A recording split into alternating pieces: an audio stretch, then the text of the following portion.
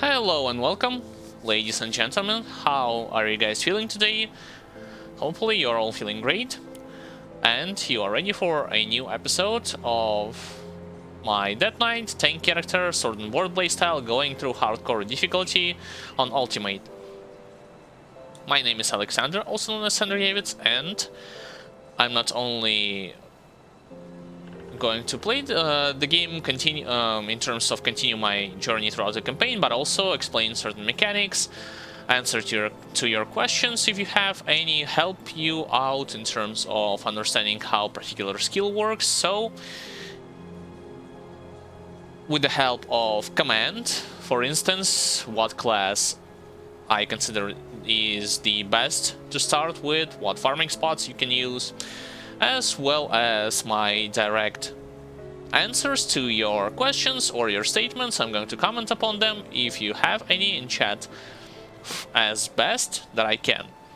I also recommend you to later down the line, if you have more time, more spare time, you can watch my beginner-friendly Grim Dawn playlist, where I have included various of topics, ranging from those that can help the guys who just started, people who just started playing this game, and who have already found themselves on Ultimate difficulty or at the end game. Crucible, Shattered Realm, and Nemesis bosses, I have it all explained on my separate playlist. You can check it later. Link to my YouTube channel you will find in the separate tab.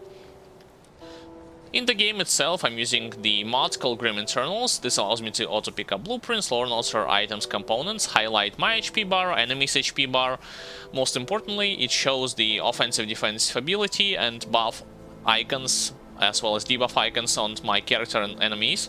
So it all makes it easier for me to select appropriate components, augments, and to micromanage my debuffs and buffs in battles. It's pretty easy to install this mod. You basically download the archive, you unpack it into your main game folder, and you launch the game by clicking on the mod icon itself. In the game, by pressing Ctrl F5, you can turn on and off some of the mod functions. For instance, you can disable auto pickup function, you can change the audio that legendary items are making when they are dropping on the floor.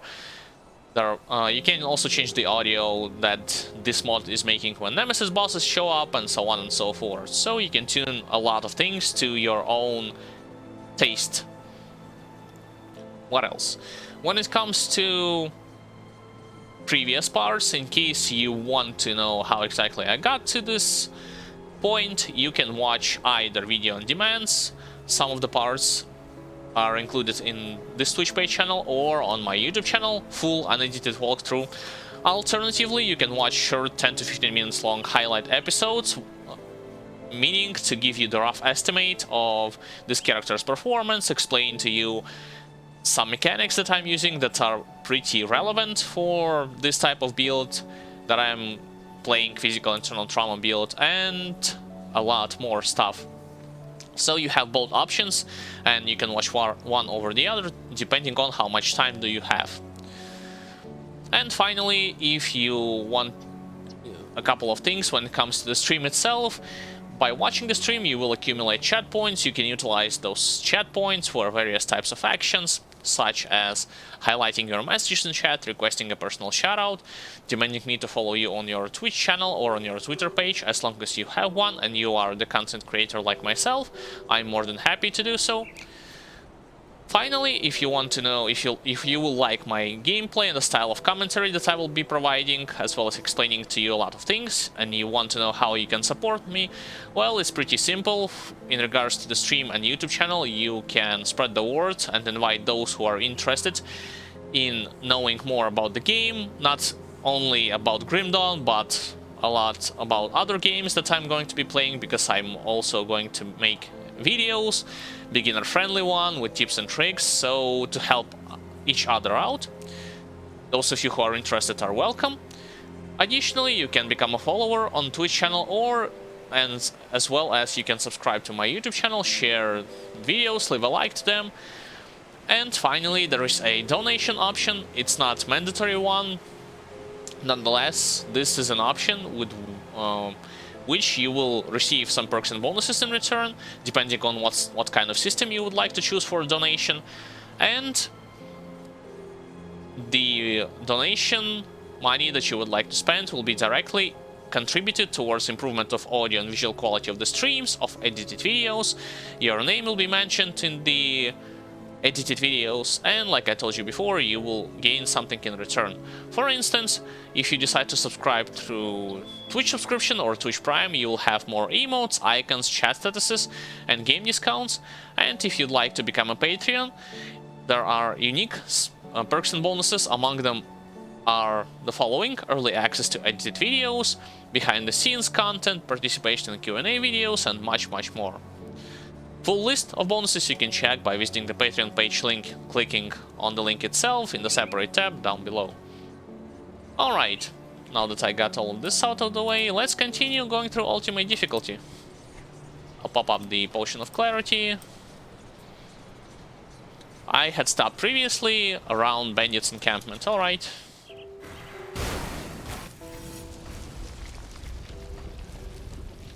So far the journey, in case you missed previous parts, through ultimate difficulty was more than pleasant. I'm satisfied with the results, with my offense, with my defense, and I think everything will be alright when it comes to ultimate difficulty in general. Like, even including some Nemesis bosses, I know tactics against them, and if I'll play as safe as possible, as well as if I'm not gonna make many mistakes, I should be completing this ultimate difficulty with this character without any kind of problem, including the Skeleton Key dungeons. Planning to visit Steps of Torment. Almost said Skeleton Torment on this stream. And clear it. By the way, I should not full clear everything. I should just go from point A to point B, because it will be significantly faster. Unless there's an elite that I need to kill.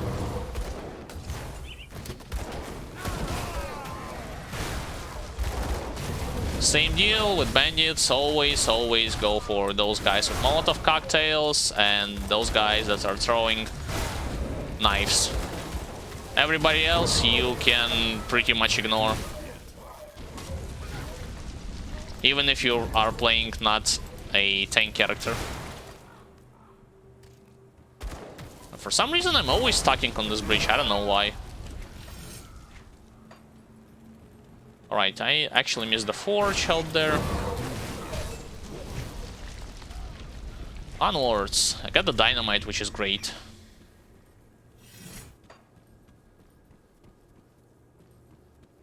Hopefully, I will also encounter a lot of monster totems, and I'll get something from those in terms of items that I am looking for. They're not mandatory, but nonetheless, they would be nice. It would be nice if I can have them, such as Ring of Black Matriarch, Belt, Legendary Belt Gladiator Distinction, or Reforged Chains of Valoron, and Mythical Shells of Barbaros. Like, those three items would be like perfect to have it. Hopefully he doesn't have Reflective Shield on himself. Oh boy, that's actually two of them.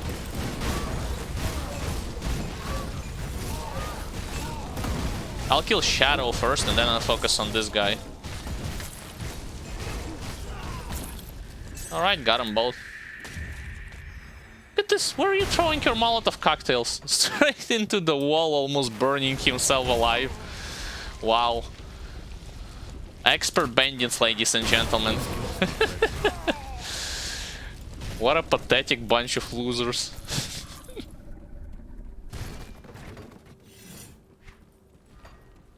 By the way, I still don't understand, like, what's the point of destroying those forges if the same forges can be utilized by robbers to forge new and better equipment. Like, beats me. Alright, let's go and kill Direni, I mean Cronley, and Direni on the side note. as well as Martin? Yeah, I believe that's his name.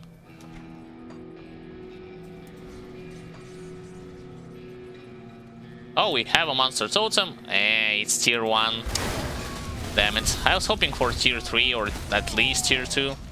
I mean, later on I should encounter them at some point.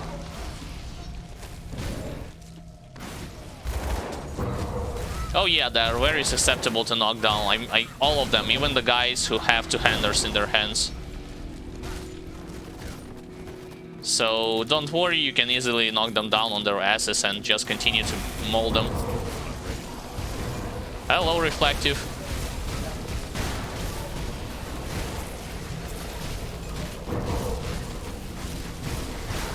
Hey, this corpse lick is still alive. I thought I killed him.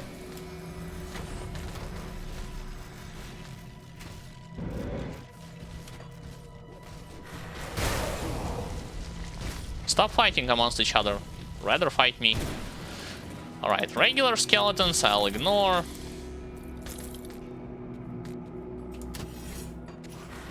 For the most part. I'll go straight to Devotion Altar. Even though I don't need Devotion Point myself, because I finished it already like long time ago on Elite difficulty. But chance to get better items is always nice to have. I mean, only for gold, not necessarily for how the build is going to be performing. Can I do charge attack from here? Nah, the game doesn't let me, sadly. Yo, I wish in Grim Dawn 2 they would implement the ability to teleport through walls.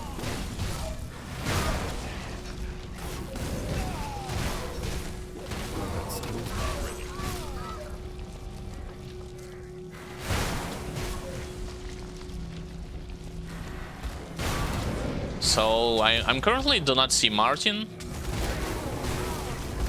Instead I see the other guy, Shade Song. Well, was Shade Song, now it's Dead Song.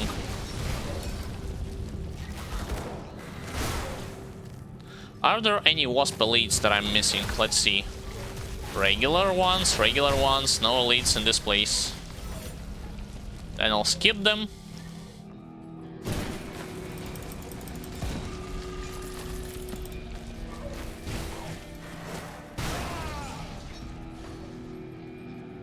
Remember I advise you to not kill Dirani in Devil's Crossing? You'll still kill him now.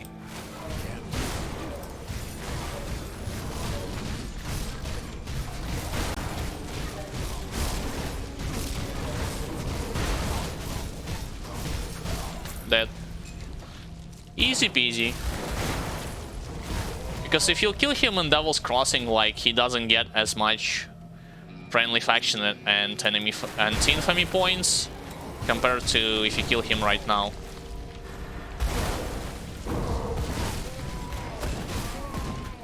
Yay, more pathetic and weak bandits.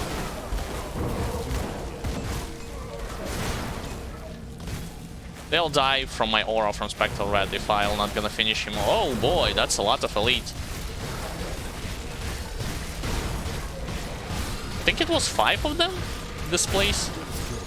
I haven't seen that many. Blood Rager's Gem. Perfect.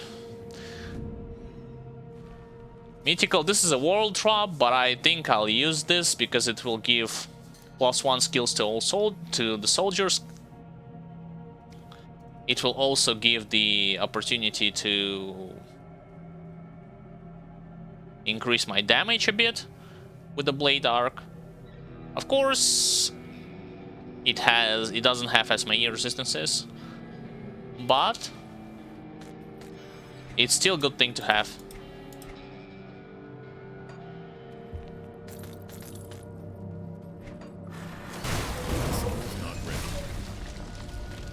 Like currently my amulet that I'm wearing, this thing gives Ether, Elemental, Maximum Fire, Cold and Lighting, Attack Speed, Physical and Turn Trauma, which is all great stats to have.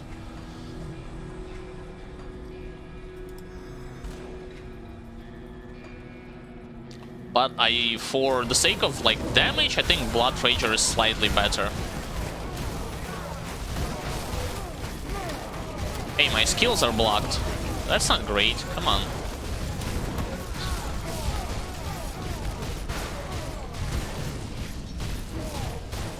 Alright, MightyBrosky Martin. By the way, take a look at this Chosen. I think he's shooting the wall and he doesn't realize it. Like the one who was standing over here.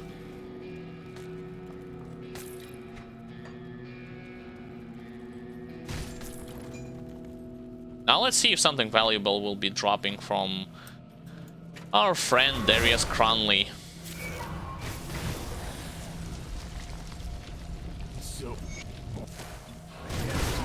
Wow, I shouldn't meant to pop up immediately the bottle, whoops, of MP. Alright, Sphere, yeah.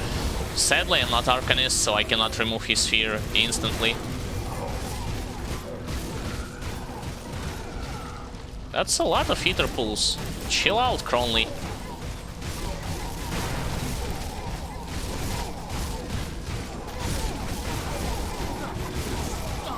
My Ghoulish Hunger procced. Guess I was standing in too many heater pulls. Got him.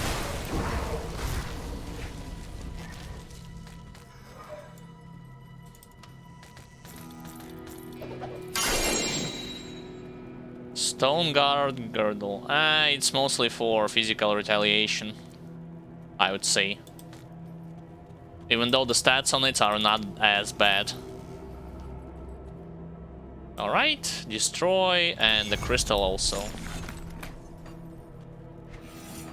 Next step is gonna be the Arkovian Undercity, probably. Because I also remember that I had to complete the Hargate Laboratory quest.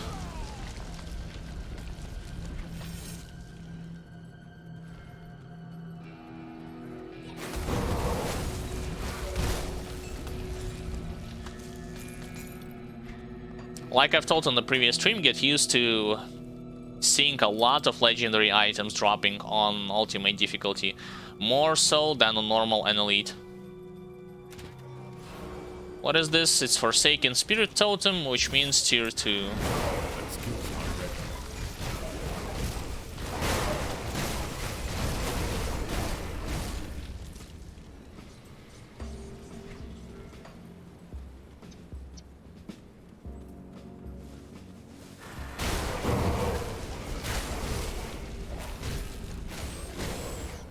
I should head only for NPCs and elites, honestly. Give him, and then tell her, open the Rift Gate. Hey, no elite amongst those wasps. Only one. That's kind of bad.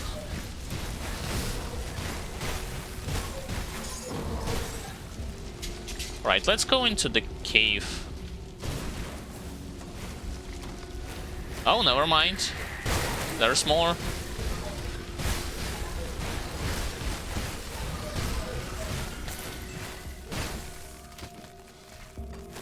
Going into the cave just because I know that there will be like Exalted Stash as well as yet another boss.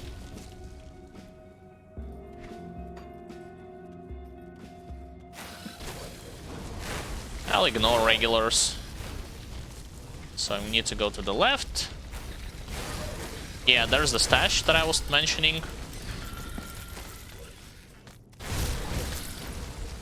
Something also in flame. And this is the boss. Hive Matriarch. For me, he feels easier than Wasp Queen in the area that I fought it previously.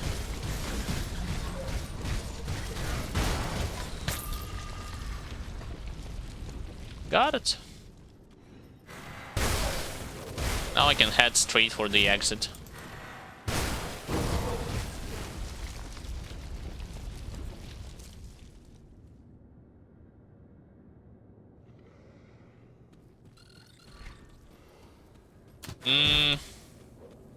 I think I will check one area to my left to see if there's a hidden spoil chest.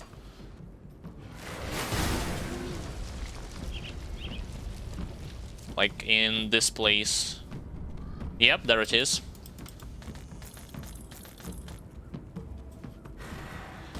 quickly charge back and just follow along this road.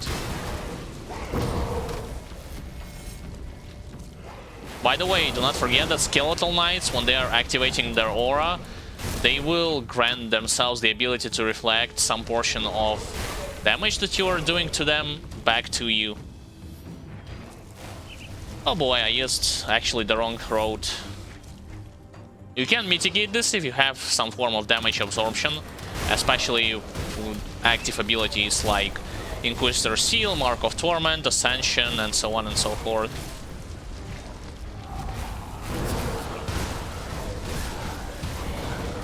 Defender, Storm Shell, Swift, and Corrupted. Let's focus on Storm Shell. There's actually Corrupted to my... second Corrupted, rather.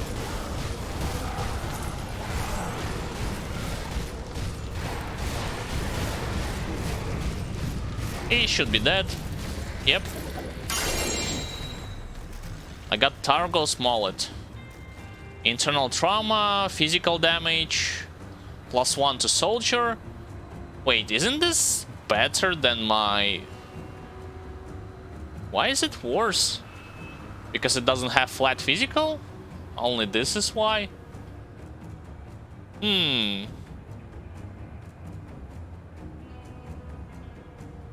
Alternatively, it could be a good weapon if you do not have the one axe that I had obtained from Forgotten Gods. Ether Storm Sigil and Storm Guard. And my inventory is full, damn it.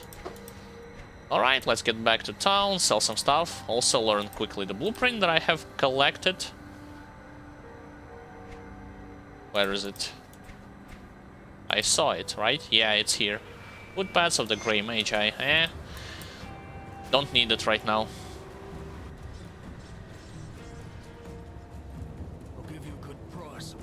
Alright, sold everything with the exception of those two items that I was mentioning, which is Blood Rager's Gem as well as this Targo Mullet.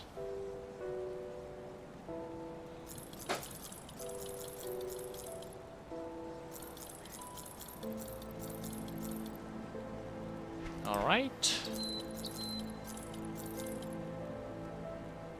Crown Lease of Soul Warding. Physical Vitality, Good resistances, but not as high percent base stats that I'm looking at, specifically physical and internal trauma damage.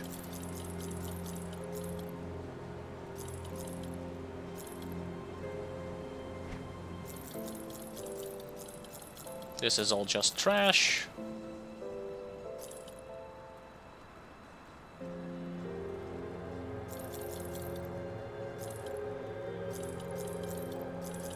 A lot of shoulder pads with fire damage, but that's to be expected from those types of enemies. Alright, let's put everything back here. Forgot to sell this.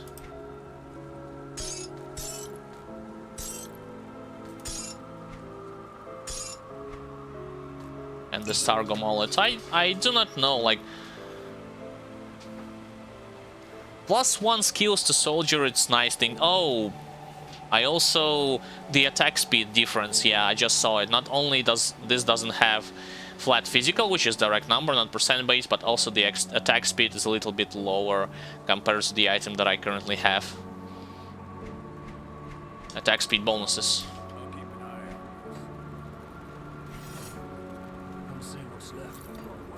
Quickly sell the ring. Well, the world... I'll speak. Get out of here, Mosquito. You're ruining my stream. Come, friend. Right to business. Nobody... I will, and let's continue.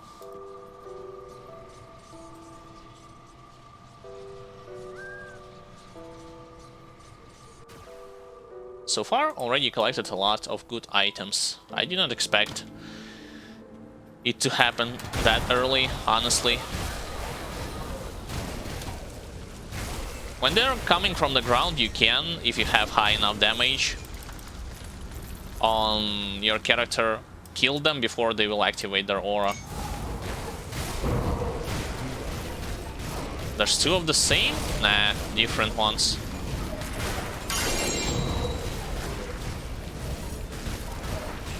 Got Mythical Death's Omen. There's actually another one. War's Rebuke, and it's for vitality damage, right? Yeah, vitality damage, vitality decay. Alright, now let's head straight to the next area to accept a quest before moving to the Arkovian Undercity.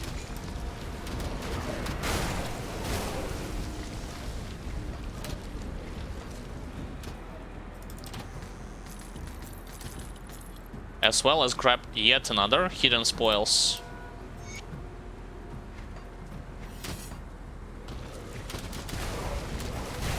Oh good, I can actually complete another optional quest, Forgotten Passage, from here. So the only two fragments that I need are gonna be present in the dungeon area.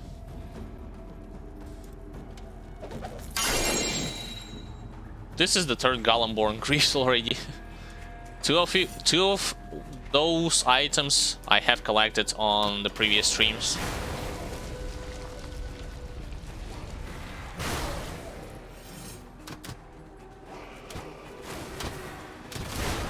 Alright, so I need to go the long way around. Got it.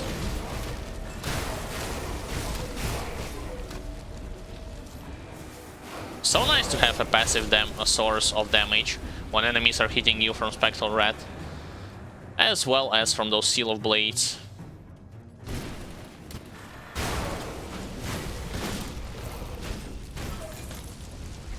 So going straight for the boss. Hopefully the path to it will be opened. Nope. I need to go to the left. Wait, the path to the left is also closed? Really? That's kinda unfortunate.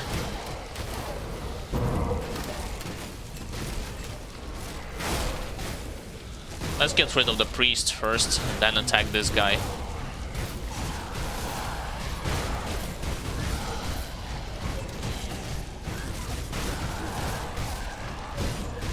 No spells for you. Silenced. Silence has been successful. I'm talking about Silence from Warcry. It can work even at bosses, but the chance of it working is not as high as you think. Alright, I'm done everything on this floor. Let's go in the second one.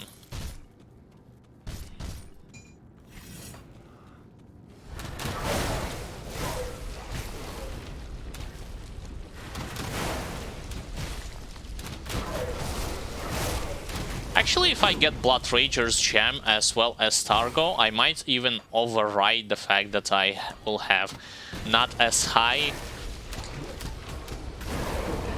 attack speed with this axe as I would. Why? Because if I remember it correctly, like Alaron's Rat...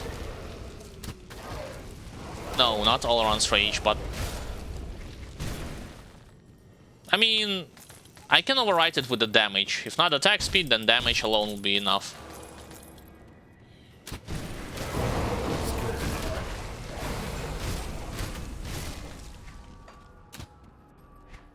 Pathway to Monster Totem is blocked.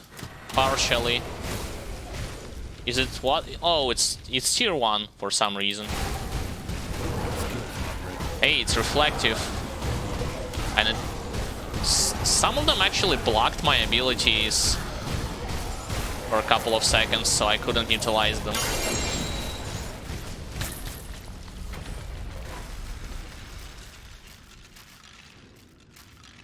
Dead Whisper, Gore Feast, and Rift Hound. Onwards. Hey, I got all the fragments already on the first floor. That's great.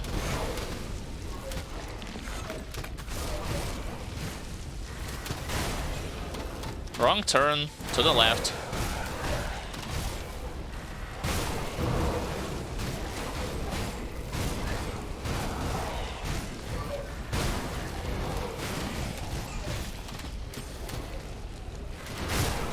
Like, the only dangerous thing about those skeletons can be if your resistances are not as high as mine. Even if you're not playing sword and board build. Especially if you encounter a big group of skeletons with crossbows. Like, other ones are meh.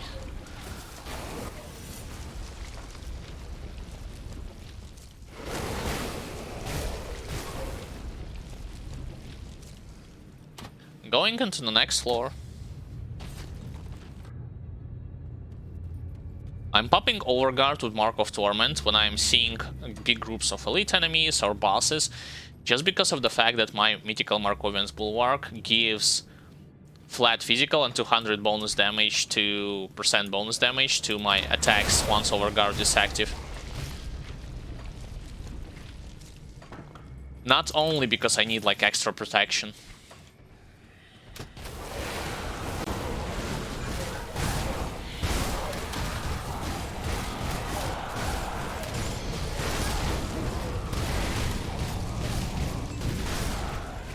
No problem against him as well. Bane of the Winter King is a terrible legendary item, if you ask me. I mean, the stats itself is okay-ish for a two-hander, but bonuses to pets... nah. For me, I think this item should be reworked and gives bonuses to cold builds, rather than give you some form of increase to your pets. Because if you're playing pets, there's no way then you're gonna pick Nightblade. Not under any circumstances. It's always gonna be Shaman, Necromancer, and or Occultist.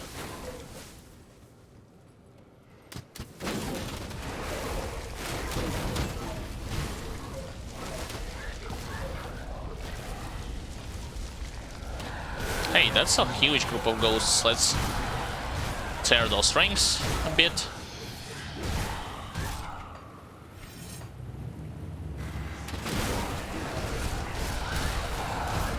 Again, when you're playing soldier and you soft cap your war cry, don't forget it to use it preemptively before the fight even starts, because it's gonna lower all the incoming damage against, from all sources that your enemies might have. On top of it, you will also reduce their health by 30%, and it can stack. So even those enemies that you have not hit yourself directly, you can just kill them, well, at least bring them as close to that as possible when you are gonna use Warcry.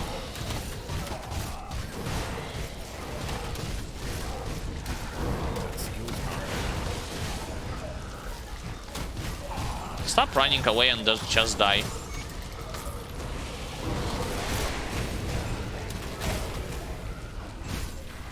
Back to your grave, skeletons.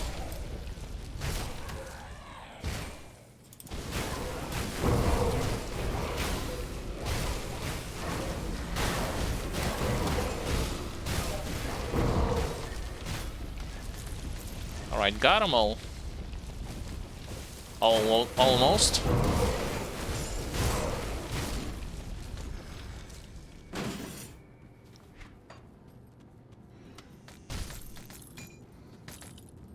Also, on ultimate difficulty, it's easier to gain infamy points with enemy's faction and friendly points with your friendly faction, because on higher difficulties you are gonna gain a lot of it. Like, you're gonna gain it faster than a normal or elite.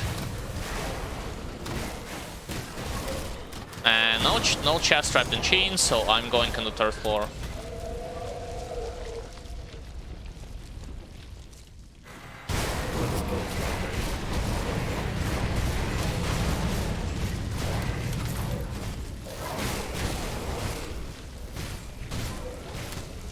What the hell is this? Purging Gaze? Ah, I think I collected this item already.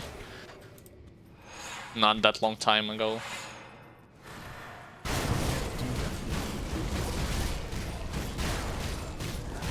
What the hell is this lone noble doing here?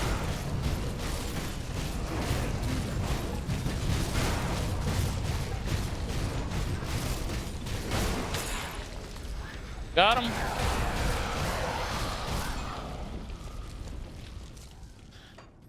Yeah, sadly I need this cold stone to reactivate this shrine. Alright, I'll teleport to town and craft grab one of each.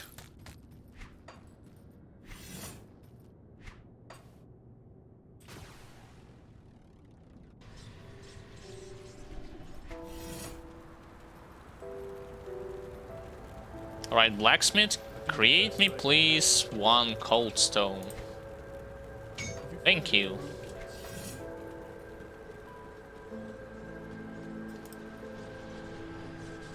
By the way, my current resistances are as follows, like you can see: overcap in elemental resistances, poison acid, pierce, bleed, was slight overcap in vitality, good overcap in ether, chaos, and stun.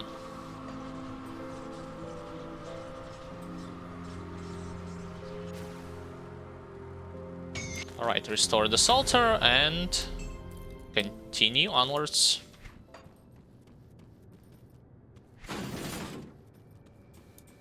I just remembered that I have not opened Rift Point in the Broken Hill, so well. I just have to run to the exit from this place.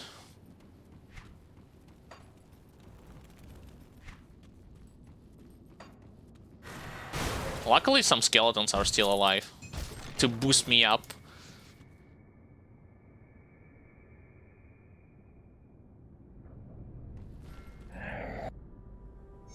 And I also think it's time to return to Old Arkovia to give quests back to Rovers.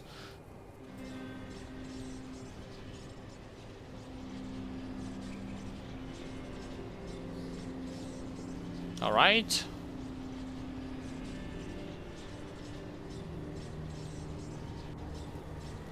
For a second I thought it's gonna be glitching out. You know, my brother had a bug that happened in Grim Dawn not that long. I mean, 1 month or 2 months ago, when something happened and the game doesn't allow you to utilize teleport in the specific areas, like it's gonna be like loading infinitely. It was loading infinitely. Alright, a bunch of quests has been completed. I also want to complete the quest from Devil's Crossing, going into Hargate Laboratory. Yes, Edward. Oh, good, of course. There you are, nearly a century ago. I'll find the notes. Let's go into the Hargate Lab. Probably I do not have enough space in my inventory, so I might as well sell those items that I have collected.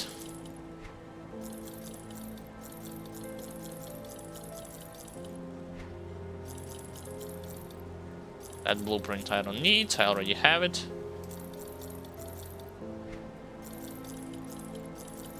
Whoops, not the scrap. Give me back my scrap. How dare you?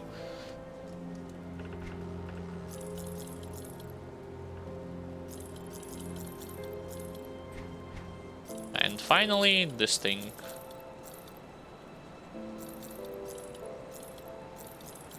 By the way, the boss that I just killed, you know, you can get from him a Kilrian soul, which you can utilize to craft various mid-tier to high-tier relics. So in case, like, you check grimtools.com for knowing what exact components you need or where they are gonna be dropping, and it specifies like Kilrian soul, or you just talk with Blacksmith and he will say to you this stuff, you know where to look for him. He's in the last level in Arkovian Undercity. He's gonna respawn like always in 100% of the time. Of course, he's not gonna drop his soul 100% of the time. He can drop Sanctified Bone or even something else, but it's a high chance to get it.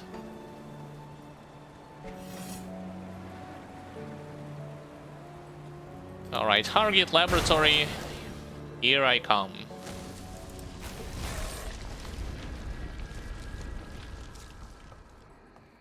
Will there be any lit slits around this place? I don't see any. I see only regular ones.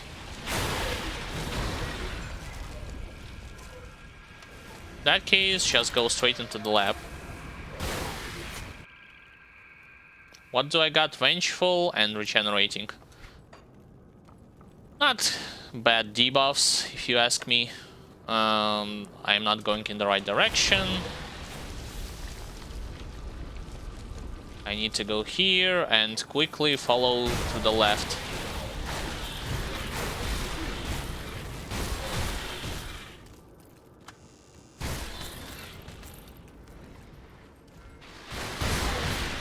There was a couple of items that set off Ruin, but since I was standing on acid, I'm not gonna look at them that closely. I need to move to a safer position.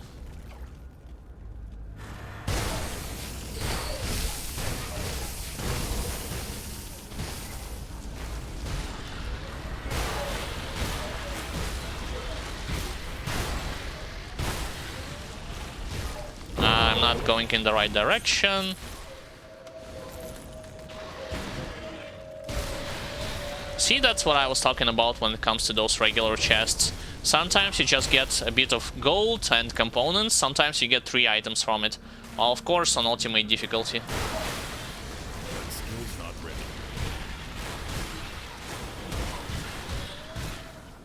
Oh, I actually missed a lead.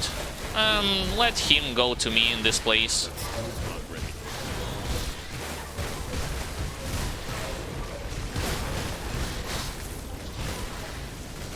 Stop shooting me.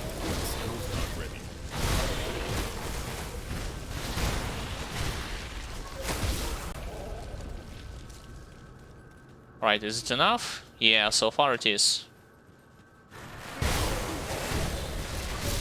Since my Warcry also does damage, I can slightly heal from it. Not by default, but with the help of Creek set. You see, like, Warcry does... I think it one piece of equipment specifies that Warcry now does ether damage. Yeah, there it is. -1 second skill recharge and ether damage to Warcry.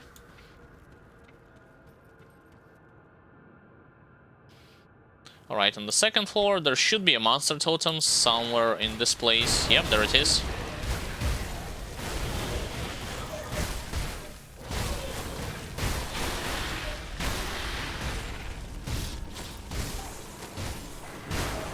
Supposedly it's tier 3. Yep, Ancient Savage. Hey, I got a treasure trove. Let's open treasure trove first.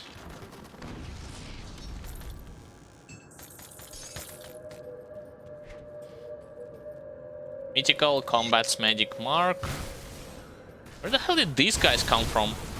I guess I haven't cleared everything in the right. Now I had.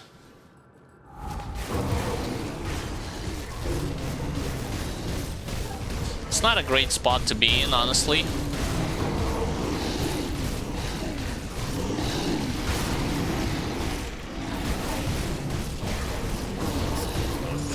Somebody just regenerated him. Or he regenerated by himself.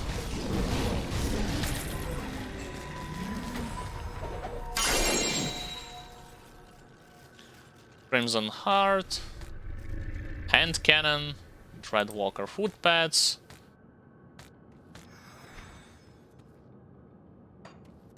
Moving on, nothing useful from those guys, except for items that are worth no more than gold.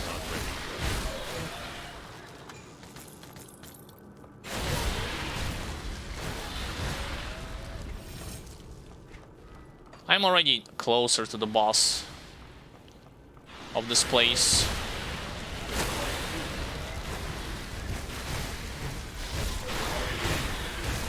Yeah, straight through this door. If only they'll stop hitting me with acid. Alright, alright.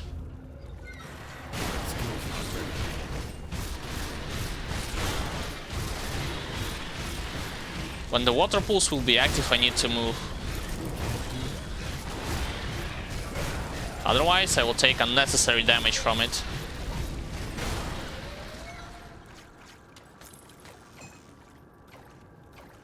Alright, let's collect this quest item that I need.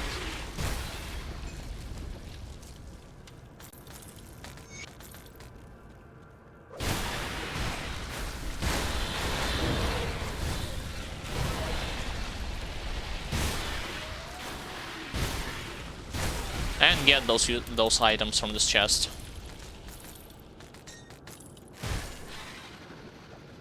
There. Officially done with everything in the Hargit laboratory.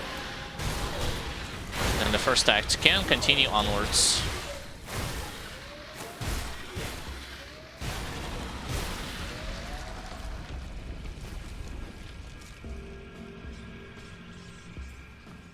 Do you have some? Good. Alright.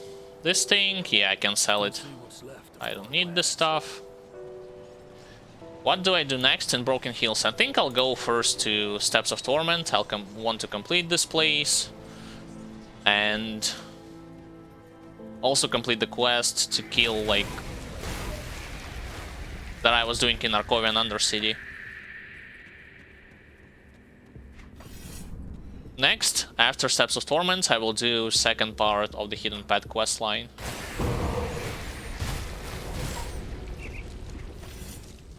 By the way, in this place, on Ultimate Difficulty specifically, you can farm a lot of elites. Usually in this area there will be like at least 4 elites. At best you'll have 6 or 7 elites.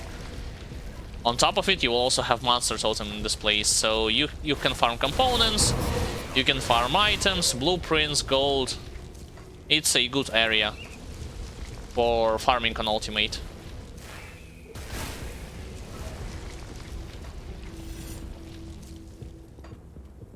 Now this thing is Ancient Spirit, again tier 3.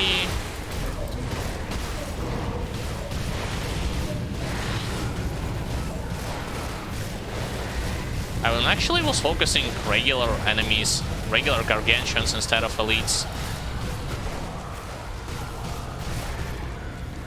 Alright, 1 down, 1 left.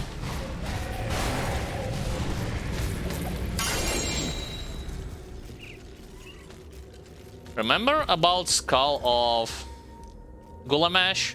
If you wanna play Vitality Conjurer, you actually need this item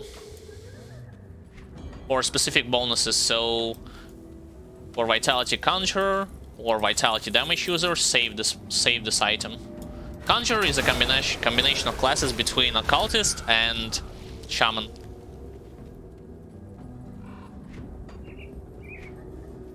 Wait, haven't I destroyed this totem? Really?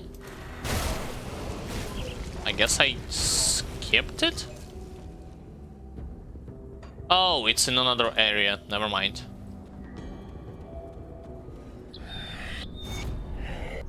I will do as you ask.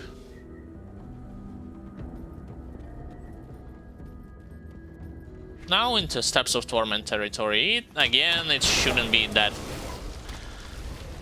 It shouldn't be troublesome.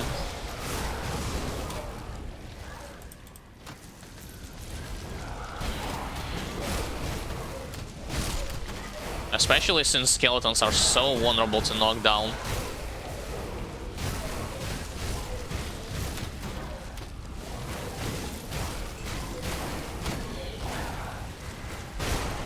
There's like no elite on the first floor, really? Not a single one.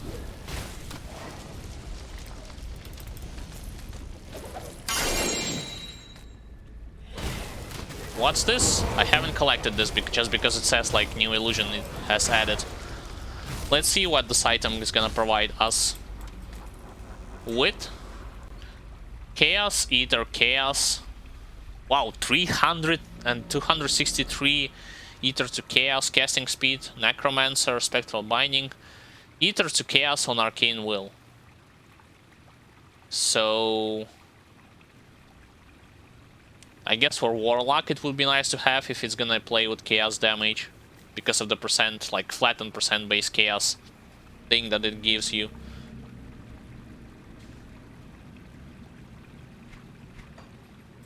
Second floor. Haven't played Warlock myself, so I don't know. I only see that other players were playing it.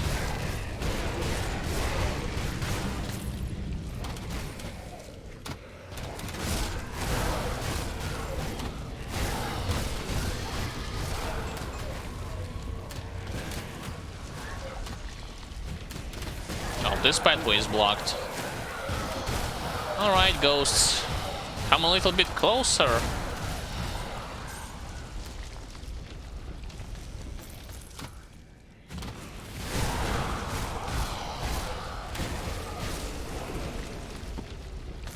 Again, those of you who does not know, this green force wave that you're seeing on the screen, this is from Krieg's gloves that I'm currently wearing. It has a 10% chance of appearing when I'm attacking my enemies.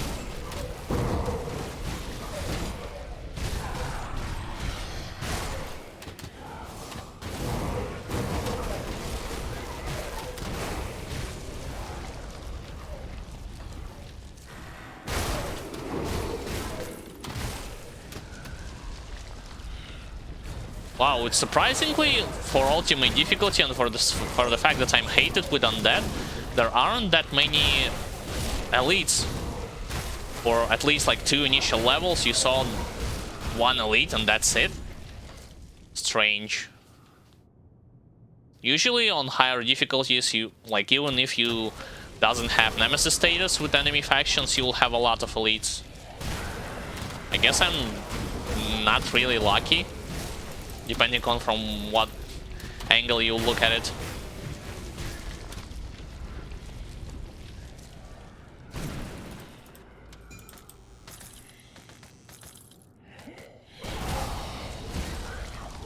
Got Sky Eater head, got treasure trove.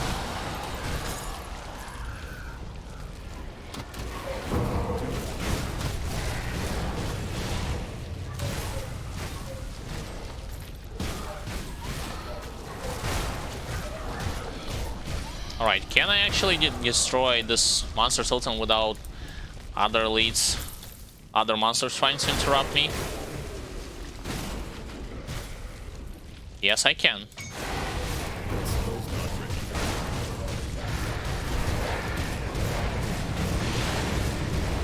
This reflective just charged at me straight up front.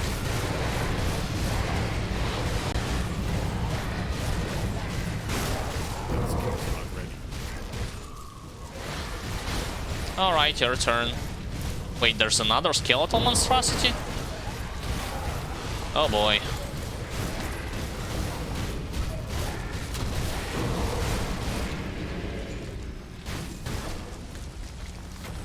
Got him.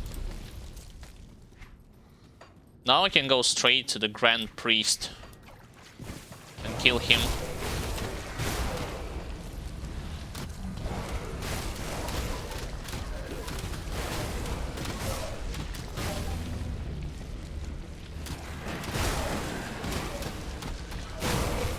By the way, despite the fact that warlocks, you know, skeletal warlocks, will have the ability to apply against the Curse of Frailty, I do not think that they are dangerous enemies on all difficulties, to be honest. Sure, you can argue that for some builds that rely heavily on attack speed or when you're successfully hitting your enemies, they might cause some kind of a problem, but I say like Skeletal Priests and later on Skeletal Knights are more problematic to deal with than those... Oh, wait a second. I need to go in this area to see if there has spawned a heroic chest that I can open.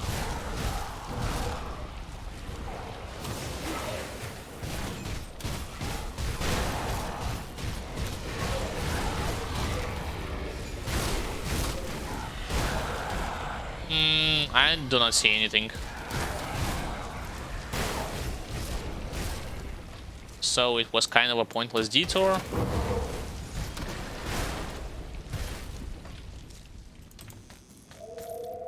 Usually you have a chance to get a heroic chest in one of those cages. To me it's happened on normal and elite, so this is why I was checking it on ultimate difficulty.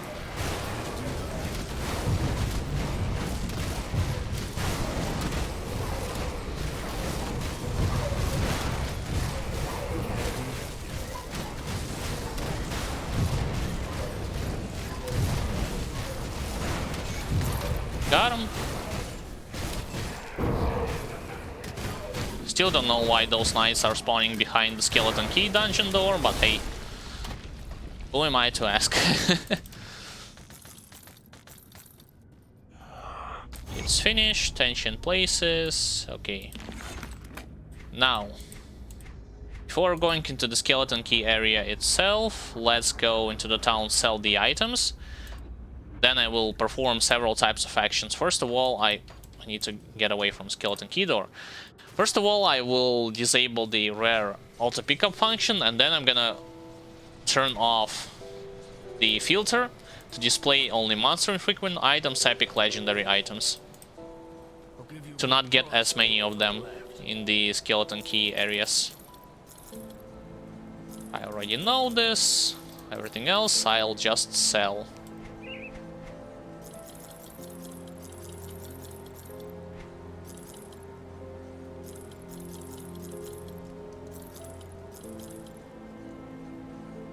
I don't know, the spark of reality thing. I'll save it, fine. This one is more valuable to me than this thing if I wanna play Vitality Conjurer in the future. Again, remember what happened with my previous Vitality Conjurer? He died at level 99 on ultimate.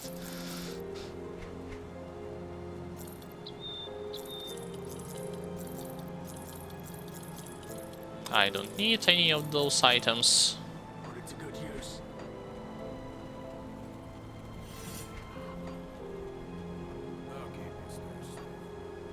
Alright.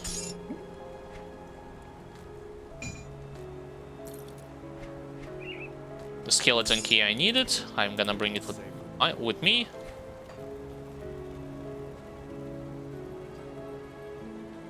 So let's disable the auto pickup function. There, did it. Let's go clean the 4th floor and the 5th floor and see if I'm gonna get something useful from those enemies.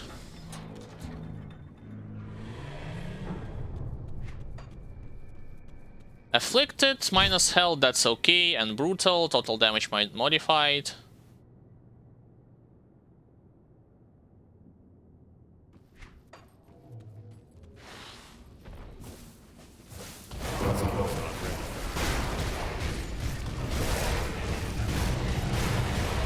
Got this monstrosity down.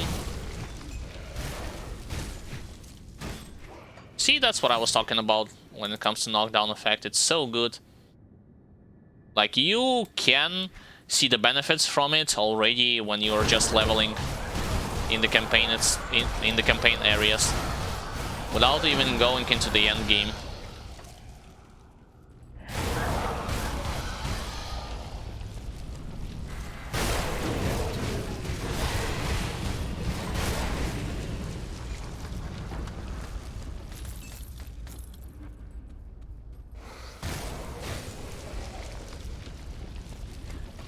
Going into the death room, straight to my right.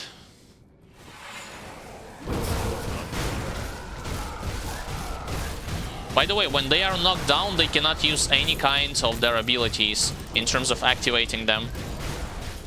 So you can use it to your advantage. First wave down. The second wave, there's only one elite. Let me collect the items so that they are not gonna bother me.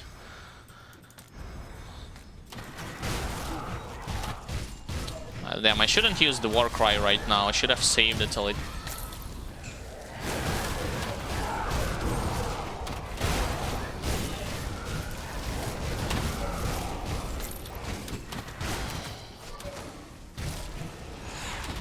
And that's it.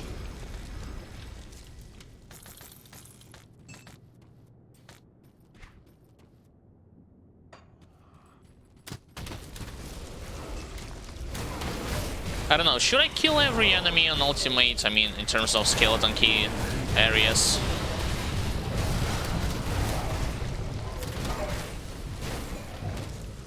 Yeah, sure, like, why not?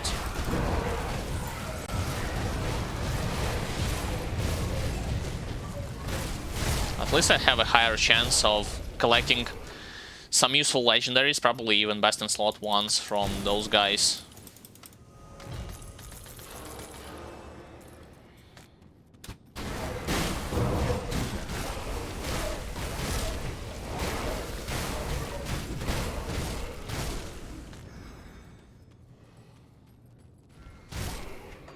By the way, even if you have leveled to level 100 and you still have access to Potions of Clarity, keep buying them and chugging them, because they will help you get more friendly faction points and infamy faction points.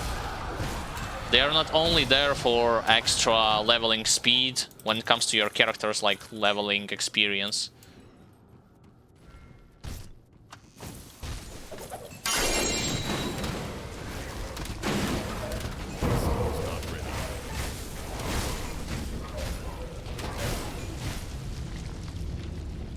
How far I got with Arkovian Undead, by the way? Hated, but not Nemesis yet.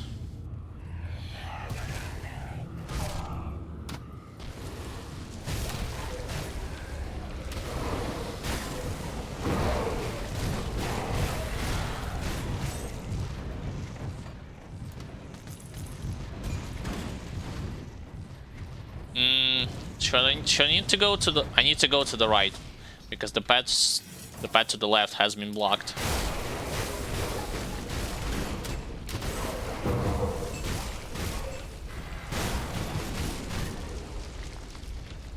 Always this reflect.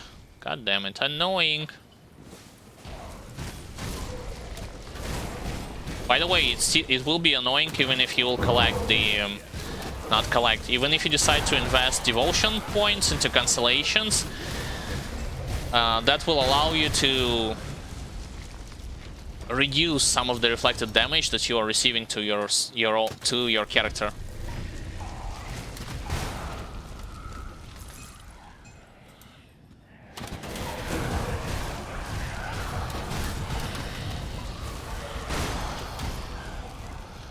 Warding of Ruin. Damn it, if not for retaliation damage and that physical to vitality, it would have been a good shield, if you ask me. Let's go straight to the boss first.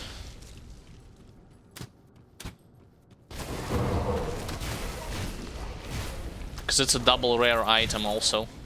Like this warding, spectral, as well as vitality and ruin indicates that it's a double rarity item. Alright, boss, come out.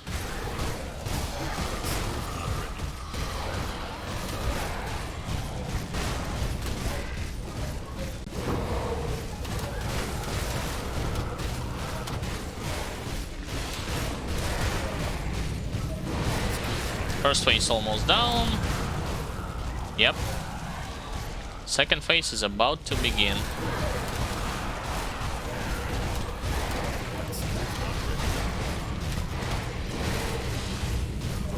He's not gonna do anything to me with overguard and Mark of Torment.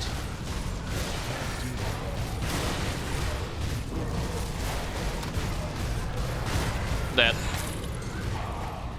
Mighty of Butchery.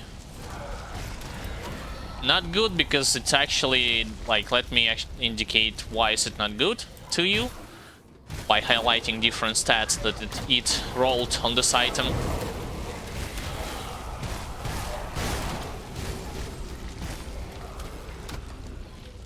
So, take a look.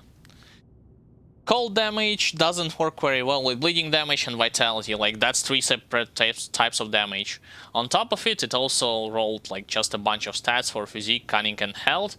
Elemental resistances is nice, decomposition is nice, shadow dance, phantasmal blades, and everything else it's not really that important because the stats that I highlighted previously is like they have ruined this item from a good category to a very bad one.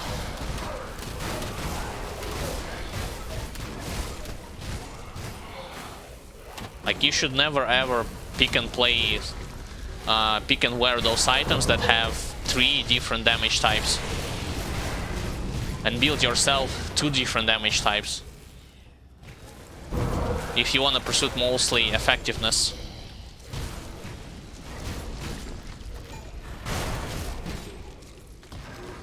Alright, so I am done with this floor. Yep.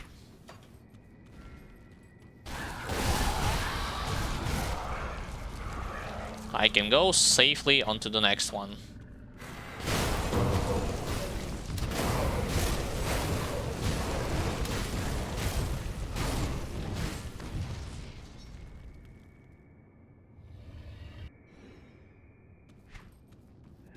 Alright, on the next floor there will be Ancient Spirit Totem. All the way to my right.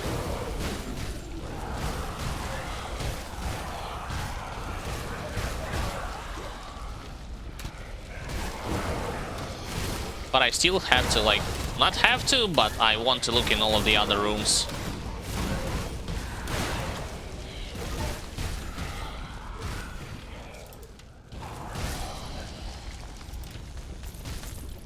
I have not brought the ointment that allows you to gain extra resistances against freeze and against slow, just because naturally with the help of cancellation and with soldier passives I already accumulated good number of it.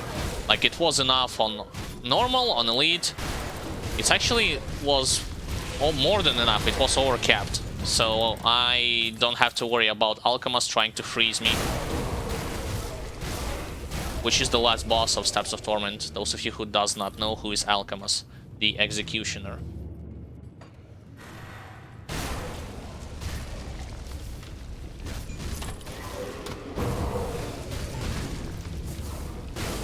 Oh, hello, Elite of the Damned.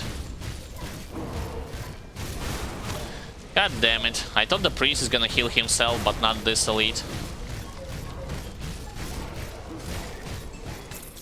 He does have reflective, aura on himself, so this is why he was dealing so much damage to me.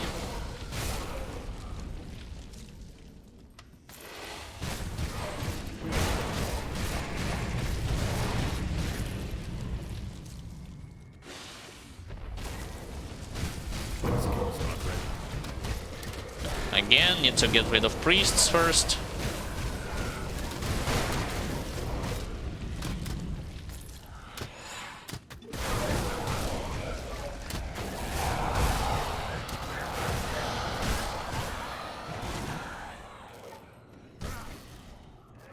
Are you kidding me? Pathway to the top is blocked? I guess there's gonna be another ladder further ahead that I can use. Yeah, there it is.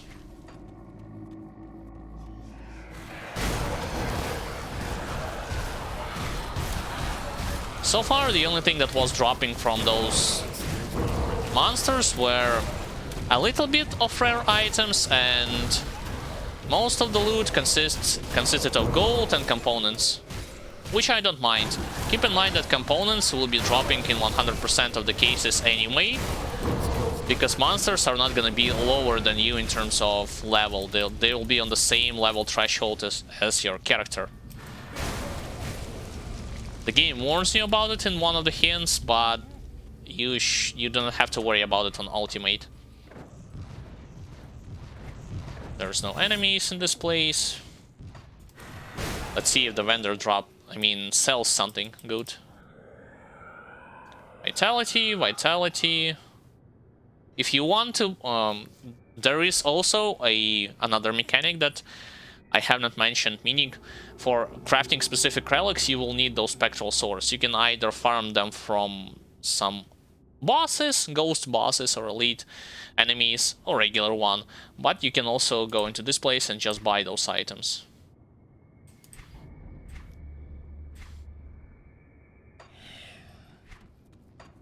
Alright, continue.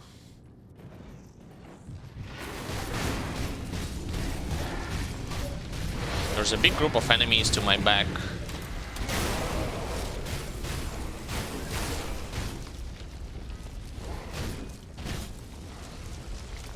Alright, no more.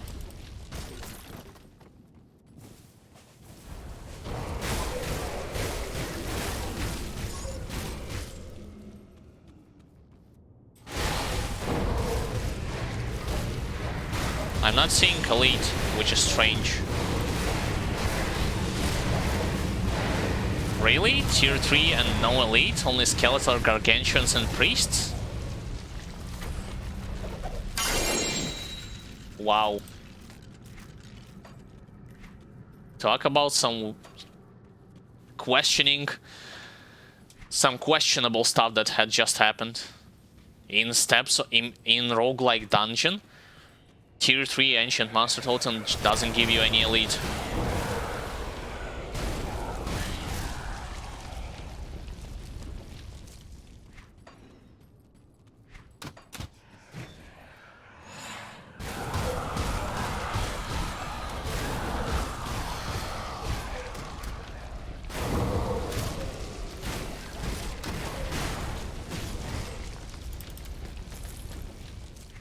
So far so good, going straight, slowly but surely to Alchemist.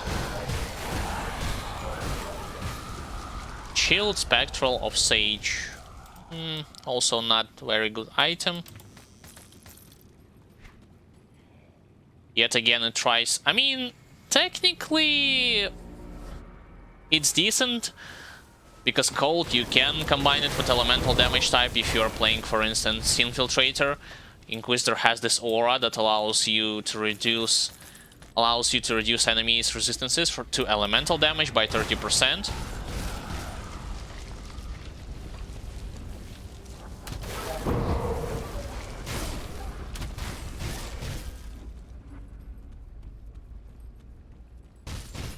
I guess I just got used to seeing certain amount of numbers.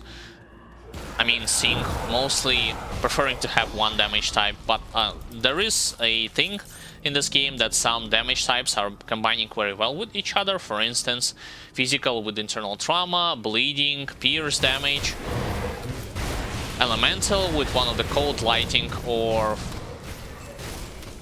fire counterparts.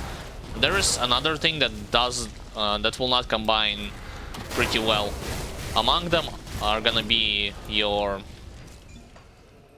Vitality, for instance, with Chaos doesn't work. Ether with Chaos will not work.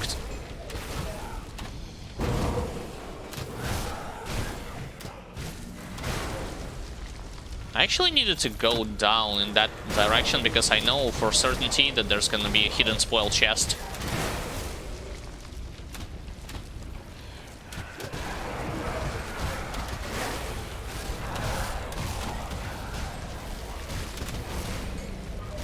At the end of the collapsed bridge. Over there, yep. Oh, never mind, it's Ornate Strongbox. And I thought it was a hidden spoil chest. God damn it.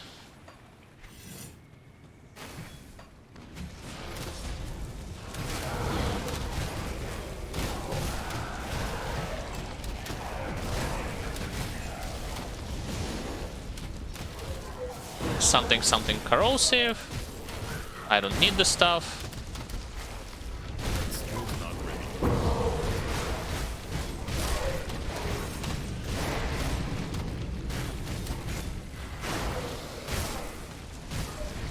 Alright, no more Guardians are trying to protect the entrance to the Alchemist. I just have to clear a couple more rooms and then I can go and kill this boss.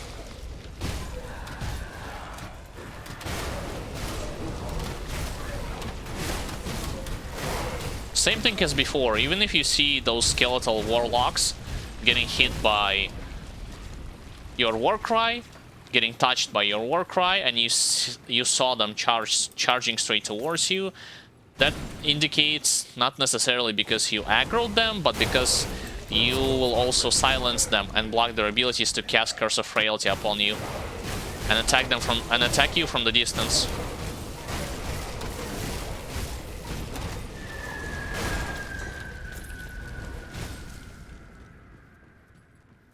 This is actually the spot where the hidden spoils chest spawned.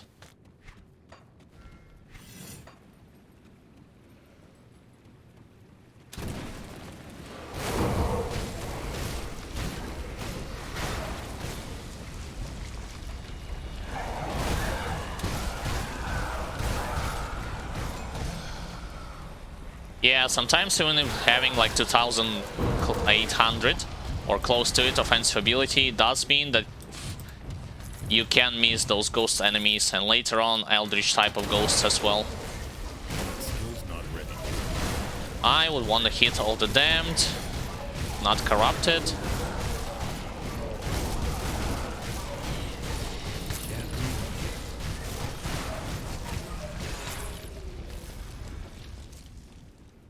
Corruptor's Mantle.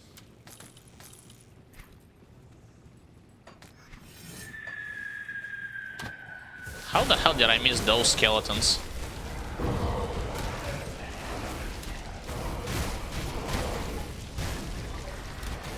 And also why they have spawned already when I killed all of the elites. They are like super late to the party.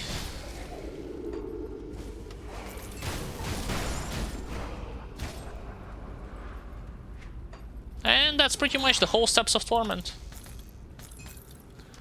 Sadly, nothing useful had dropped in this place. I was hoping to get at least some blueprints from monster totems, but oh well, at least I should reserve my judgment for now until I kill Alchemist Executioner.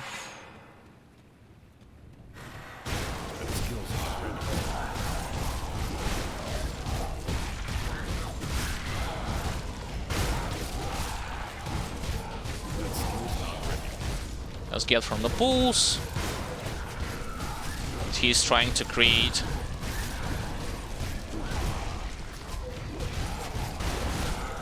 What an inconvenient place to stand in.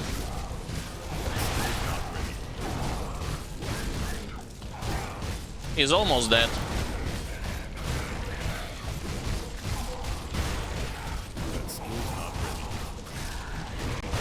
There. He's dead.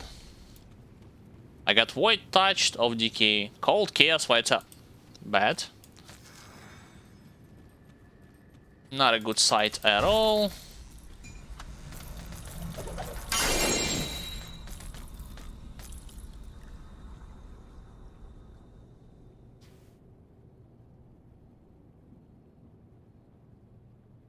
This Grey Knight plus 1 second skill recharge to Force Wave. I don't know. To me, it's not that great. Alright, let's turn on the auto collect function as well as auto pickup function from Grim Internals.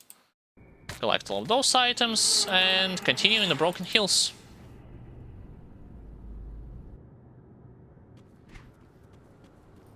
As you have seen, nothing challenging at all in that place.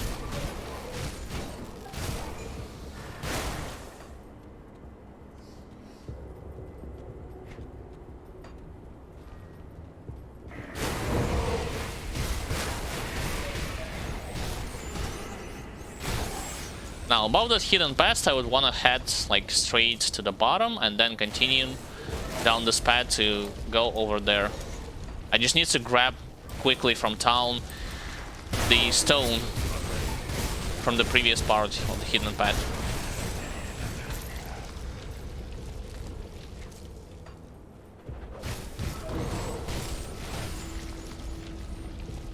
Alright, into Devil's Crossing.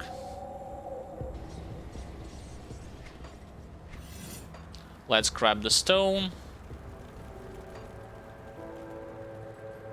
Safe storage, no questions asked. There it is. Safe with me. Promise. I decided it's an ultimate difficulty to complete like everything when I'm going along, like progressing through the main and secondary quest story, instead of revisiting the same areas. Even though some of them I need to revisit, like East Mars territory, when I will collect all the 3 stones, as well as Steps of Torment for completing Outcast, one of the Outcast quests, when I will get to Fort Icon.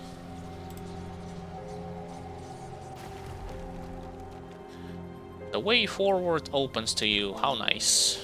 Oh boy, weakened. That's not good.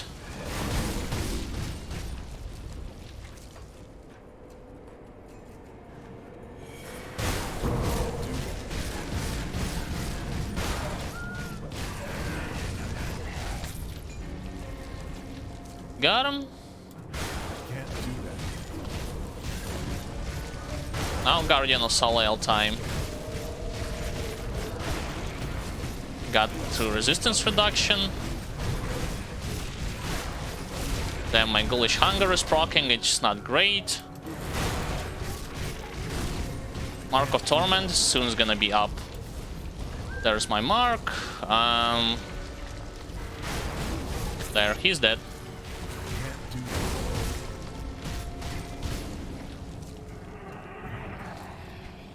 Most importantly, I got another stone, so I can continue into the next territory.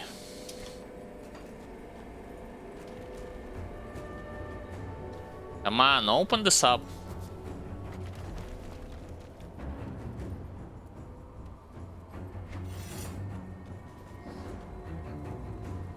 Onwards.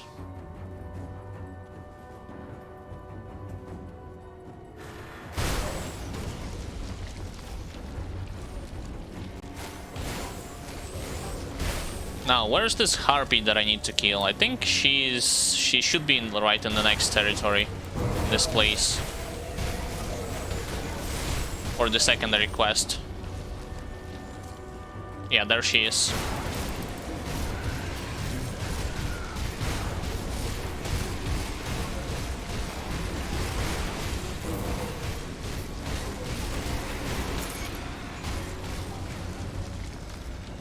Got her, then I can finally get my free attribute point for it.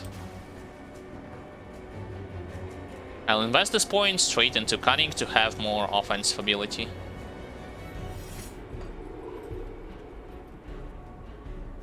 Thank you.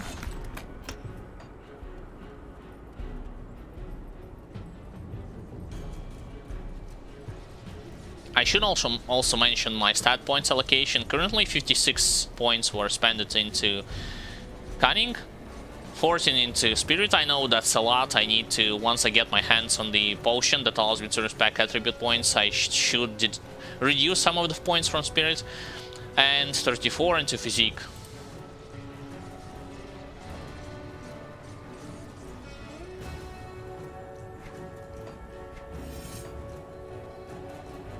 Whoops, that's the wrong turn. Need to go higher up and then to the left.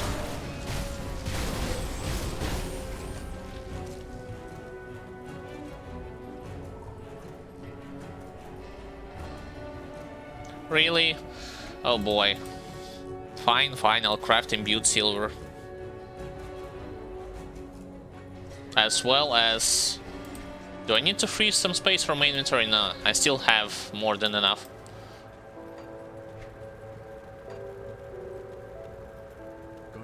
Scrap metal. Imbued silver. Yep.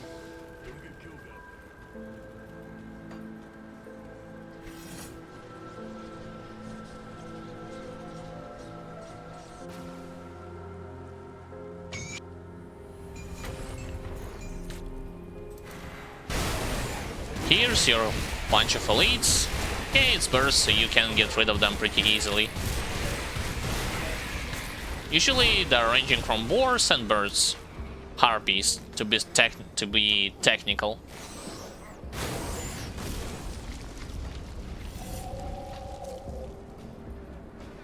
Watch your back. You can talk with her to know more information about the area that you will be heading. But I already know everything from her dialogue, so I'm just gonna go through it.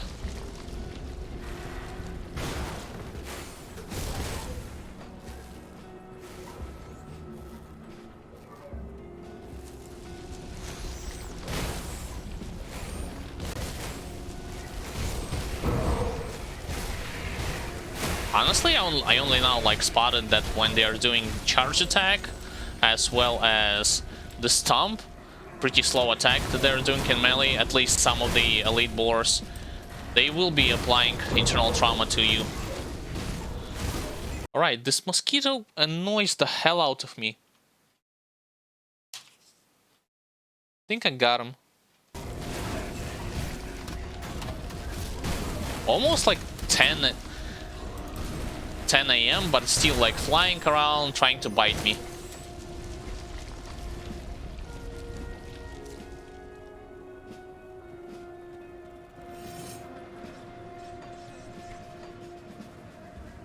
I'm gonna go through ethereals rather than trolls.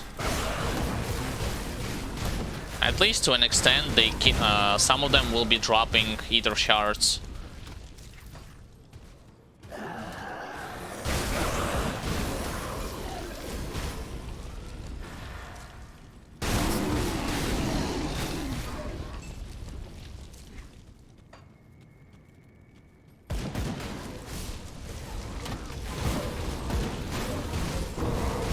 Shouldn't use War Cry on 3 people, but hey. Already used it.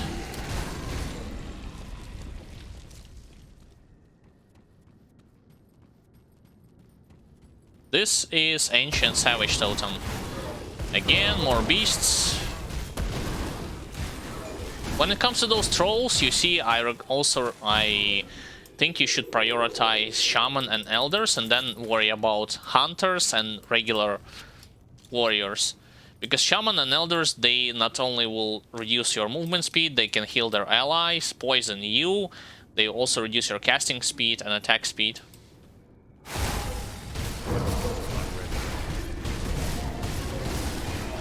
Who am I focusing? I should focus Reflective instead of...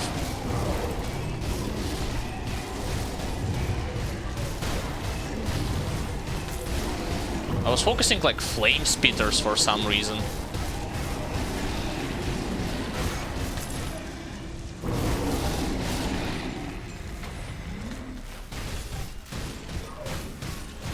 That's a lot of shamblers. Like Plates of Valor. Great, no blueprint.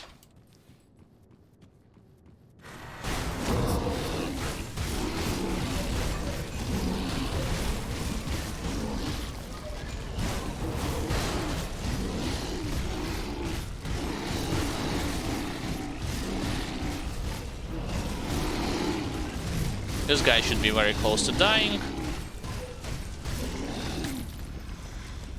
Yep, got him down as well. So the next step would be going straight to Homestead.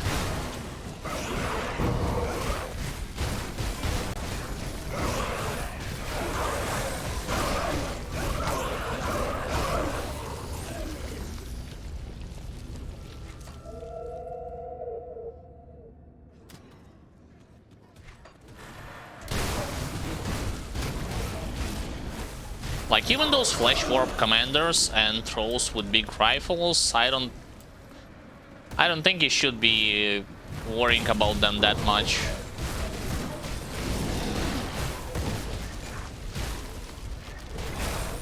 Especially if you have your necessary resistances overcapped, like Pierce. Even if you find themselves surrounded and they have a higher numbers, everything will be alright as long as you have a necessary amount of defensive mechanism abilities.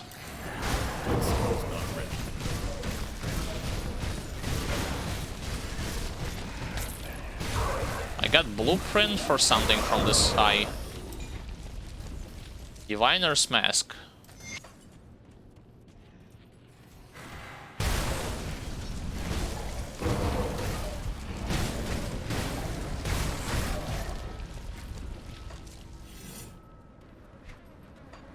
Alright, let's speak with Algrim.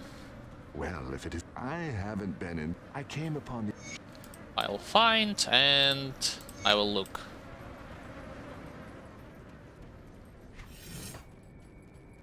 By the way, let me actually check something. I don't think you can go into this territory, or you can. What if I go there and complete the quest preemptively? Will they still ask of me, like, before I get to Fort Icon, will they still be asking of me to return back into Deadman's Gulch and complete the quest called Region Retribution? I don't know.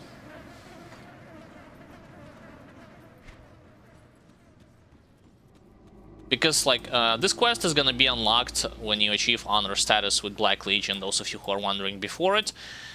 This seal shut gate will be highlighted with red, and it's gonna say, like, blocked by Black Legion.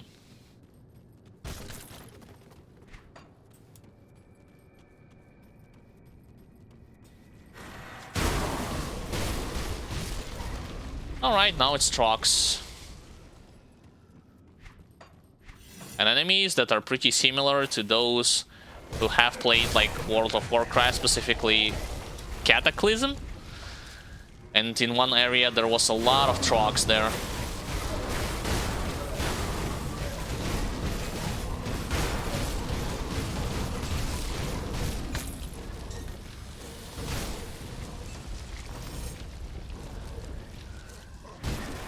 Yeah, they will do combined bleeding and vitality damage, especially mages.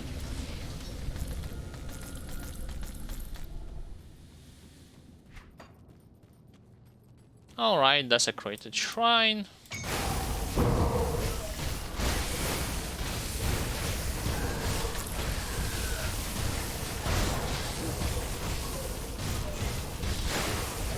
Why are they not coming all together? Like, why am I fighting only portion of it and then another portion of it? That's kind of weird if you ask me. And my inventory is full. Yeah, I heard it. My inventory is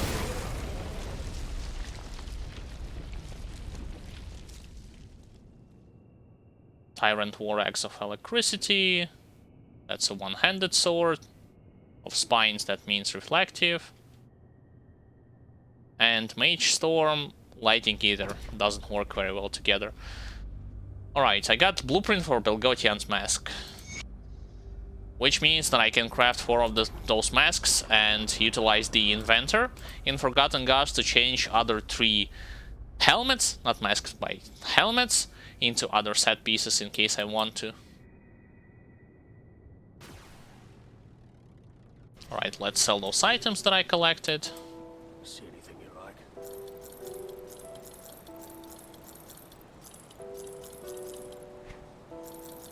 Bunch of unnecessary rares.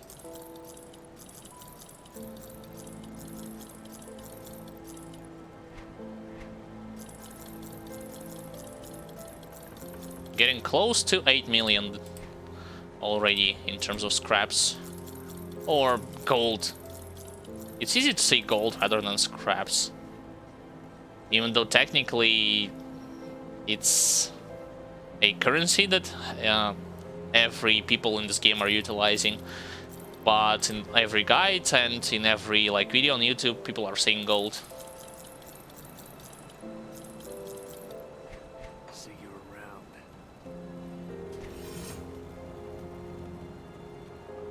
got some meat stashed. Put everything extra in the stash.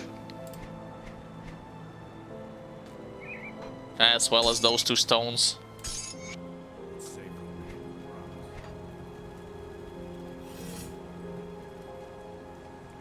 By the way, I forgot to mention that off stream, I removed the final low tier component that I had in belt. You remember I had, if you check my Grimtools link from the previous parts, I had Anti-Venom self in belt. I decided to put Ugnenbok leather, not necessarily because of the extra resistances, even though they are nice to have for bleeding on top of what I already have achieved, but mostly for defensibility. To take less damage from enemies, to make them miss their attacks more often, and less likely to take critical strikes from them.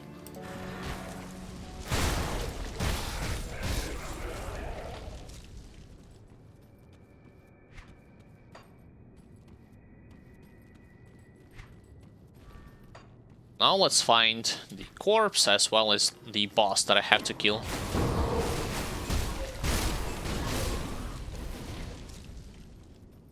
He can be in this spot or he can be slightly to the north.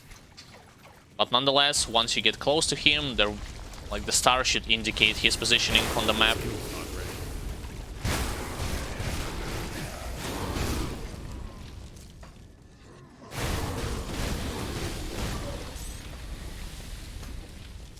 Oh, don't tell me he's in that direction.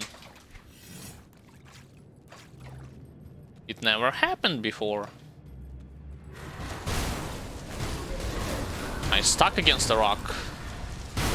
Nope, he's not here either.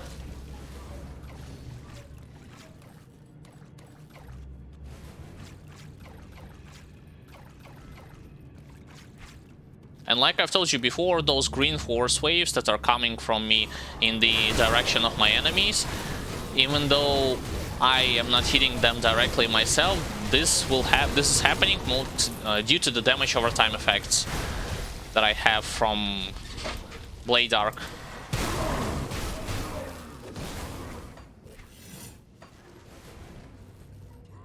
There's the boss, but there's actually a lot of enemies around him. Let's get rid of those enemies first, and then try to face the boss 1v1.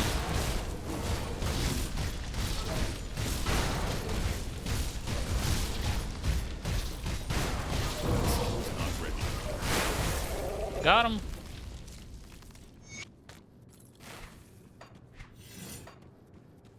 Any more leads? I don't think so.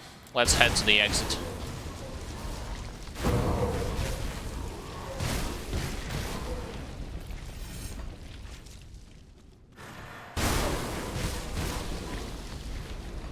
You can search this place for elite worms in case you want to, and more often than not they are gonna come out in packs. One of them will be from poison variety, the other one from vitality. But I'm not full clearing all the territory, so this is why I'm skipping it and going straight to Prospector's Trail.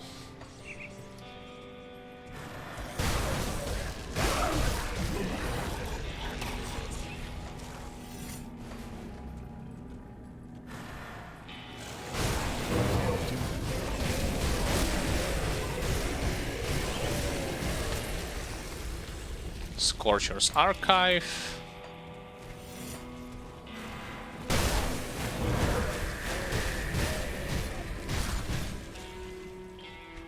Same thing, right? Pathway to the left. Oh, I thought it will be blocked. Let me get from either ground, so that I will not take extra damage for no reason.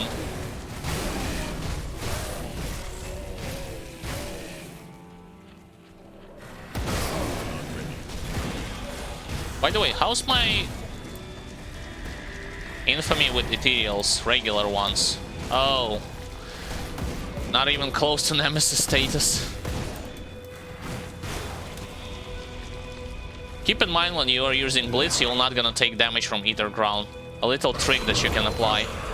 I believe it's the same thing when you're using Shadow Strike.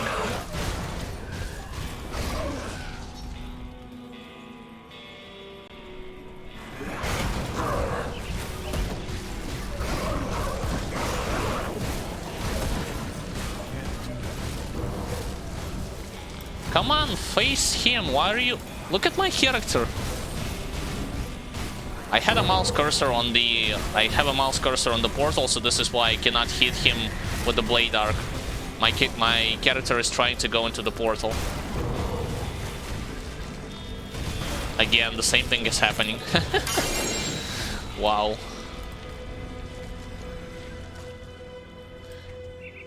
Should I go immediately and return their cannons? Yeah, why not?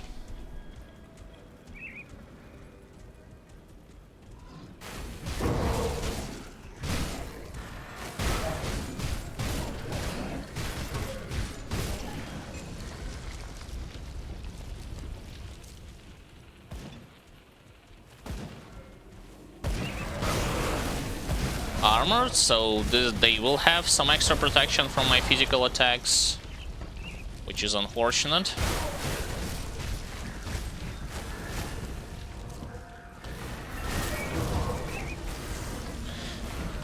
Oh my god, I was trying to run across the monster on either ground.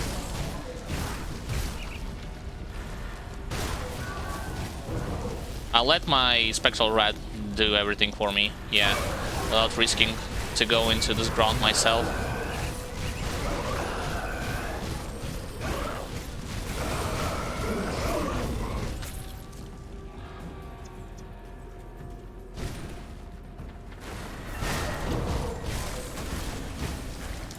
Alright, clear this passage, go there. To get more shards, of course.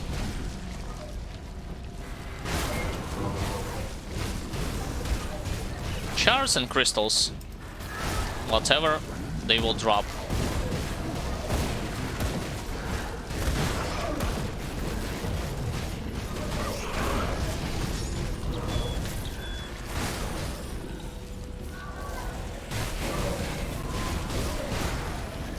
There. Have collected everything in this spot. Now let's move on and take back our cannons.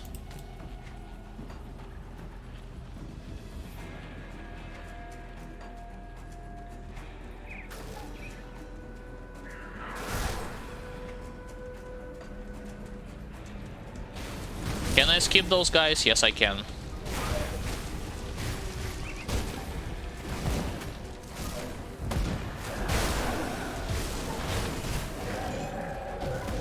Now, this Eater fight, I imagine on ultimate difficulty it will be tough, because on elite difficulty, Monster Totem, I mean, on elite there was only a couple of monsters that were trying to attack me,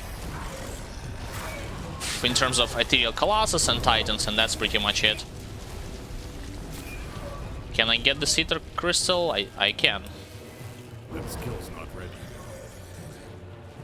Why is it not attacking me? Come on.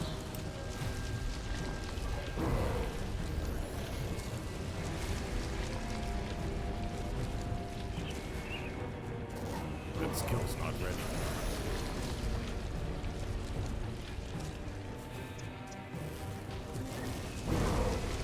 Almost, yep. I cannot collect it. Oh boy, even with auto pickup, which allows you to collect items without even clicking on them from certain amounts of ground, certain meters away from the item itself.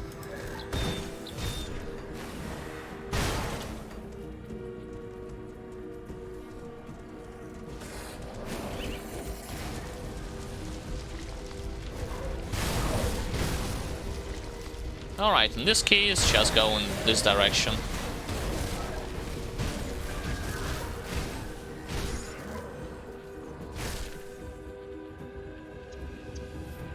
Come on, grab the crystal.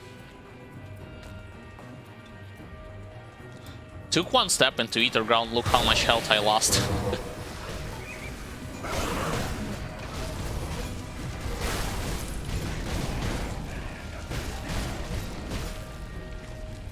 Onwards.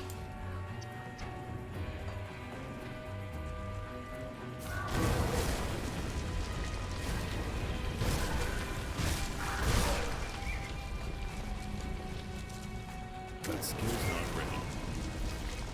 You see Spectral Rat even capable of critting the enemies.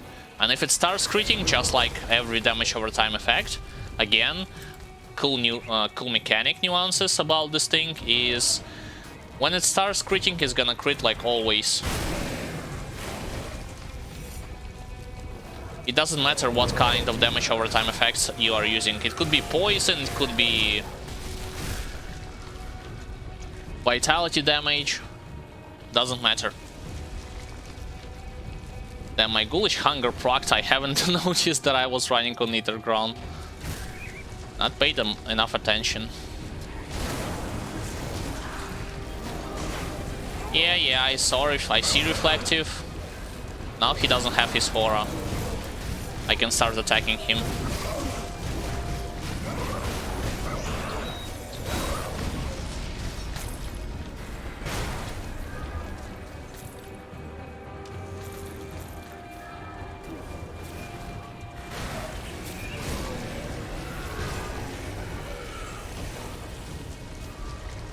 Got one down, second one. Unfortunately, I'm not doing any damage to the second one. Now I actually destroyed it.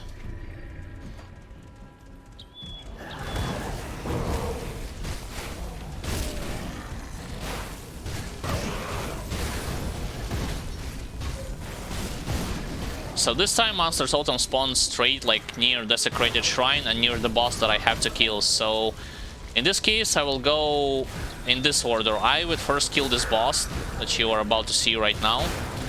Then I will destroy Monster Totem, and afterwards I'll deal with Desecrated Shrine. First phase down. That skill's not ready.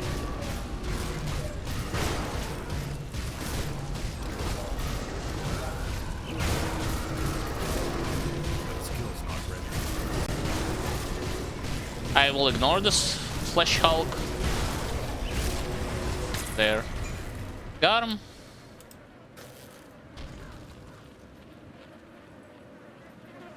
Now for Monster Totem I would want to have my overguard ready and waiting for me, so I'll wait a bit.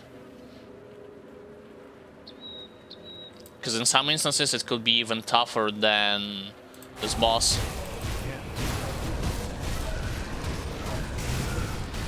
For a second I thought that the monster to the left will be from an arcane variety.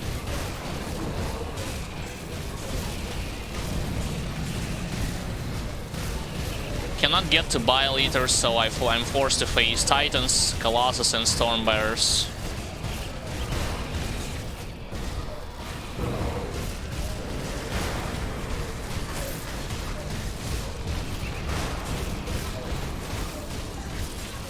There.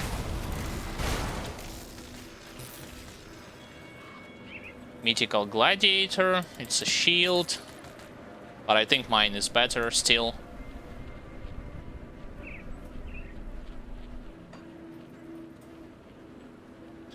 And finally this Desecrated Shrine. Again, a lot of monsters.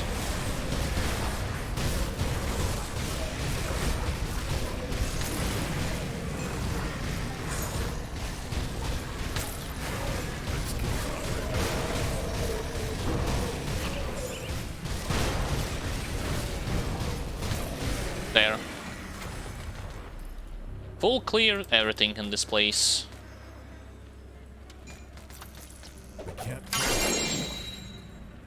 I got Spell Scorched Vanguard. Mythical Shoulders. Elemental converts to physical. Poison Acid, and it gives +2 to Blade Arc, really?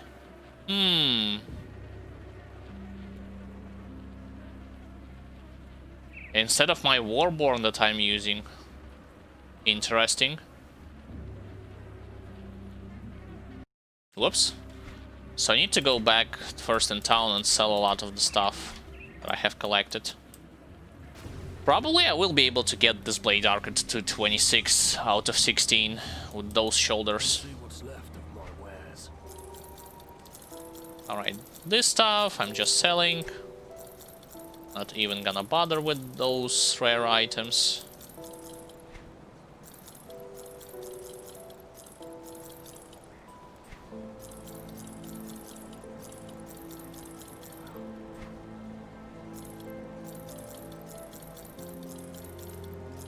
By the way, I forgot to mention that those pens that I just saw, you know, Mythical, Chaos, Internal Trauma, you can use it. I think they are good mostly for, you know, mid-tier items, like if you don't have anything better for physical or chaos builds, because the percentages are not that great. Like if you see my like mythical hulking leg guards, it provides me with even more like damage. Of course, it's not gonna provide as, it's not gonna give me as much resistances, but hey, since I'm playing with the shield, I can cover this aspect more or less.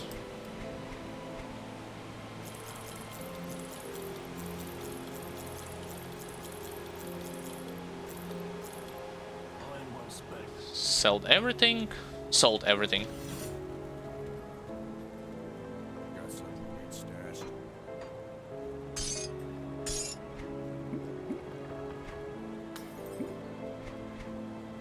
Yep. Currently my Blade Arc sits at 21 out of 16. If I remove, like, even if I remove the Mythical Weeping Ruby and put on it that Blood Rager's gem, as well as instead of my superior Sandclaw Slicer of Electricity, I'll put this hammer that gives +1 skill to soldier. It's still gonna be at 21 out of 16. However, if I put those shoulder pads, it's gonna be at 23 out of 16.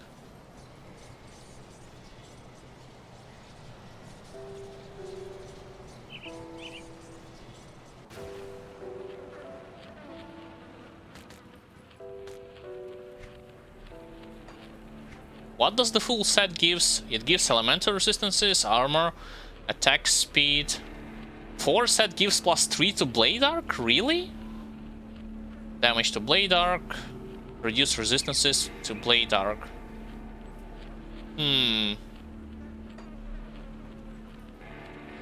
Haven't even considered this, honestly.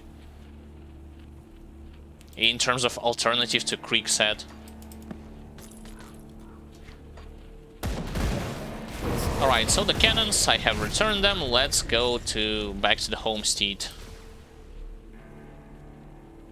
No, actually not the homestead, but rather Deadman's Gulch, because I need to talk with Olgrim after all.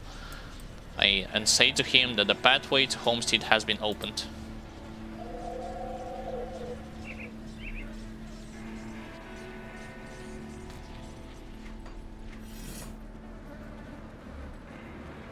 So how? Good work. I can't see it. Wait. First, let's talk with him. So how? Good work. I mean, it doesn't really matter, because even if you quote-unquote screw this up, you can talk with the other guy back in the homestead.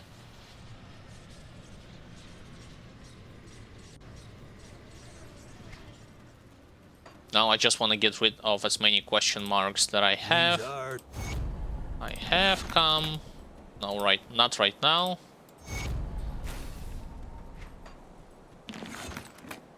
Then those guys at the top. I wasn't sure. I wish. I'm going to check in.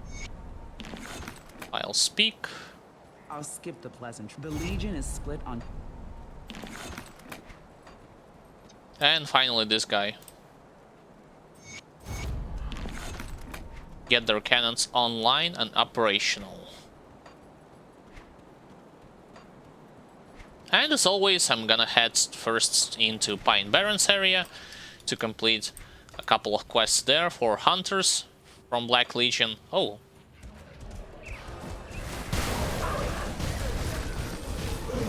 How did I miss him on my way here? I don't know.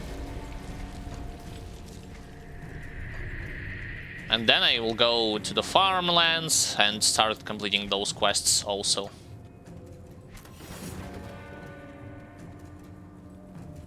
+3 to Blade Arc instead of the things that I'm having right now. Fighting form and cadence. That's tempting.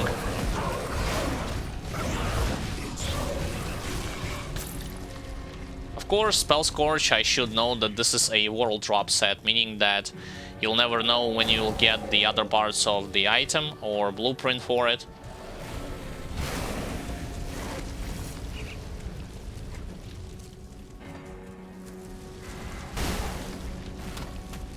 Need to follow the road.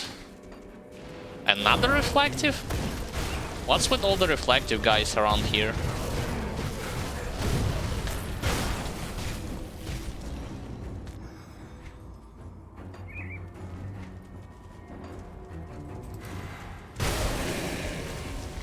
Hopefully I haven't missed any elites on above me. Use the dynamite, clear this passage.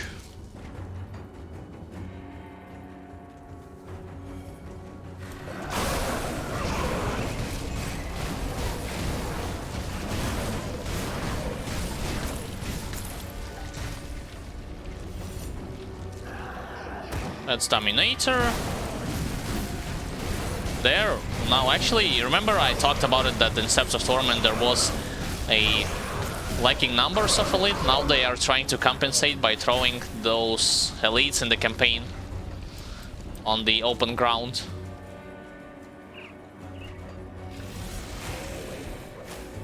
Skip. Charge.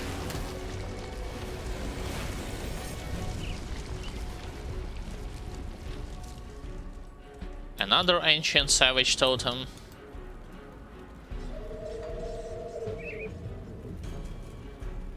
Exploring, I'll get the venom, and I'll hunt down. Same deal as before, going first to manticores, killing them as well as their boss.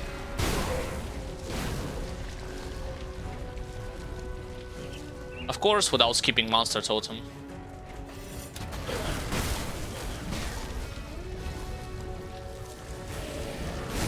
You know what's funny about those ancient savage totems? I haven't seen a lot of Vendigos in vanilla campaign, even though I saw this before, and I'll repeat this again, that in the main campaign areas you'll have the chance of encountering monsters from DLC, specifically from monster totems.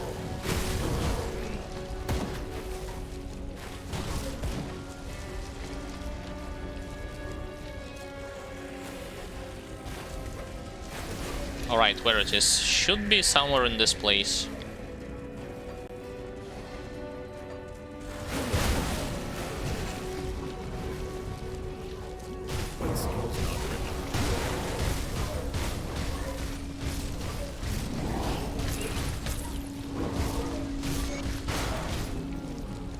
I got mythical dread guards, and I also got the poison gland.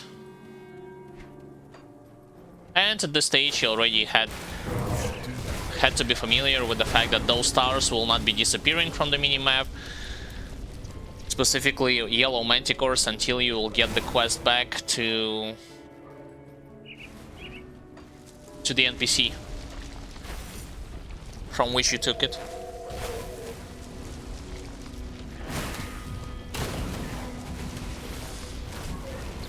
Yo, I'm looking for manticore boss, where it is.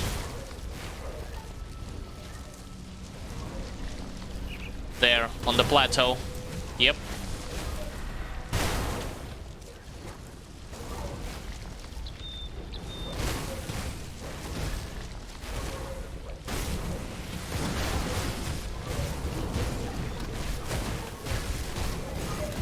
That's a lot of enemies. Well, was a lot of enemies anyway.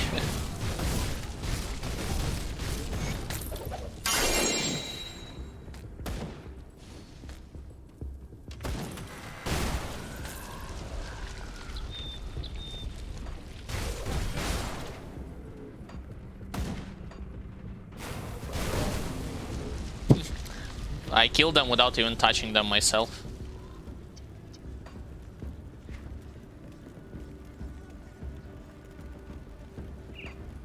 Alright, let's talk with you. Yep. And with you.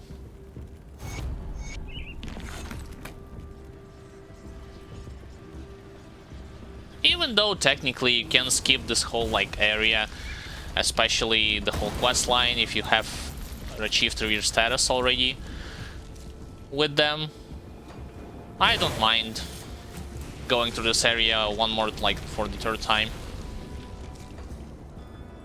Especially since Manticore are capable of dropping Black Matriarch Ring, which I can utilize for my characters, so why not use this opportunity?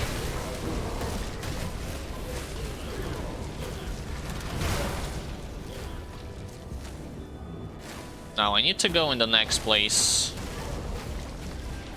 I think I'm running in circles, question mark? Let's see.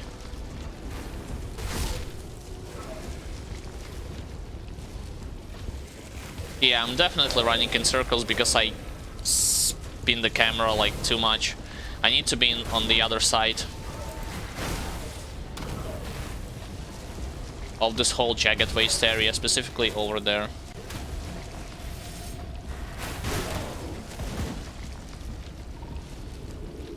Sometimes you're turning the camera yourself to get a better view on monsters, so that your HUD will not gonna block your way, and then you miss your turn and you're trying to figure out where exactly you're supposed to go. Same thing with this place, by the way, Monster Totem is great, but I want to find immediately the cave, optional one. to get inside it and to kill the boss. Oh, speaking of DLC monsters.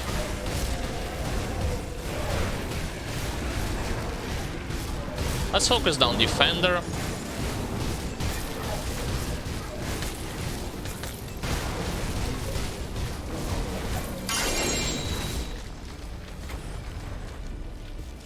I got Dawn Shard Grip. That's for elemental damage. And Turin Step.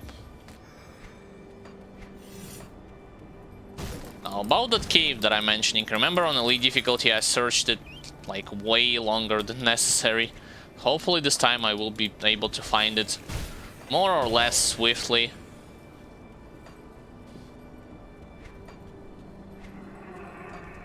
Of course it's not marked by a star, it's a different one. You would have to search for a different cave.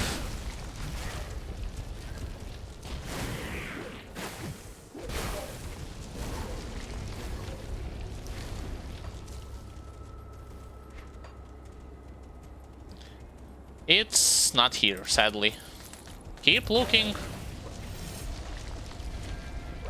And yes, I actually checked the stats on those enemies from early X, even if you encounter them, let's say,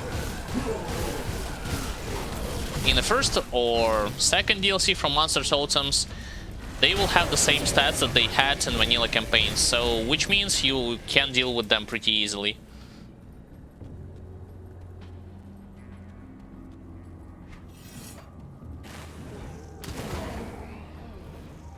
Yeah, there's the cave. Finally, let's enter.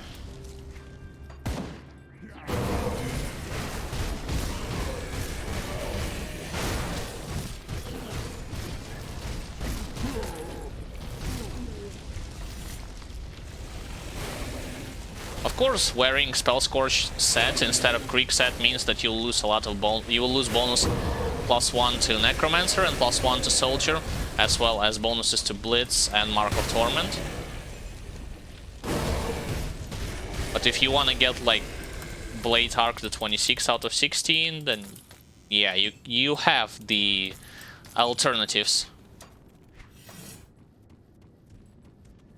I can't do that yet.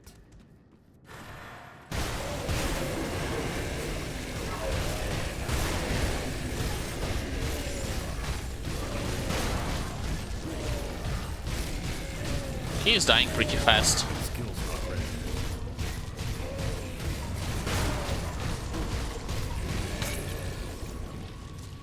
Corruptor Rope and Vile Essence, and let's go to the next cave.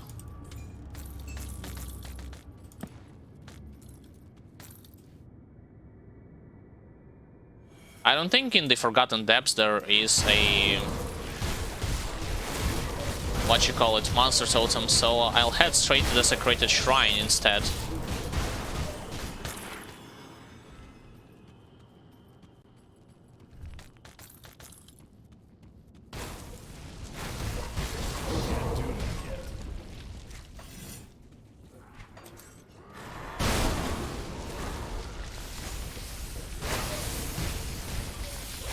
There is something weird that happened when I went through this territory on elite difficulty. So after I killed the boss, you saw those 3 packs of spiders that I just killed. So after I killed the boss, only then spiders have appeared, not before or afterwards, which felt weird to me.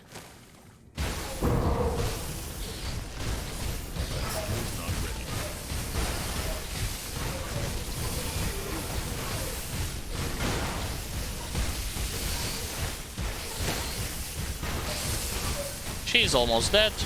There.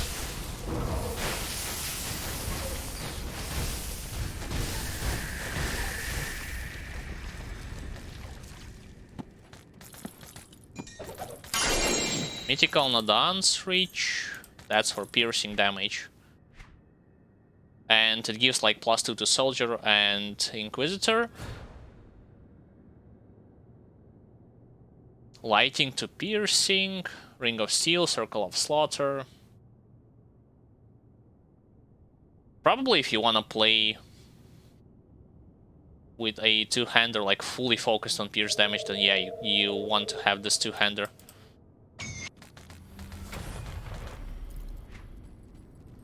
Most importantly, I have completed this quest. I can go straight to the castle and save the princess. No, I'm kidding. Saving the princess, that's in another game. Heading to the castle and kill the croc. Not the croc, but rather Grubble chieftain.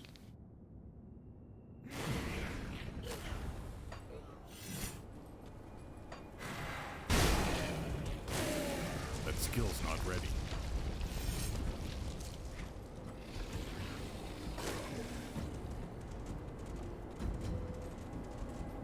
On a side note, restoration of this ruin shrine is also gonna be good.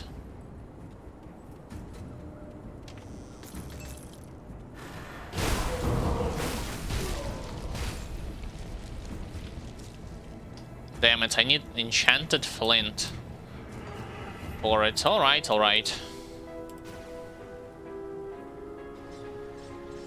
Might as well sell all the items that I have collected. Again, simply to free space from my inventory.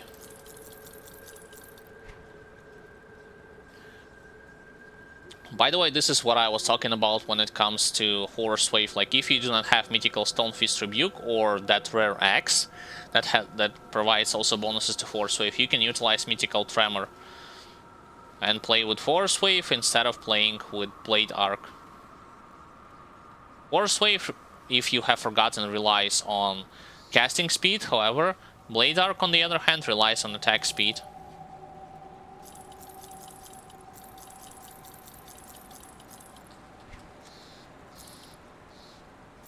Hey, I got 2 Ogden Blooms. Well, that's nice. Nice of them to give me this stuff. Like, you can count... Here's the thing. You can count how many Ogden Blooms you have, in theory, if you are preparing for a playthrough with a certain build, and if you want, like, how many of them you want to have at a specific level threshold to craft all the necessary endgame components, such as Seal of Blades, Bloodied Crystal, Living Armor, Ogden Block Leather, Spell Scorch, for some with Seal of Annihilation, of course, Spell Scorch Plating, or what you call the next one, Tainted Heart, yeah, that gives Aether and Vitality resistances. So in theory you should have at least for secondary or for the character, for the new character you create, if you have all the blueprints but you still do not have Ogden Blooms, I would say from 90 to 100 Ogden Blooms you should have it. And when you get to level like 7, all of this, by the way, all of the stuff that I have named, you can create and apply to your gear starting from level 75. It's augments that will be unlocking at Honored and Revered status, especially endgame ones such as Melmoth Will and Arcanum Dust. Those are gonna be present, those are gonna be accessible starting at level 90. But like I've told you before, again, Seal of Blade, Seal of Annihilation, Bloodied Crystal, Ogden Block Leather, Living Armor, this is gonna be accessible starting from level 75. So you would need to harvest on your main character at least 90 to 100 blooms. I recommend you to visit for this, like Ogden Block territory and especially Ancient Grove. Like doing this over and over again if you want to save as much time on the character that you have created, rather than forced to do the same pattern of farming crowds only with the new character. I guess it depends on you as well, like if you're okay with this, then yeah, like you don't have to worry about farming Ogden Blooms on your main character. But this, by the way, the same Ogden Blooms are used not only for the components but also for crafting certain rare items and legendary items.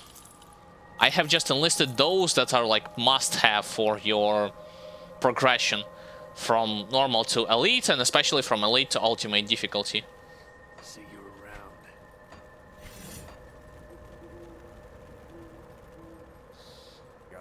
it stashed? Alright, dump everything here. This stuff, this stuff. Quest item, I need it for later. I'll keep an And that's pretty much it.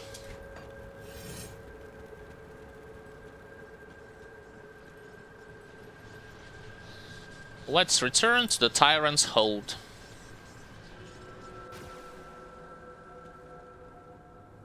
And let's go back to those. I forgot about this enchanted flint, stupid stuff. Oh, brother.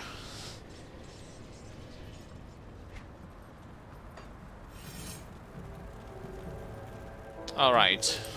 That skill's not ready. Enchanted flint. Yep, there it is.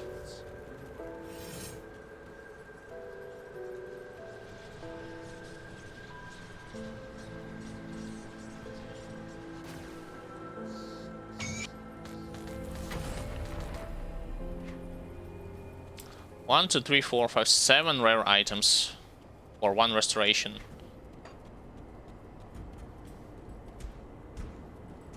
Damn it, I cannot utilize Blitz right now. I wish I could. Now I can. Right, I'll go straight inside the castle.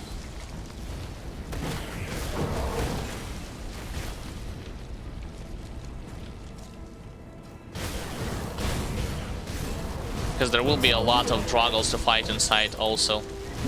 I don't want to waste time fight them outside.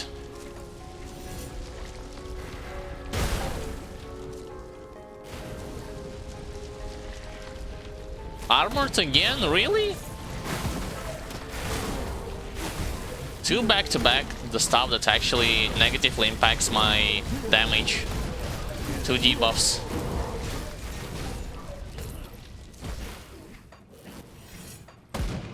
Let me pass, stinking grubbles.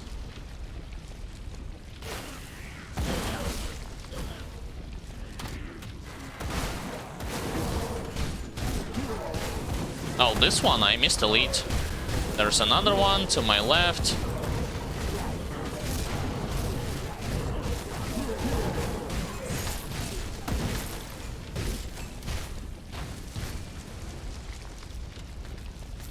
In this place you will also find Blacksmith the same way how he was present on Elite, he's gonna be present on Ultimate if you go like all the way down there.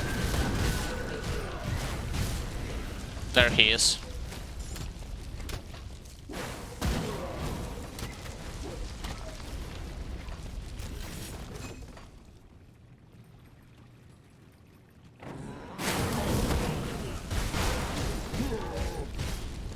Yeah, sometimes it's weird, like monsters, when they are get hit by your Blitz and your Warcry, they'll just stand there and stare at nothingness.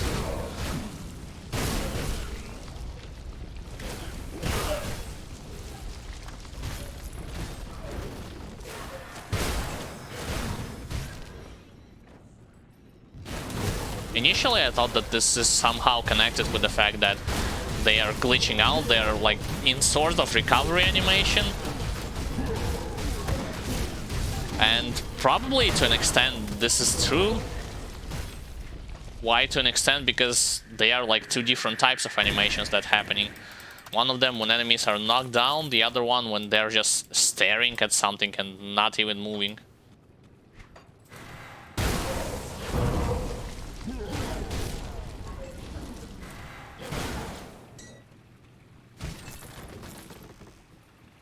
Alright. Now I just had to kill their chieftain.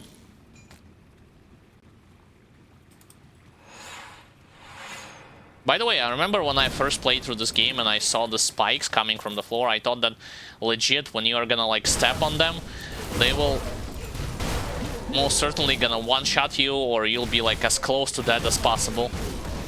But it's not the case at all, like even on ultimate difficulty those spikes are rarely doing anything. When I saw the boss I also thought that, oh, probably you could have utilized the spikes to get an achievement from him, you know, kill the boss using the spikes. Nah. Nothing like this was present whatsoever.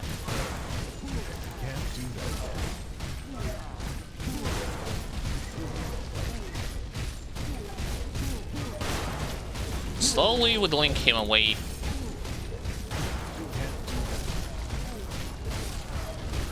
He's almost dead. Yep.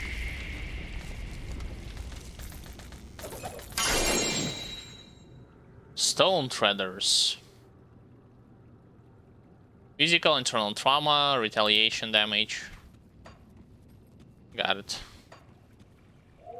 They are good boots, but once again, mostly for retaliation damage and for those who want to have an extra defense.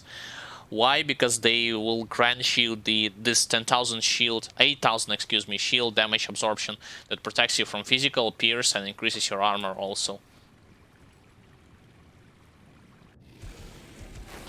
Like, let's say you're playing with a two-hander rather than playing with sword and board build, then yeah, you might want to pick those Stone Treaders if you do not have a better option, of course.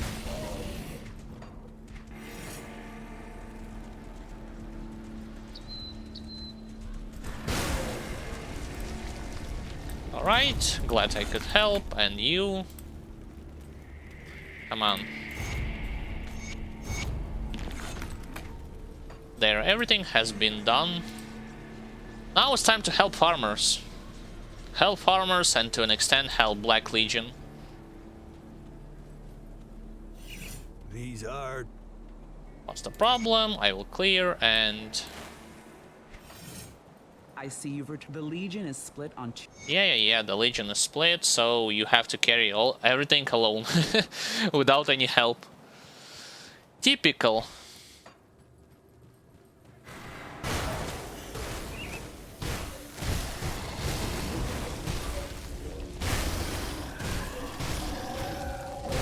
I wish they've added a blacksmith for Homestead as well.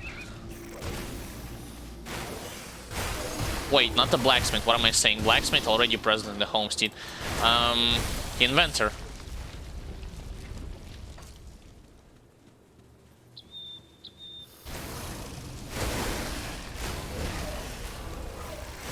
I can actually just run through those eggs and my Seal of Blades will deal everything for me. I don't even have to touch them.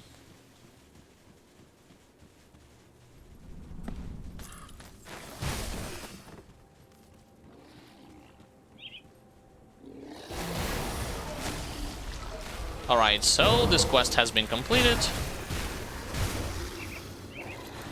Now as always, let's visit every house until I will get a specific body that I need for optional quest to find the hidden treasure.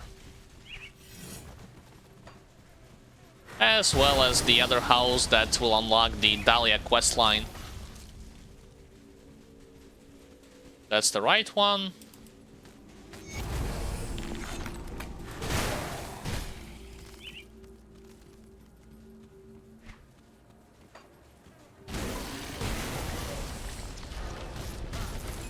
So far, on the normal NLE difficulty, the same corpse for the treasure quest will be, have been, excuse me, in the exact same house.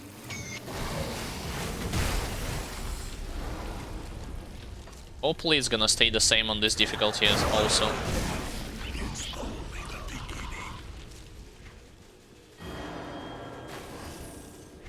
By the way, music is not playing on the background. I mean, it does, but I'm actually, no, it's not playing. It's only the ambient noises, which sometimes can happen in certain areas.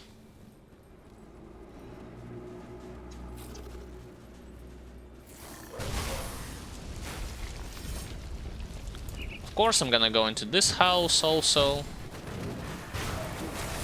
Now there's regenerators inside.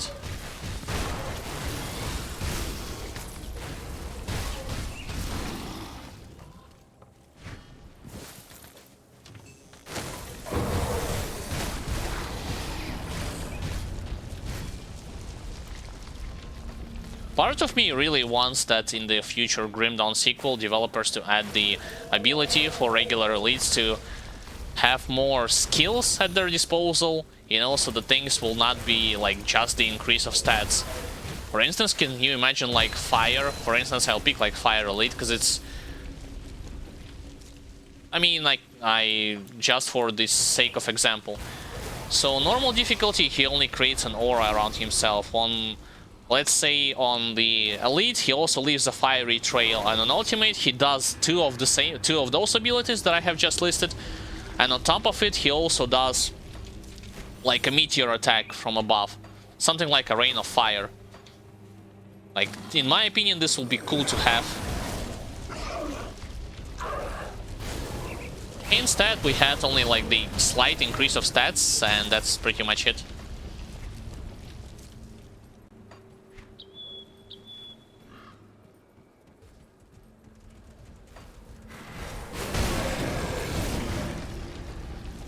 Okay, I will open the Rift Gate, and then I'll go to the bottom area. I restored, yep, the shrine has been restored.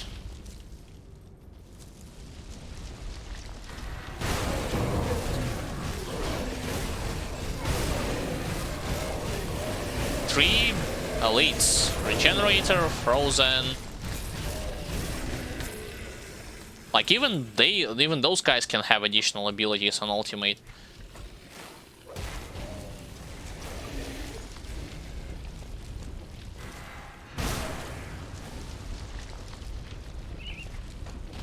So far, I am actually heading to the cave, you know, the cave where you'll fight a demon.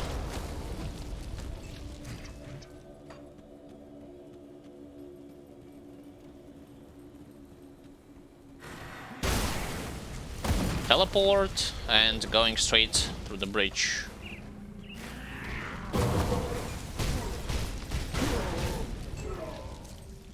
Hell, even regular enemies could have something additional on elite difficulties now that on higher difficulties now that I'm thinking about it. At least have like 1 to 2 extra abilities that they have not done on normal.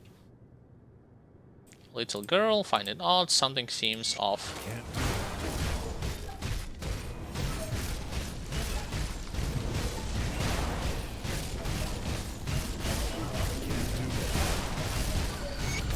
There. No more demons. Barrowholm honored but not yet revered. Still 5,000 points more. I'll get to it and think when I'll go through Bastion of Chaos once and full clear everything. Alright, I'm heading to the left for 2 reasons. Number 1 is gonna be the same the house that I'm looking for to get this optional quest item. Number 2 for Monster Totem.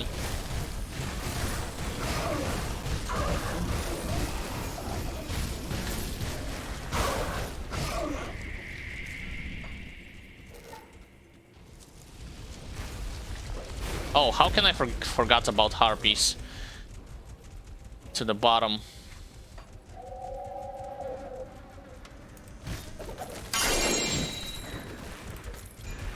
Got Iskandros Pauldrons. Oh, now it's elite harpies. Now they decided to spice things out a bit.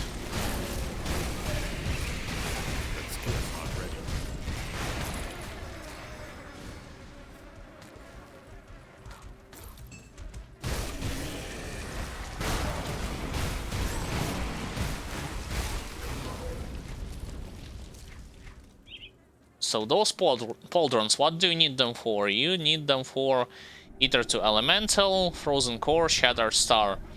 Probably Frozen Sky Shard or TSS in short. Iskandron's Unification, Elemental Damage, Burn, Frostburn, Electrocute, Physical, Slow, +2 in Arcanist. Yeah, Frozen Sky Shard, I was right. Minus energy cost.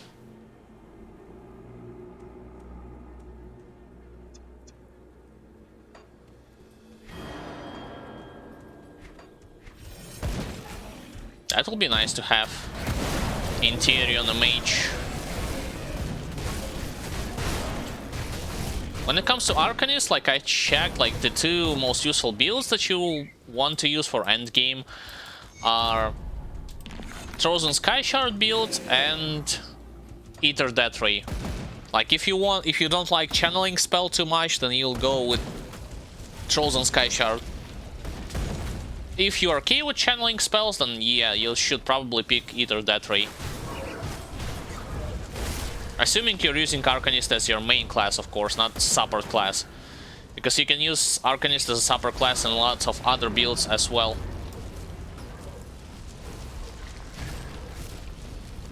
Why am I... Oh, I'm getting debuffed. Okay, okay. Getting debuffed with those scarecrows that I was running through. I was wondering, where did my health go all of a sudden?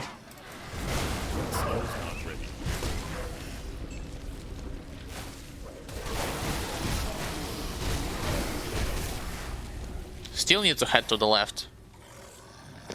Whoops. Sorry, I hit my mic.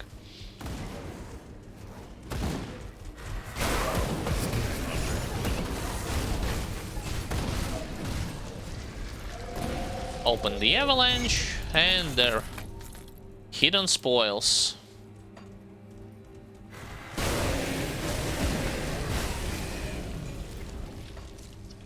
Now to search for the entrance to the Queen's Cave. Oh, how lucky. I don't need to investigate at all.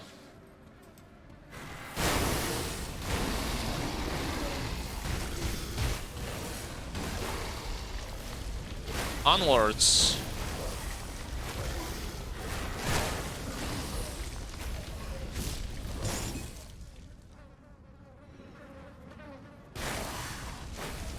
Forgot to utilize Potion of Clarity, because I think my previous had already ran off.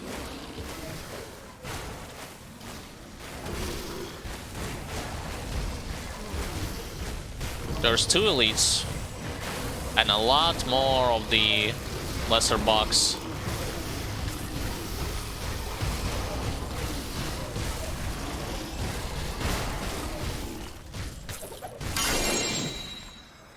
Mythical White Lotus. Wait, if there's a second elite, where the hell is my loot from him? Huh? So he did not left me anything? Wow. Unfortunately. Alright, it's a dead end, I need to hook a right. And there's nothing here. I was expecting at least Hidden Spoils chest.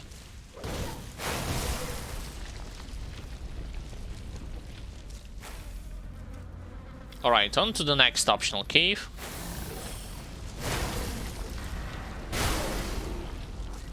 But sadly the pathway to the left is blocked. So I'm quickly checking this area, because remember what happened previously?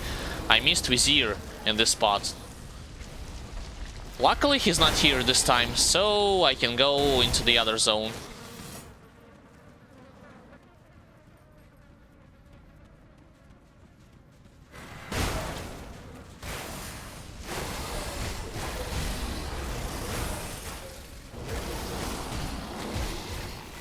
Yeah, that's the other zone that I was mentioning.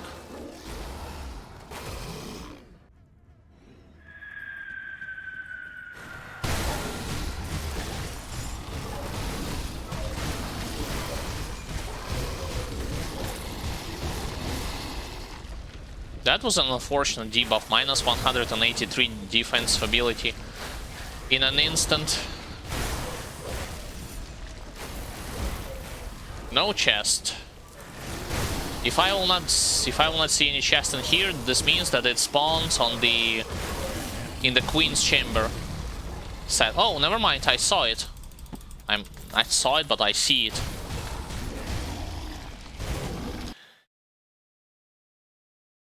You said field 3808. What level is your war cry? My war cry is currently sitting at level 13 out of 12. I actually should remove this one pointer, and when it comes to break morale, it's at 17 out of 12.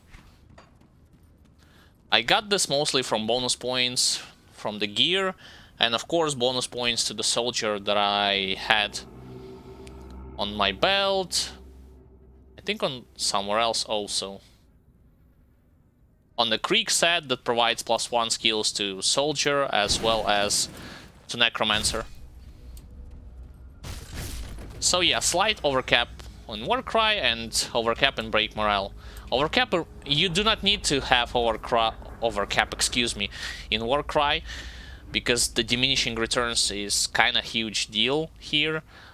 On the other hand, having as high as possible break morale isn't gonna hurt you, because you will be utilizing it to shred enemies' resistance, specifically for physical attacks and everything that's connected with it. It could be also internal trauma, pierce damage, and so on and so forth.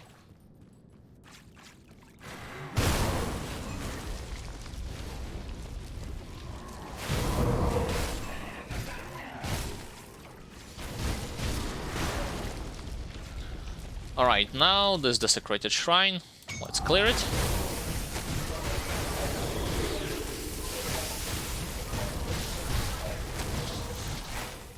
I'll move away from this spot because there was a lot of poison and acid pools.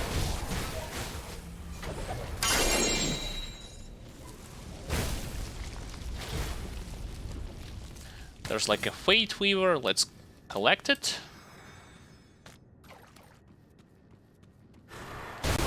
And let's kill this optional boss.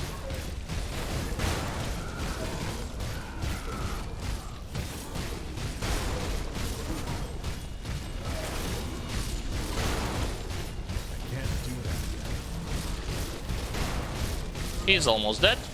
Yep.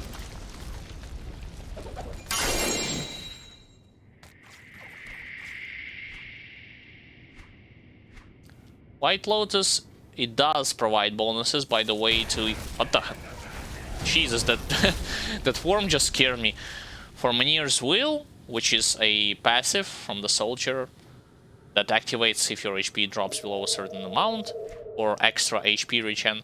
And Mark of Torment, you're already familiar with it. It's your great defensive mechanism against a very tough battles that you can utilize, so it gives like +3 to both Manier's Will and Mark of Torment. Similarly, it also provides a good amount of resistances. On the other hand, which is unfortunate, it doesn't give any kind of offensive stats. You see, it only gives health, and that's pretty much it. So, in case your build has an overwhelming amount of damage but lacks in resistances, you can grab this belt.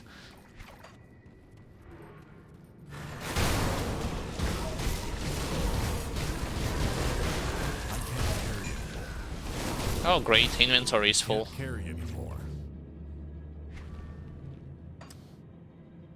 Let's go and sell the stuff. Come see what's left of my wares.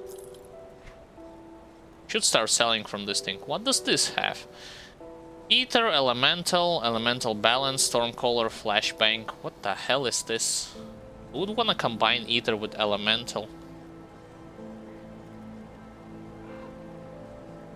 It has a good aura that gives physical resistance and a bunch of other types of resistances, but this...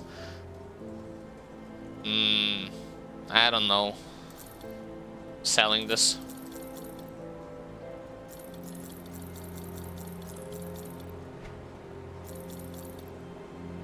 Hey, get back my component. Yes, thank you.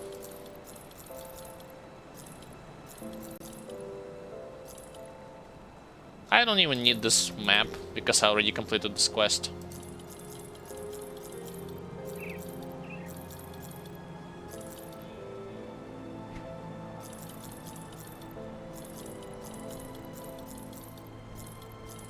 Alright, and finally this stuff. Stone Treaders, yeah, sure, I'll save them. Even though I think it's a duplicate, I already have one of them in my stash.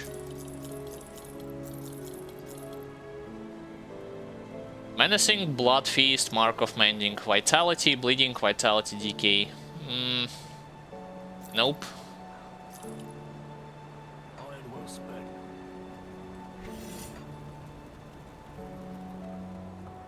Got something you need stashed?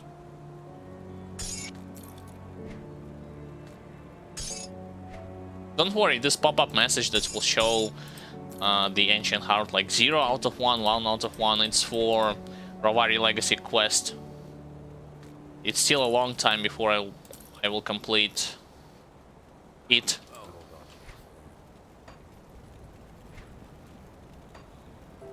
And let's get back to the Queen's chamber.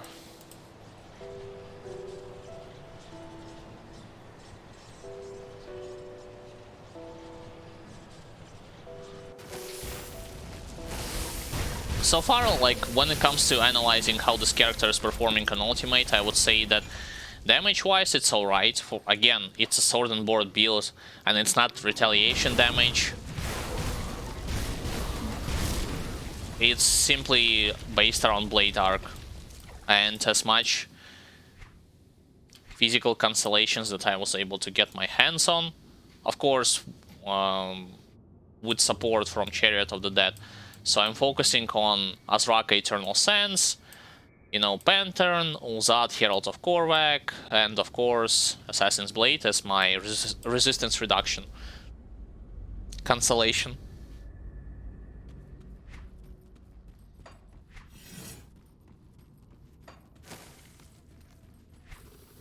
It's not the most damaging build, not by a long shot, but it definitely feels one of the safest to go through hardcore difficulty.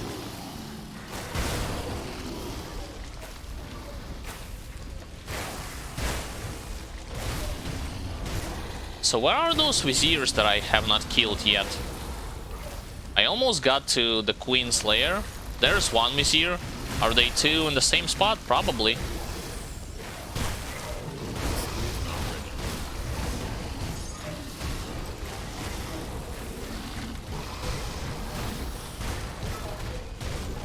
Wow. Take a look at how they are trying to get... Yeah, they were all in the same spot, so I was right.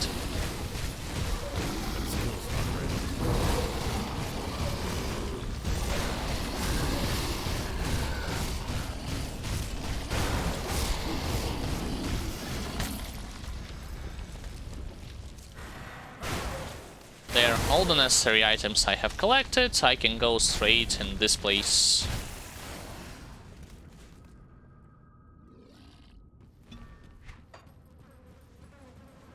And just as before, I recommend you to clear, before you face the Queen, clear all the rest of the bugs.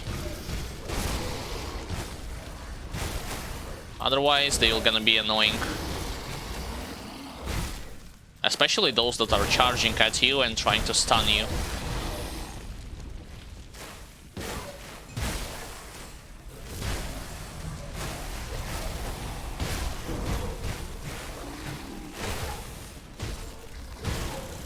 I forgot that my Warcry does damage with the help of Krieg's Mask.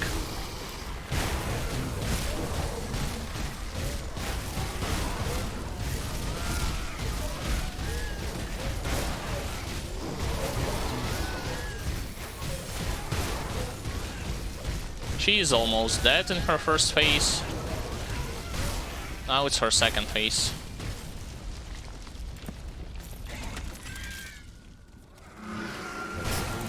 Really? She started shouting immediately?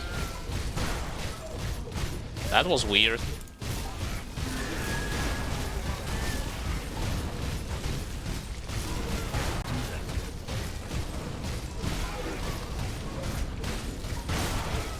Just tank it all out. Now she's what? You saw what happened? She tried to run away from me for some reason. Strange.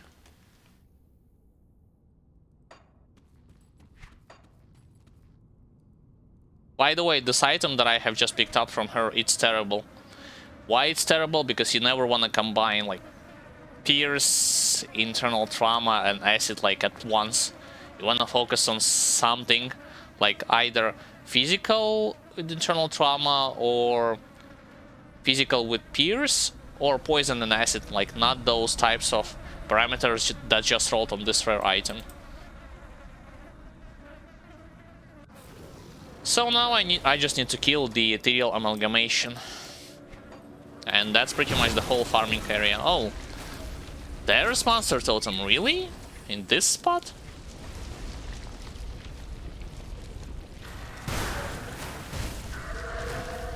Strange. I never ever saw it in this place.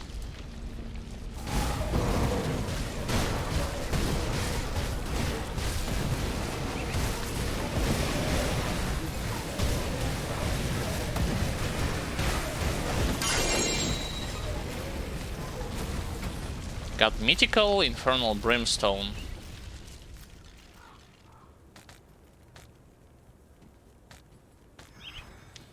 And a blueprint.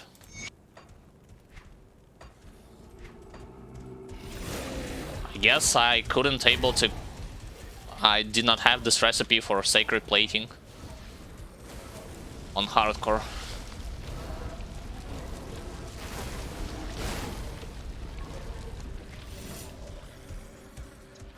Charge! Oh, I need to remind myself that there will be like a bunch of archmages right around the corner with their annoying reflective aura, so I gotta be careful. Not fighting soldiers, those I can handle pretty easily.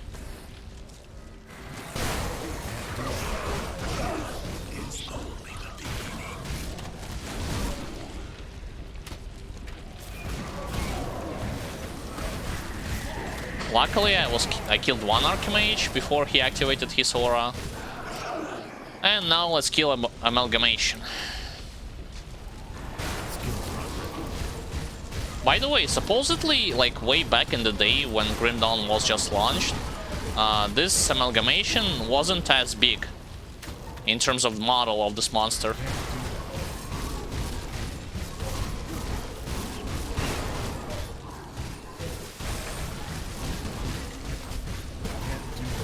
Mark of Torment, damage absorption, and almost dead. Yep. Wait, what have I collected? I haven't even seen... I clicked on it so fast, I wasn't even paying attention to what legendary item had just dropped from it. Oh, it's... yeah, it's not good in my opinion.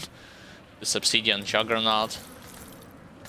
I mean, okay, like, let's not get ahead of ourselves. It gives chaos damage, physical, internal trauma. Physical converts to chaos, so for chaos builds, probably it's great in case you are playing Witchblade and you are using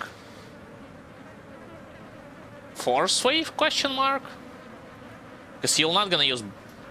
I don't know. I mean, it doesn't really matter if you're gonna use Blade Arc or Force Wave with the two-hander. The main reason behind this weapon is you would want to focus mostly on your chaos damage. Especially since this provides extra tier 2 type resistance reduction from Curse of Frailty, which is a skill that an occultist have to control the masses or debuff your enemies. Tier 2 does means percent based, not direct based, which means it works hand in hand with something like, for instance, Constellations, which is also percent based, which will give you the ability to combine the power between them. So let's go to the homestead, complete bunch of quests, and then we'll head to Blood Grove.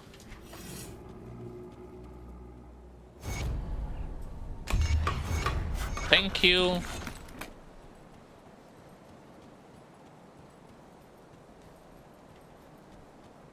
I also need to head to Devil's Crossing to complete the quest.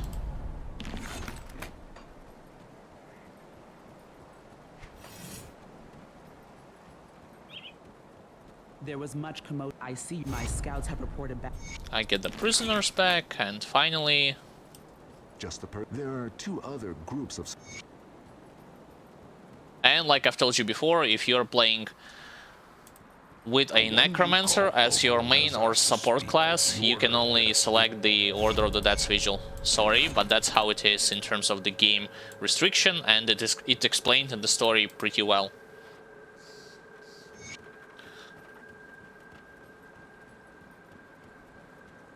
So every quest has been accepted. Yep. Let's quickly make a short detour to Devil's Crossing.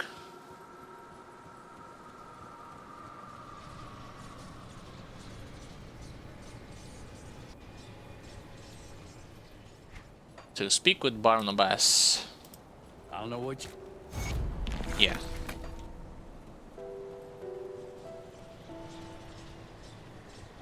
On to the Blood Grove.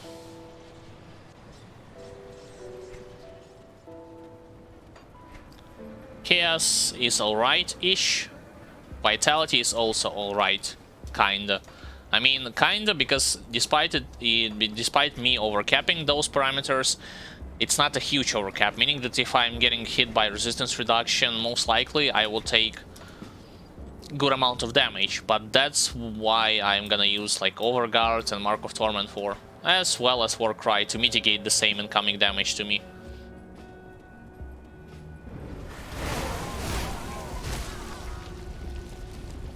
Now I'll go, well, there is a Void Touch totem, so let's go straight to it.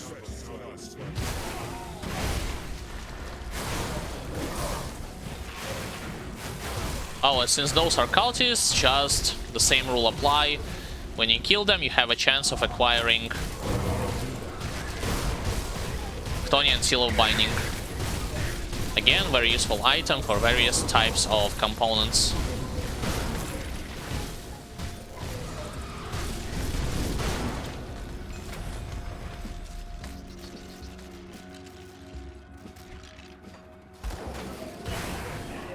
Keep in mind, you can only get Chthonic Seal of Bindings from cultists, not from demons.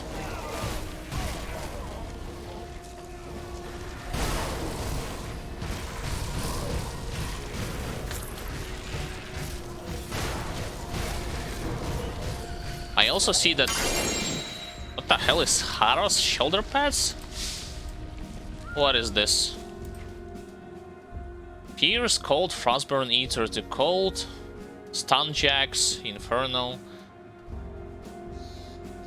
Phantasmal Blade, Stun Jacks.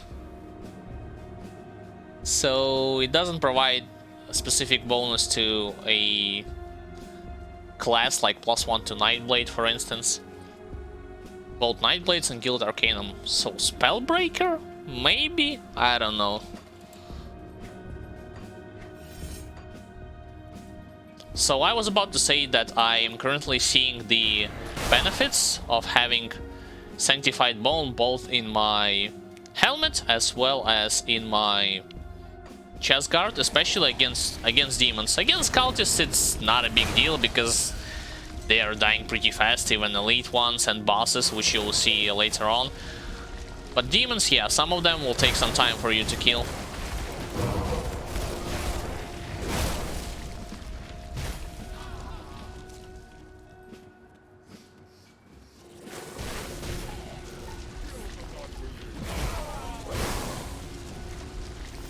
Almost got to the Soros Bastion. Finally.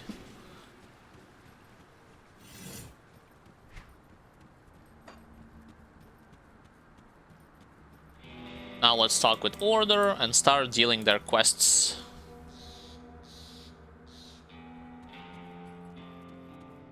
May this... I will recover.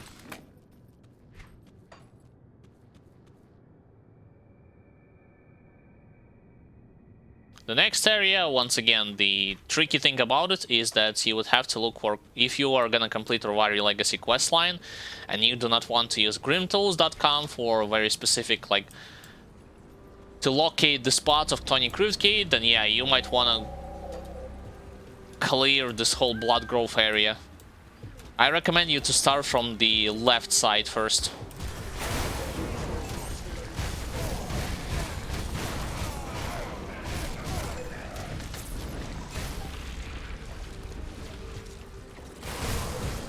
Because typically to the left you'll find not only in a higher you'll have a higher chance, excuse me, to find Chthonic Riftgate, but also monster totems.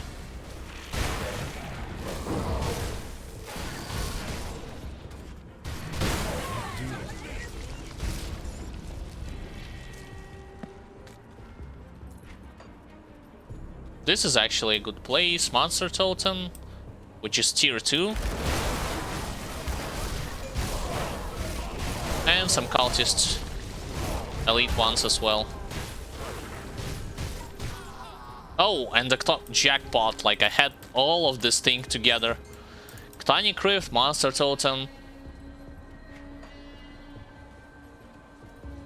A little bit to the north I also have the Ruined Shrine. Alright.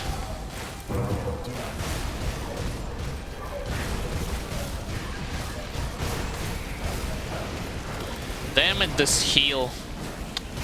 Rather. I hit them all and they all got healed from those giant spiders. That's me displaying a bad focus of those enemies.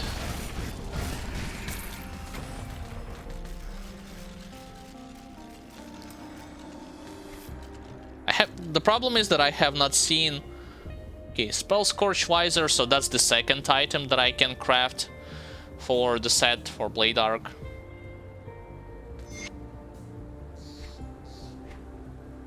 The problem is I have not seen spiders glowing red, which is an indicator that they gonna heal their allies. Usually it's this way, not the other way around. So yeah, I would have to sell the items before going into the Tonic Rift.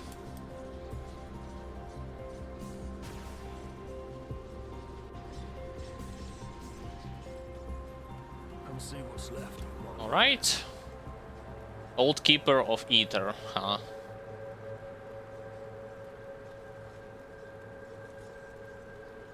%250% ether damage for an offhand. Holy moly.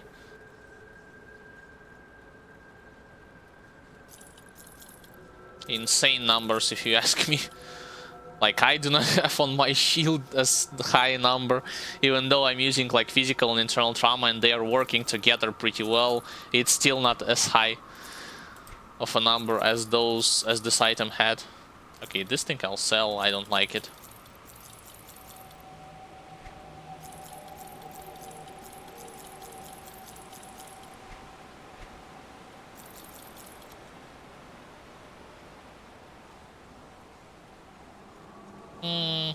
Nah.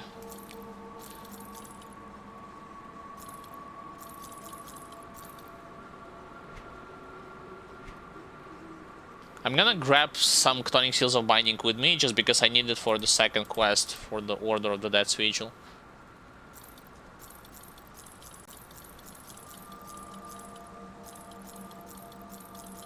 Alright, got through everything.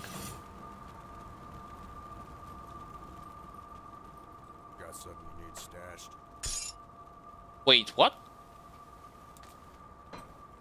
I guess I collected extra poison gland.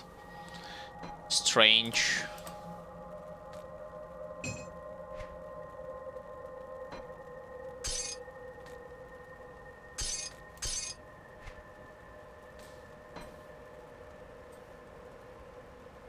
Whoops.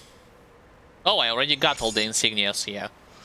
So I don't need to collect them. That's because I have collected a bunch of extra ones from previous difficulty.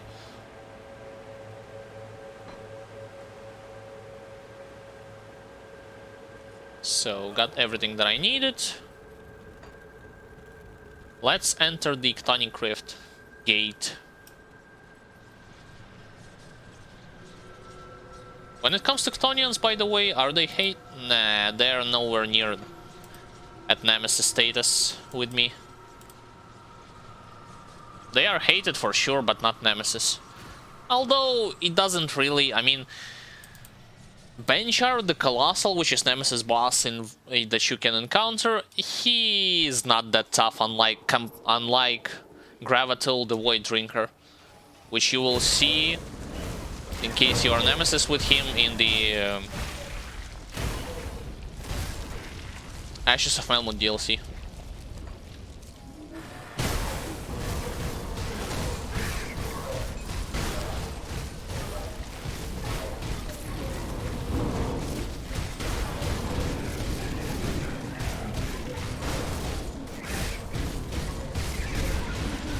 Slowly but surely whittling them away. I'm hearing another Chthonic Rift, which is gonna be like my way out from this place.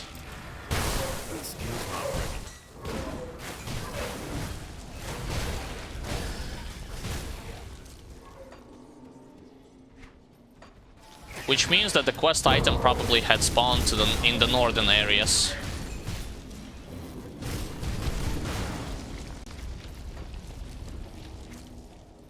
Aggressive of protection. Yeah, chaos damage, nope. Not using chaos damage.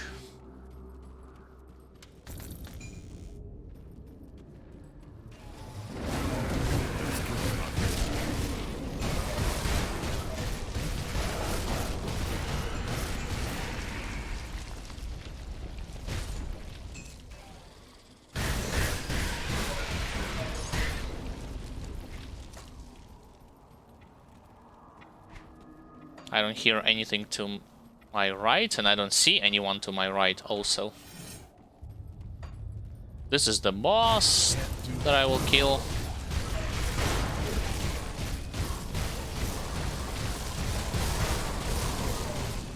How the hell did I aggro those Tonyan Devourers from all the way there?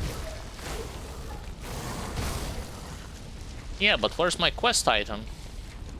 There should be a star on my minimap indicating its position.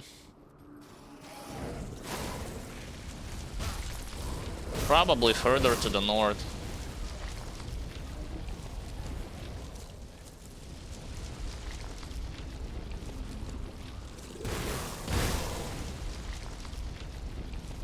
Nothing? Really?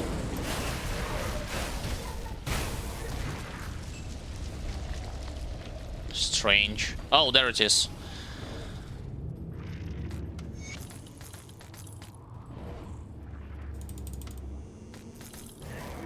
I can search for more elites in case I want to.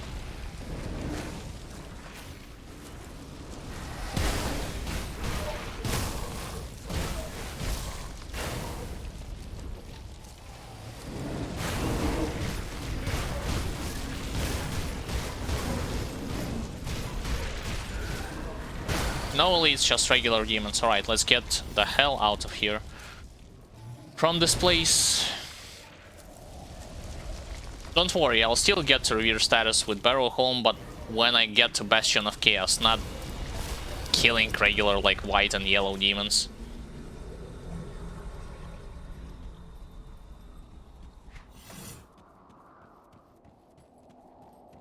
The second part that is named Spirit of Magdragon will be present like in the next area straight after, right after rather, Fourth Icon. Plains of Strife I think it's called. But you better be careful visiting this area, especially on hardcore, because of the Locksmere White Mage that is present there. He has the nasty nullification aura that can result in a swift death of your character if you are not careful enough.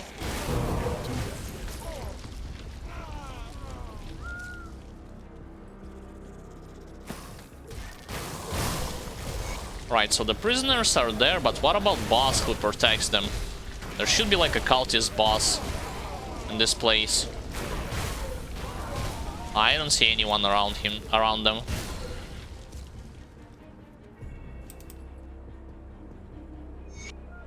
Alright, so they have been saved, insignias have been collected. Oh, there he is.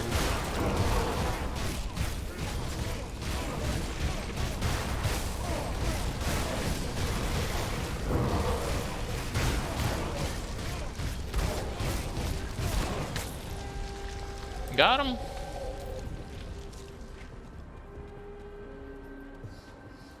Now I'll head to the right to save the witch before she's gonna get burned.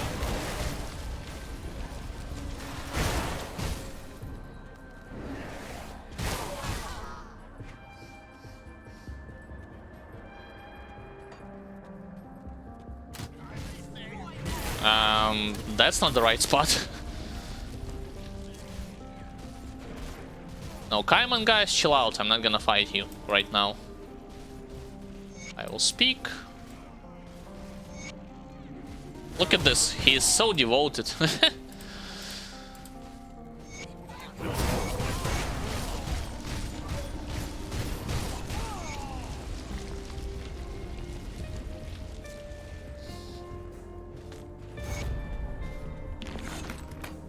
Now I'm gonna go into Spider's lair to my right.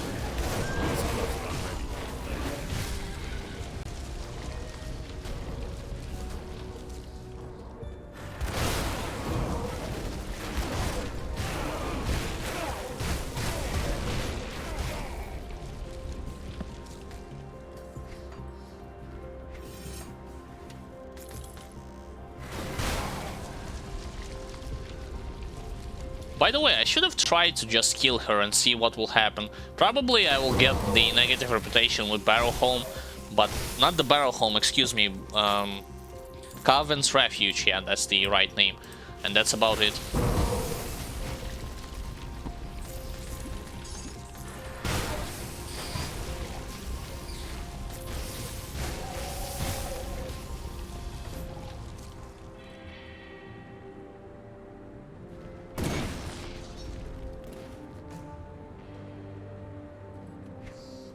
Alright, let's go over there. Kill her.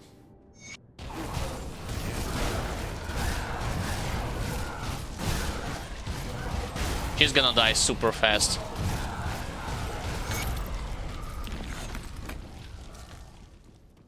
Why? Because the thing is that Mark of Torment, like, doesn't only provide you with damage absorption.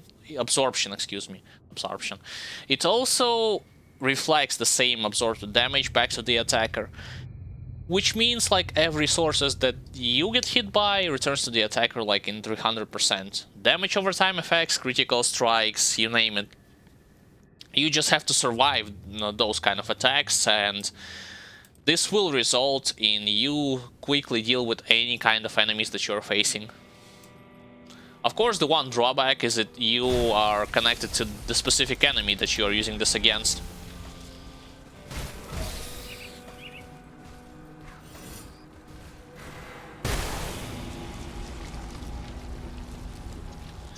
I'm using this roll because it's the quickest way to get to the place where I need to be next.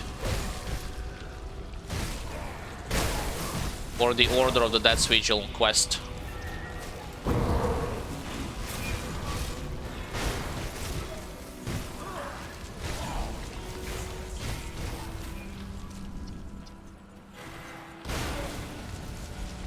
Alright, it's about this place.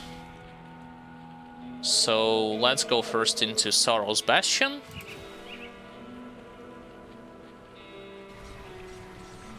Then I will head straight to Homestead.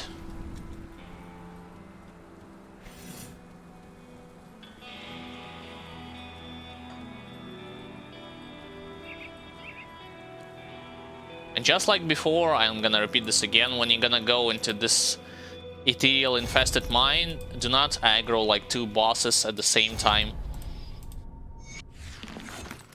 Aggro them one by one. It's easy to do because one of them is gonna be like straight to the right corner, the other one stands a little bit deeper in the mine itself.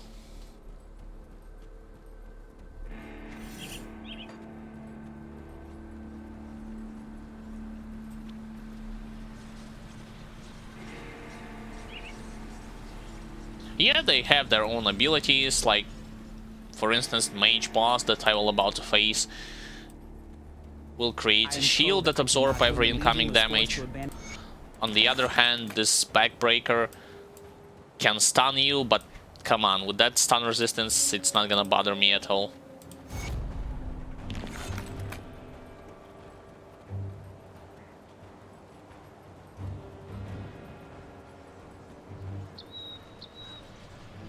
Alright, back to the quarry.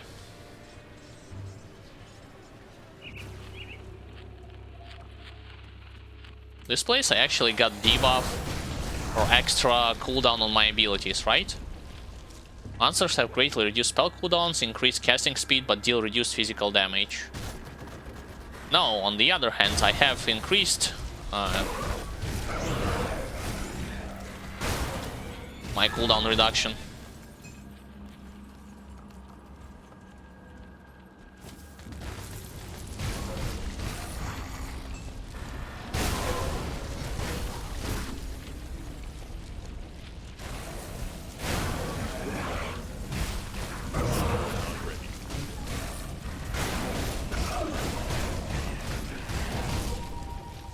Alright.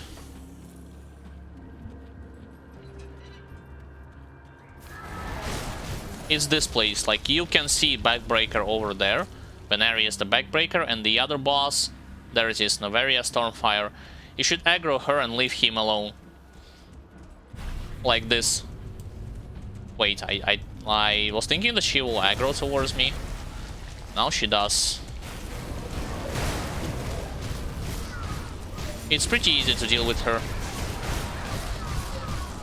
This is her aura that I was mentioning. Luckily it's not reflected, it's just mirror.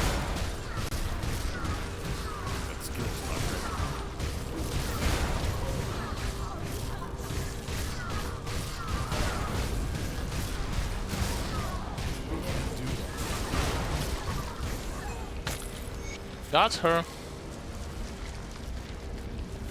I got Nocturnus and something else.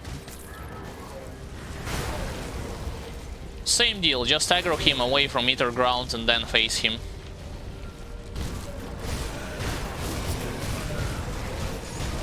Don't worry about the so-called support that he might have.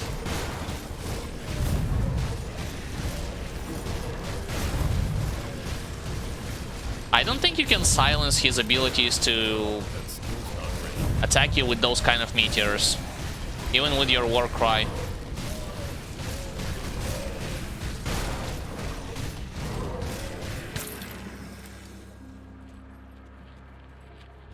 And of course we are not done here, because there is a desecrated shrine.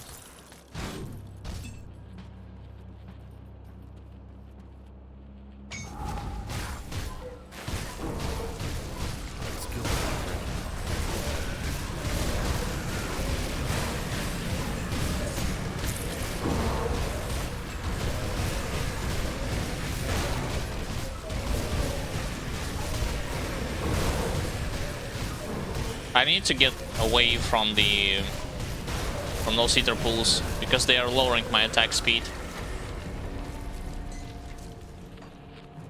Alright, and it's all she wrote. Completed this place, completed everything in this place. Can go back to the Blood Grove and continue exploring.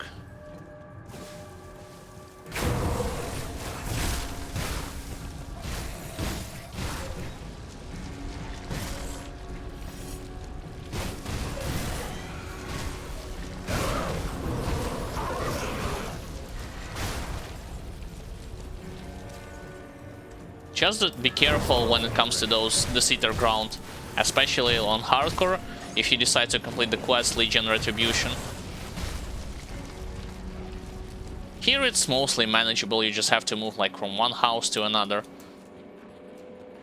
But there things can get dicey pretty fast. Waiting to regenerate.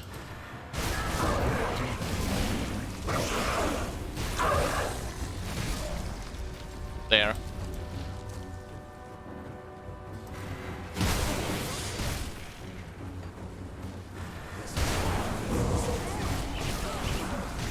No Archmages, or at least very few of them. That's surprising.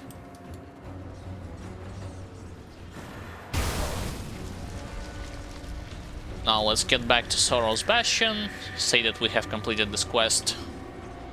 Next one they will ask of us to do is gonna be like straight near the Fort Icon, so that's a long way to go for now.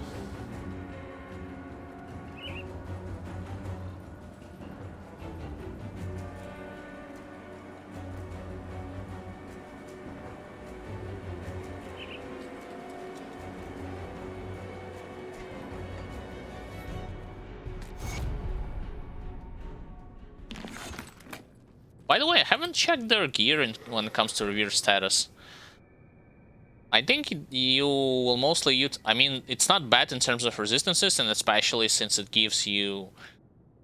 Like for level 70, of course, it gives you Warcry, boosts your overall damage output, has a nice bonuses between like offensive ability, defensive ability.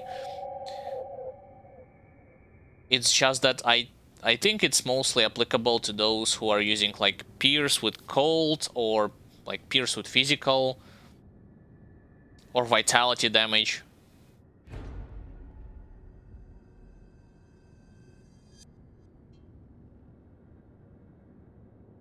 Even though I could have used those items myself when I was leveling this character up.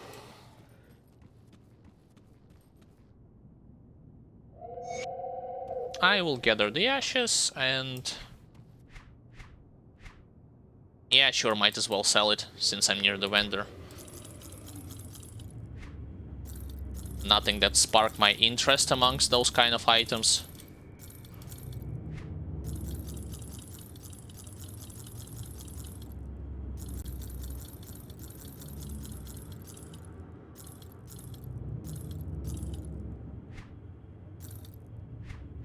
Alright, moving on.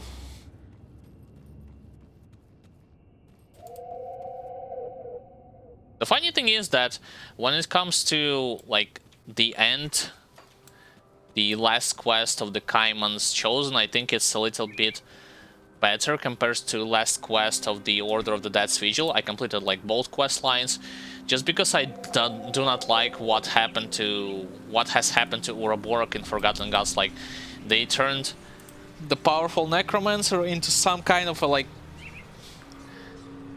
he just speaks 2 lines, then he dies. And throughout the whole, like, original campaign, you are hearing how he was so powerful, like, he cheated death, he... like, everyone either tried to kill him, or they had respected him, and then he literally, like, dies in Forgotten Gods the moment you met him. Which is... like, to me, it felt weird. Oh, now I'm hearing those Archmages, alright. No shield.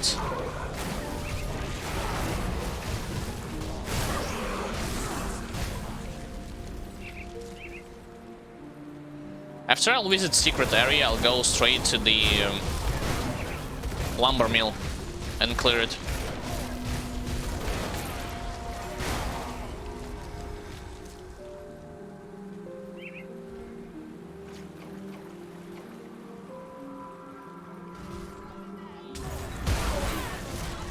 Hey, now Kaiman's Chosen actually attacked my guys from Order of the Dead's Vigil. That's not great. Previously they were protecting themselves pretty well.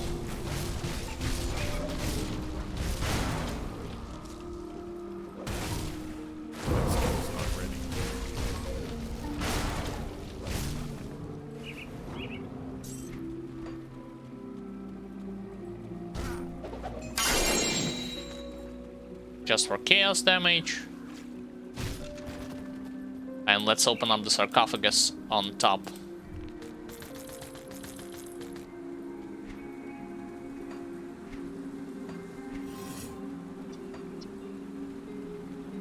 Alright, now straight to the lumber mill. It's called Griver's Mill, but I used to call it lumber mill. So not to memorize the exact name of this area.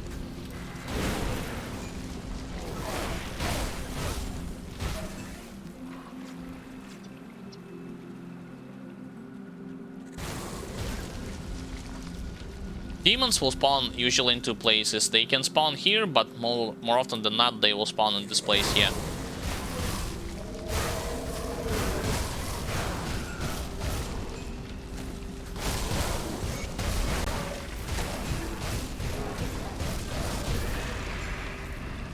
That's a lot of Harbingers.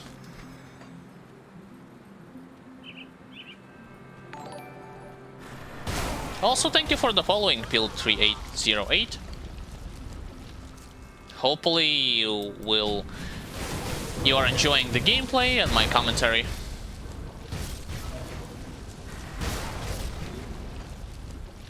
I will visit the secret area where the hidden spoils chest is, just because I remember in one of the playthroughs I was going through it and I got the mythical black matriarch ring for extra physical resistance.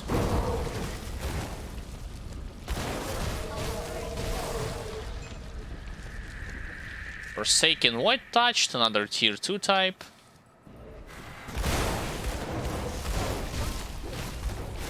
By the way, if you are confusing like what types, what tiers am I talking about when it comes to monster totems, overall there are 3 tiers. Tier 3 and Tier 2 is called Ancient and Forsaken. And depending on which faction you have encountered, there will be like highlighted in different colors. And tier signifies like the difficulty of this encounter that you'll be facing, as well as how much elite will you encounter in general and how much reward you will get. Of course, the toughest of all of them is Ancient, without a doubt. Oh, hello, Arcane.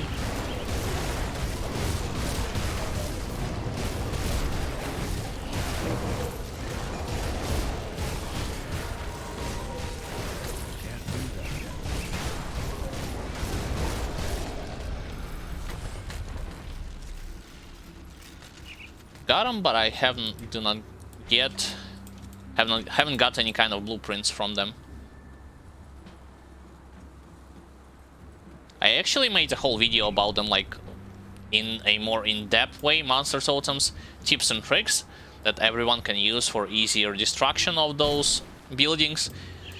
In case you're interested, you can watch it later at your own leisure on my YouTube channel. Link to it you'll find in the description. Alright, so there was nothing particularly interesting in this chest. Let's move on.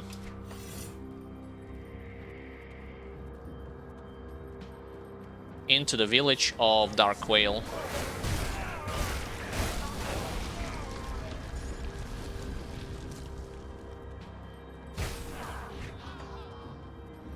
Thank you for giving me positive feedback. I'm just trying to help other players to get a better understanding of how this game works. I mean, I haven't tried everything myself, but at least those subjects that I have tested and that I have some knowledge on, yeah, sure, I can give a couple of useful tips for the players to try it themselves. And I got shot by this chaos bolt from some of the cultists.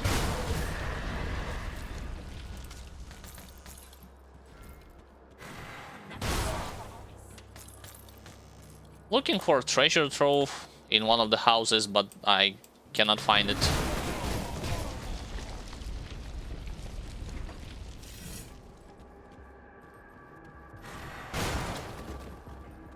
It's not here.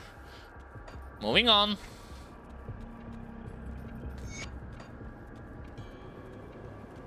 Should have utilized the other bridge. Yeah, this one.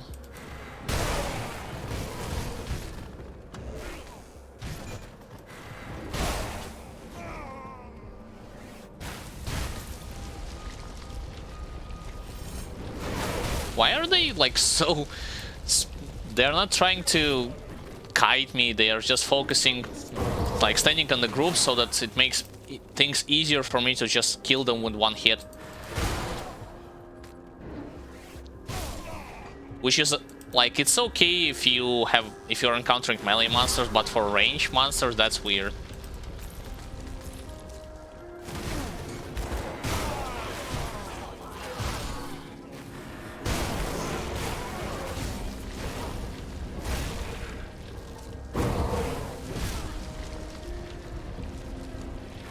Still no treasure trove chests.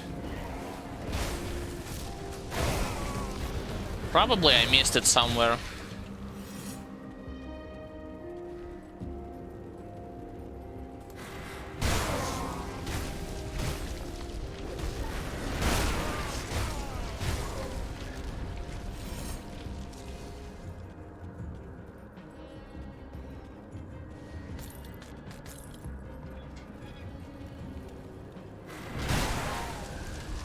Like, this is literally the final house in this village.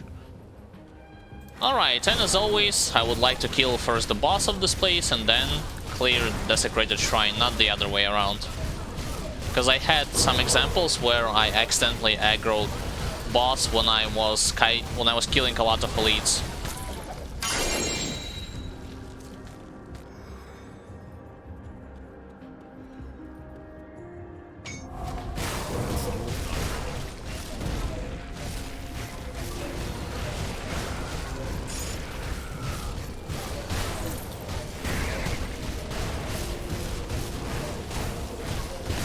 All the lesser demons have a vulnerability against physical damage, so in case you're playing physical damage characters, I mean, lesser those worm-looking creatures, Witching Hour, that's for pets.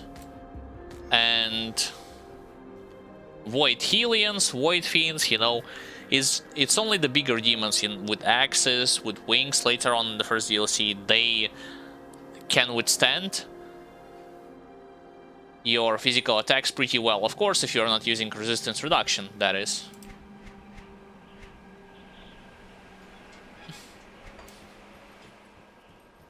Onwards.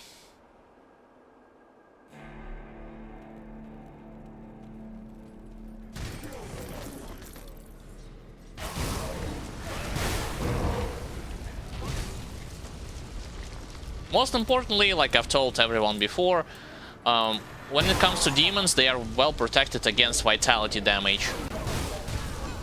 Meaning that when you're playing any kind of vitality builds, on normal difficulty, you'll find it significantly harder to kill enemies compared to Elite and Ultimate. It doesn't matter if you have resistance reduction ready, it's just that they require multiple sources of it.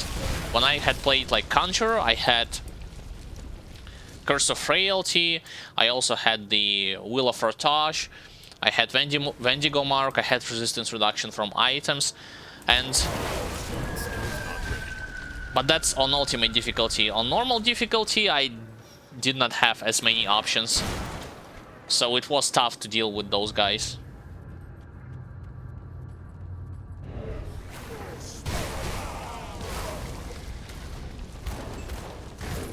Right now I'm simply trying to get to the second floor as fast as possible.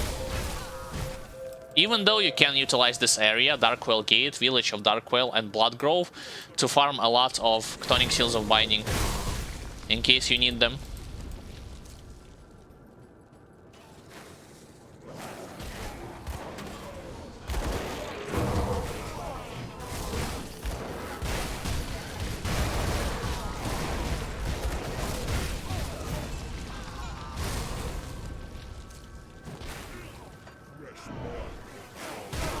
And by the way that I'm playing, you know, ignoring those monsters and not clearing all the area, I do not insist of you to playing the same way. I'm just, like, this is not my first character, this is not my second character. So I have played already a lot, done a lot of playthroughs of this game.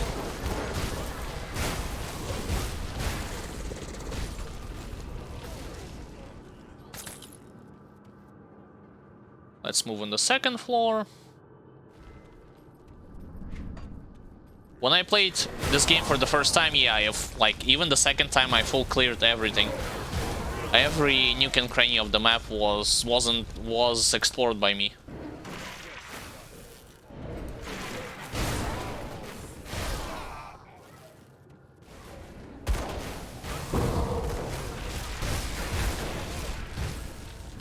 This one is also tier 2, so shouldn't be that as much of a problem.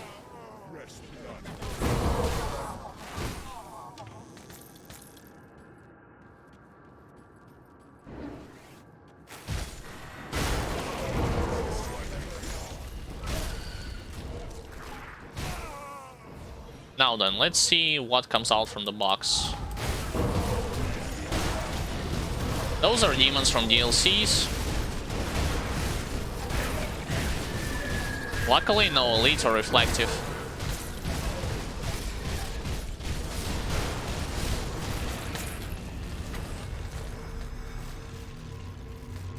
Got him, but then again, no blueprints.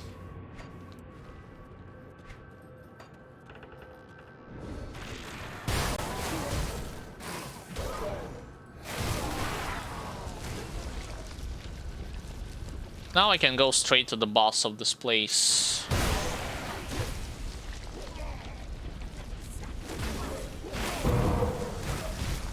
Wait, let's grab ourselves Hidden Spoils chest. From the left.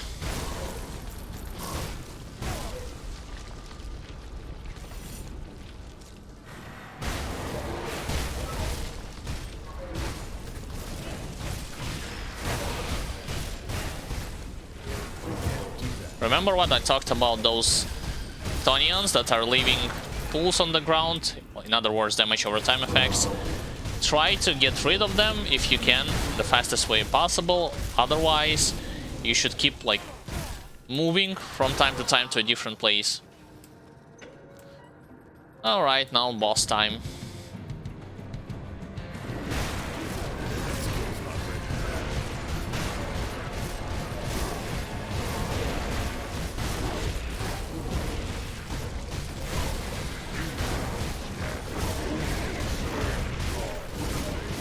What the hell did he said? I did not hear. Did not understood what he was saying.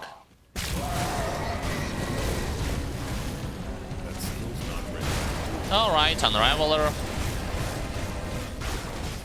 Your turn. Need to run. That's 1, 2, 3 pulls.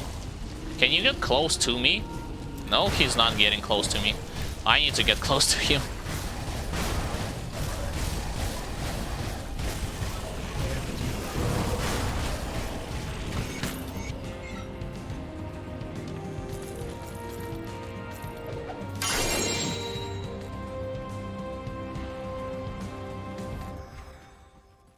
I haven't noticed the second time when I popped my Mark of Torment that he was able to recreate 2 pulls on the ground.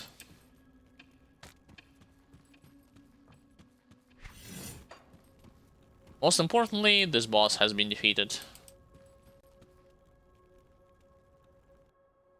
So now I can go back to Homestead, talk with all the necessary NPCs, say to them that I have completed the quests, and move onwards.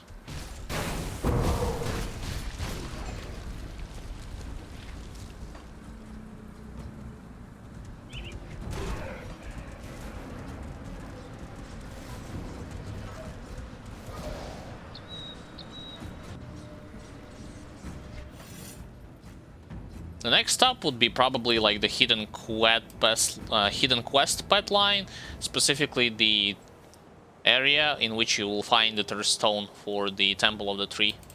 Why do you have to? I've already informed. Always giving me like 57 to all damage. I guess it's technically it's okay to have the scored Mythical Acolyte score 21 elemental resistances, +2 to raise skeletons, and bonus to pets, damage, and elemental on top of what this item already has. You're here. With the cult.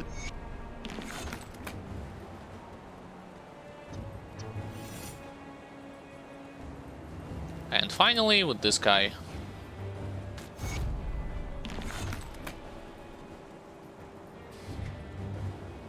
Now what? Now I need to sell the items that I have collected. What's this? Vitality damage, bleeding, less damage from beast skin, elemental bleeding, Wendigo totem. So again, for vitality builds.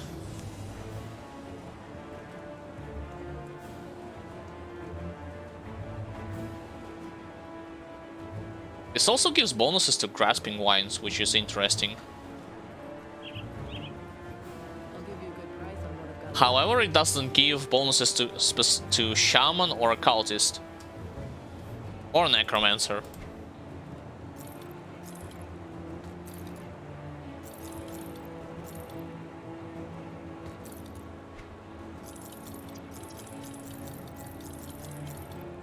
I don't know, I will keep this item and I'm not gonna sell it for now.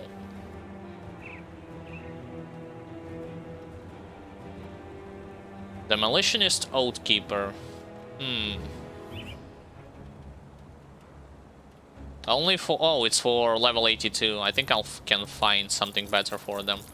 If I want to play Shieldbreaker, which is a combination of those classes, like Oathkeeper and Demolitionist. Usually you're building Shieldbreaker on fire damage.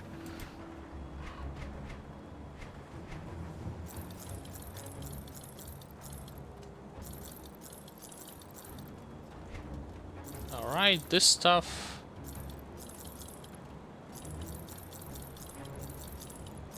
And finally the last items that I wanted to sell. See you around. Got something you need stashed? I still have 13 dynamite, which should be more than enough to open additional pathways, chests that are wrapped in chains.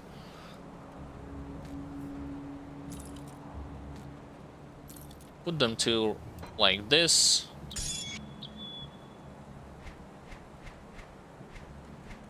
There. Oops, I forgot to put this insignia.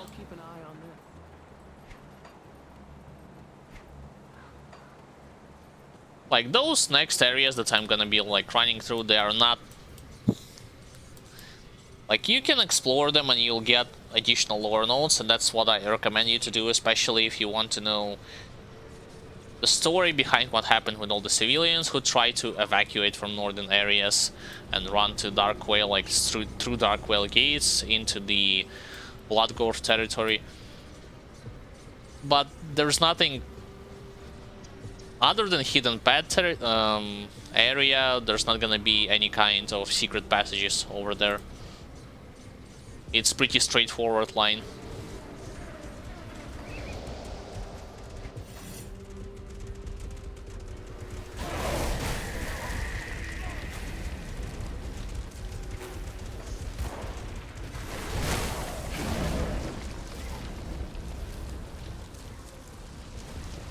Cool thing about it is that you will see that opposing factions will fight each other. Oh, I see 2 elites in the center. Yikes, Archimage, I shouldn't have... Alright, aura has been removed. I had used Blitz, but then I saw that he has his aura on. Not the elite one, but the guys next to him.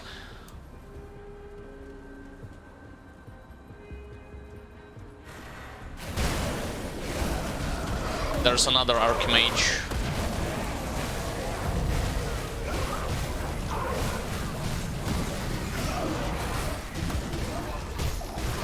Alright, no more mages.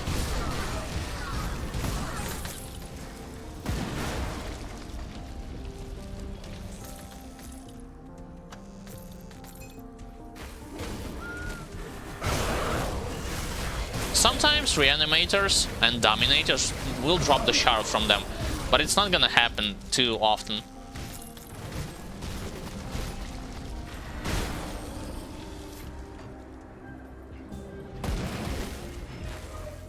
Those I just ignore. In this place you have a chance to encounter monster totems. Monster totem.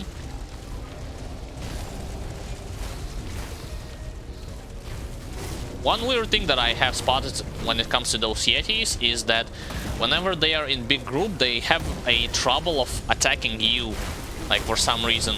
A lot of them will just start to run around and just doing nothing, basically.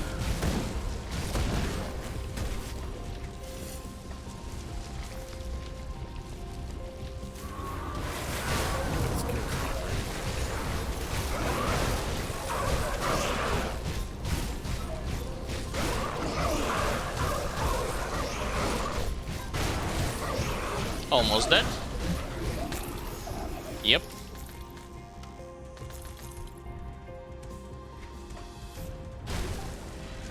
And also, if you are playing with pets, you should know that Yetis are gonna ignore your pets and go straight to you. So as a summoner, you would have to be extra careful when you are near those areas. In this place and also in the first DLC, specifically at the Ugden block.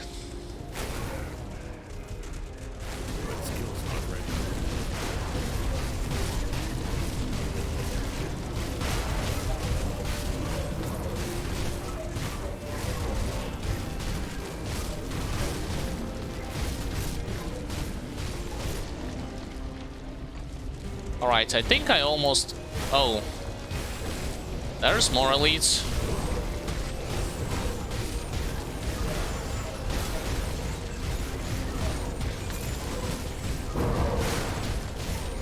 There's one, second, and finally the third one.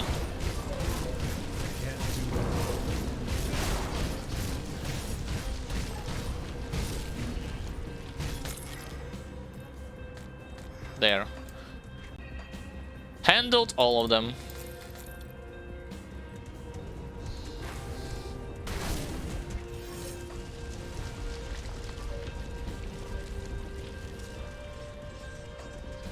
Now, immediately after the second bridge, I'll go into Devil's Crossing and grab with me 2 of the hidden path stones.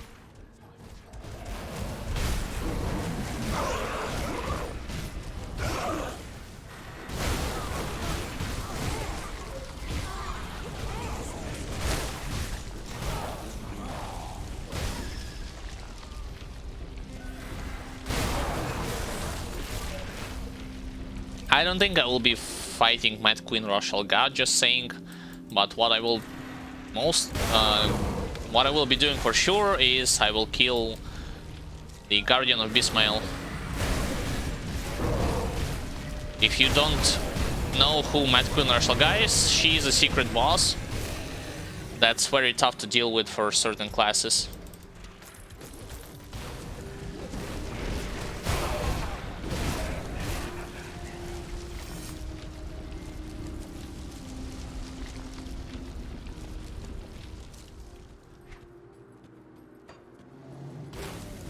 So I need to go into this place.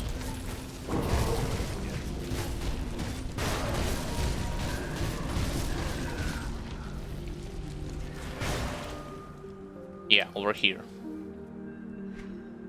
See, there's stone blocking your way, which means you do have to head back in case you haven't got those 2 previous stones already, and grab them with you.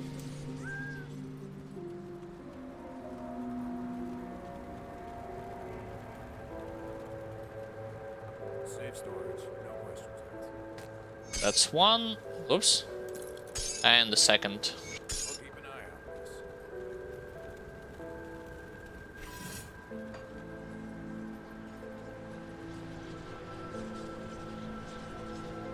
this. So where was my rift point? Yeah, there it is.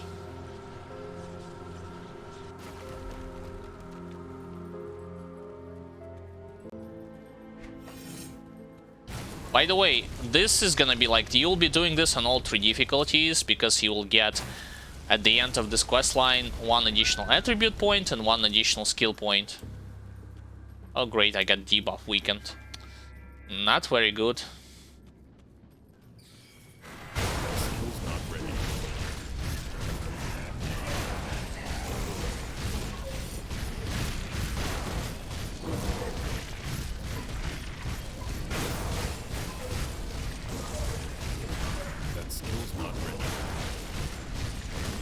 So far, so good, taking him pretty well.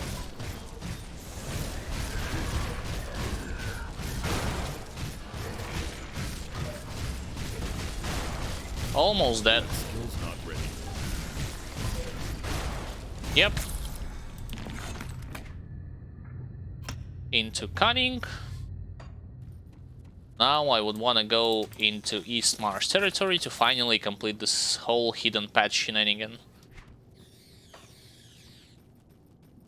I'm hearing more spiders, come on, where are you? Show yourselves.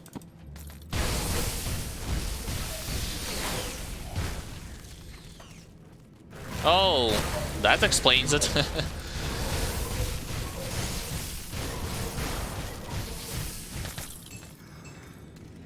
There was like 2 elites.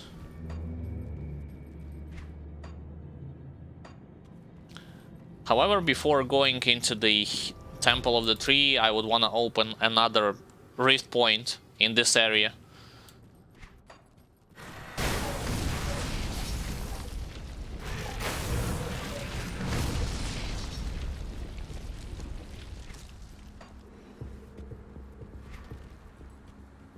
Of course, not in the Astrakhan Roll, but rather in the valley right after the bridge.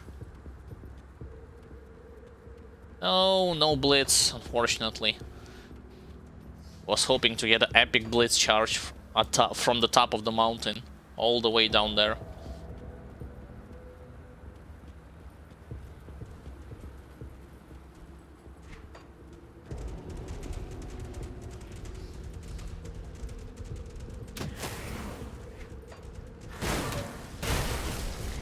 I'll ignore those grubbles. Unless they will be like in huge packs.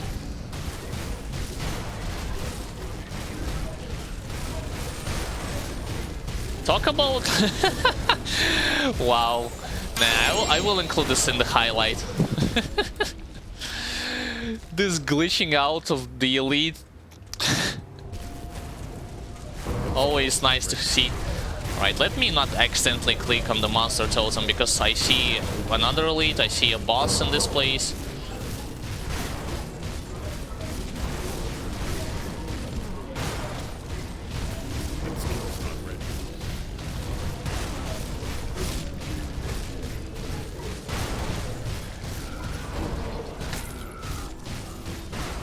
Again, knockdown on Yetis.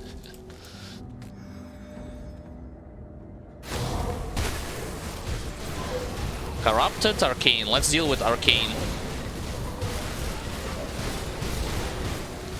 Finally.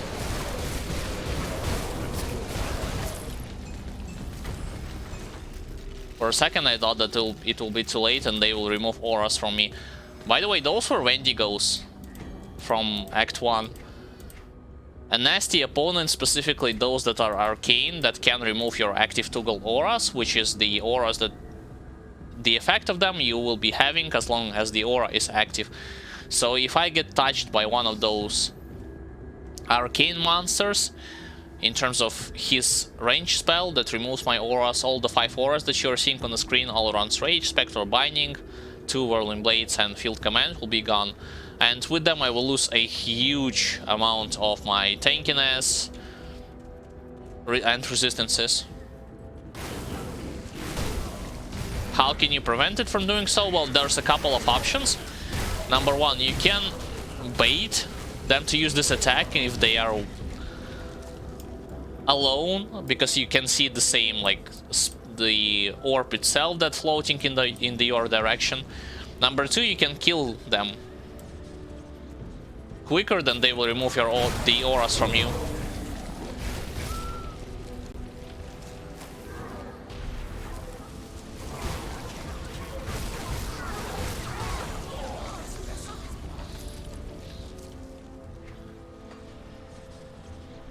Now that I have activated this thing, let's go into Temple of the Tree.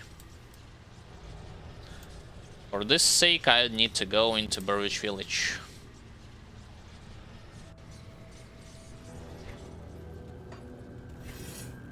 Don't worry, I have already repaired all the bridges that I need, because I have been in that territory. I'm just heading straight to the temple.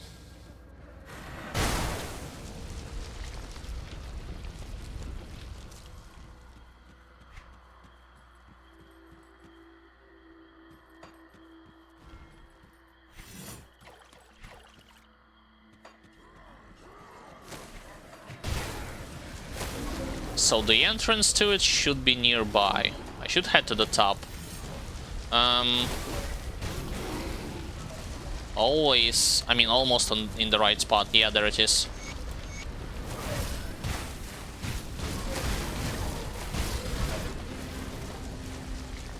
Let's go inside.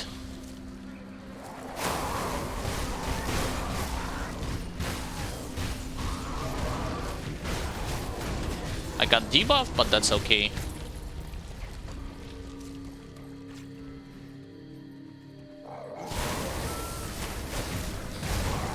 Whoops, wait a second. Let's not skip out on the elite monsters.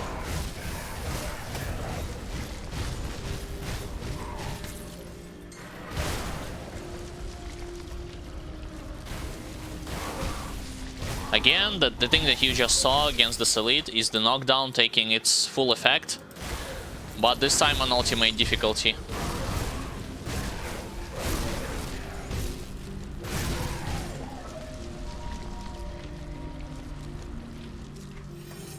Going to the right. Surprisingly, not a lot of elite enemies trying to protect the temple entrance. Usually it's the other way around. There aren't a lot of regular enemies, but a lot of elites.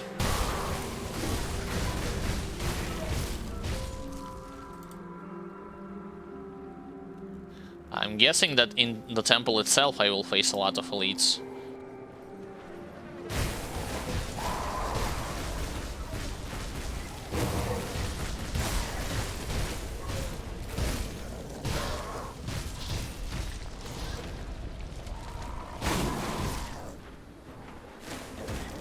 almost got to Monster Totem, but it spawned in the not very good place, unfortunately.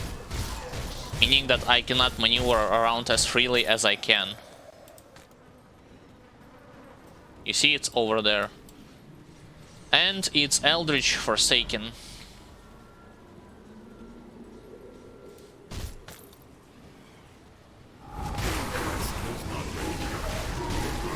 Are there any arcanes among them? Can't see very well from this angle. Can only see Burning Biles, Frozen, Unstoppable.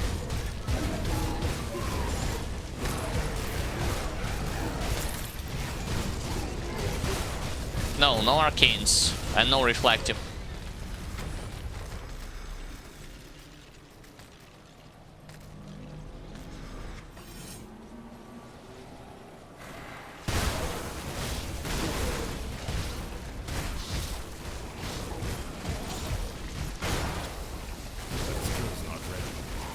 So far, slowly but surely going through the Guardian. By the way, enemies that you have seen from the Monster Totem, you will face them in a lot of variants in the second DLC.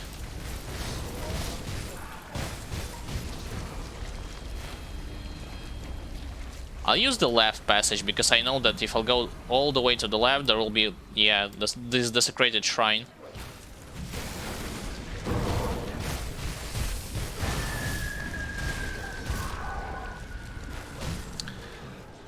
Unfortunately, this road is blocked.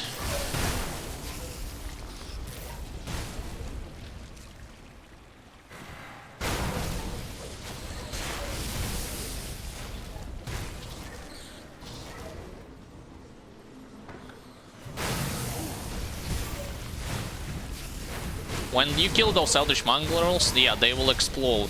So if you have an explosion itself does physical damage and fire damage, but fire damage is mostly prevalent. So you have to make sure that your fire damage is on point. Otherwise, you can die.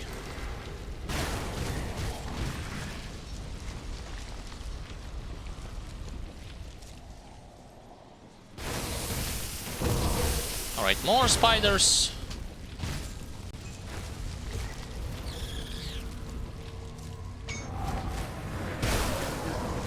Actually, my potion of clarity ran off, and I haven't even used the second one. Not the second one, but the next one.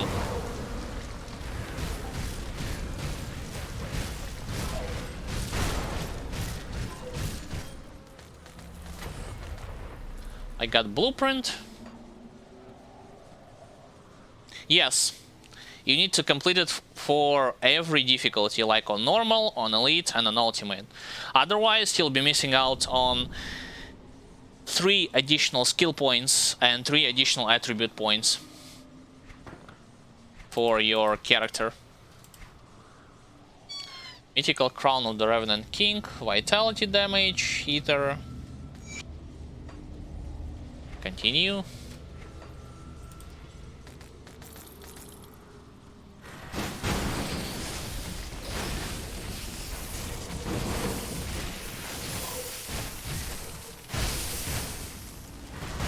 It's actually, like, here's the thing.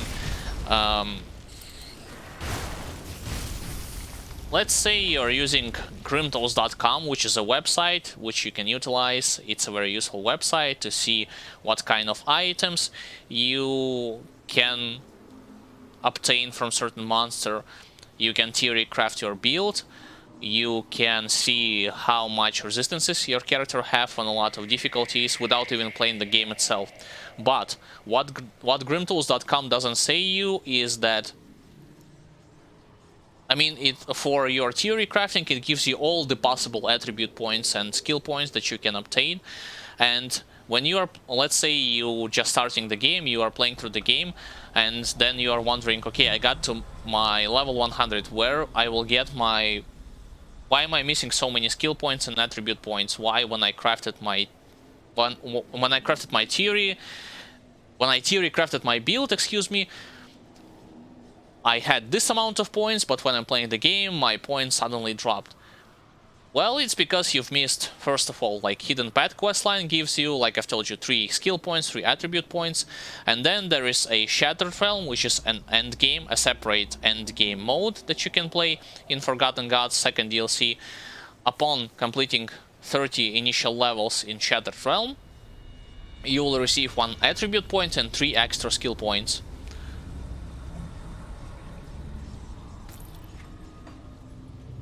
This is just to avoid confusion in the future that players might have.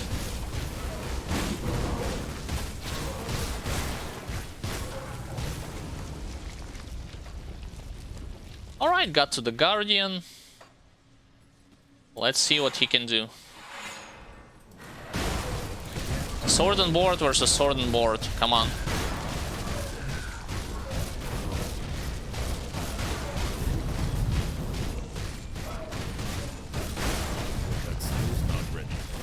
I need to lure him away from the stone, because otherwise he will heal himself.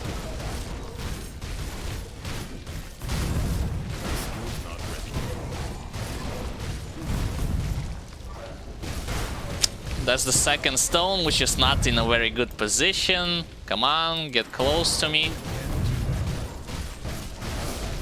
Alright, got him.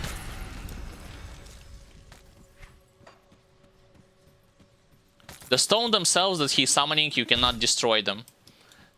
And if you, like I've told you, if you let him stay near the same stones, he'll start healing. He'll start to regenerate his health in a percent-based manner, which means you cannot out-damage his regeneration.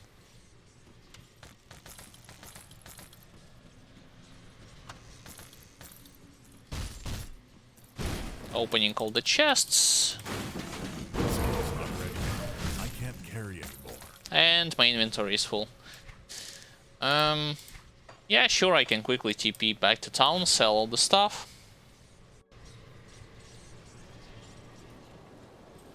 I'll give you a good price for what I've got left.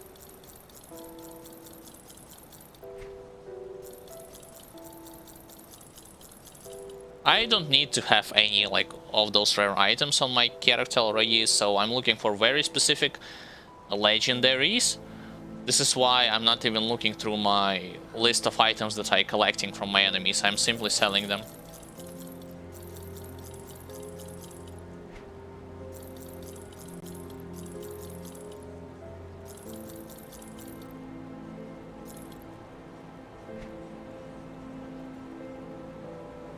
Oh, it's with Pierce compared to mine that have physical and internal trauma. And some amount of Pierce damage. Consecrated of Meditation instead of Vigorous of Ruin. Yes, it does provide some. It does provide actually less crit damage. It has a bonus of giving you more spirit, which in return means I will regenerate my energy faster and health. But everything else doesn't seem that useful.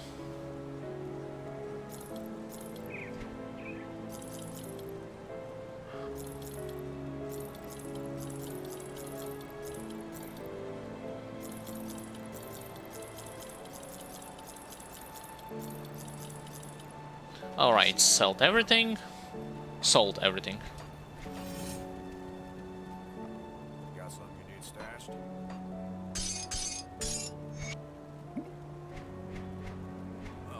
Let's get back to the NPC that I saw and receive our skill point from him.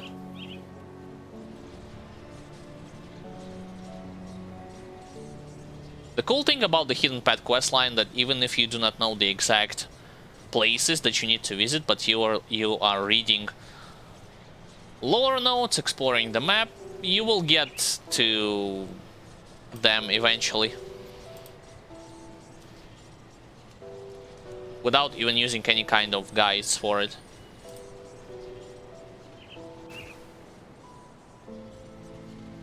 Alright, I have come to learn and I'm ready to receive the gift.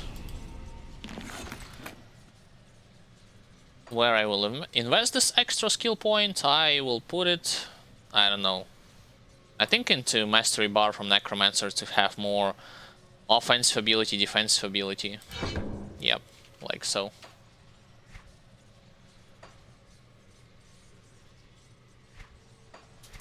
So, have I opened pathway to this valley? Yep, I did.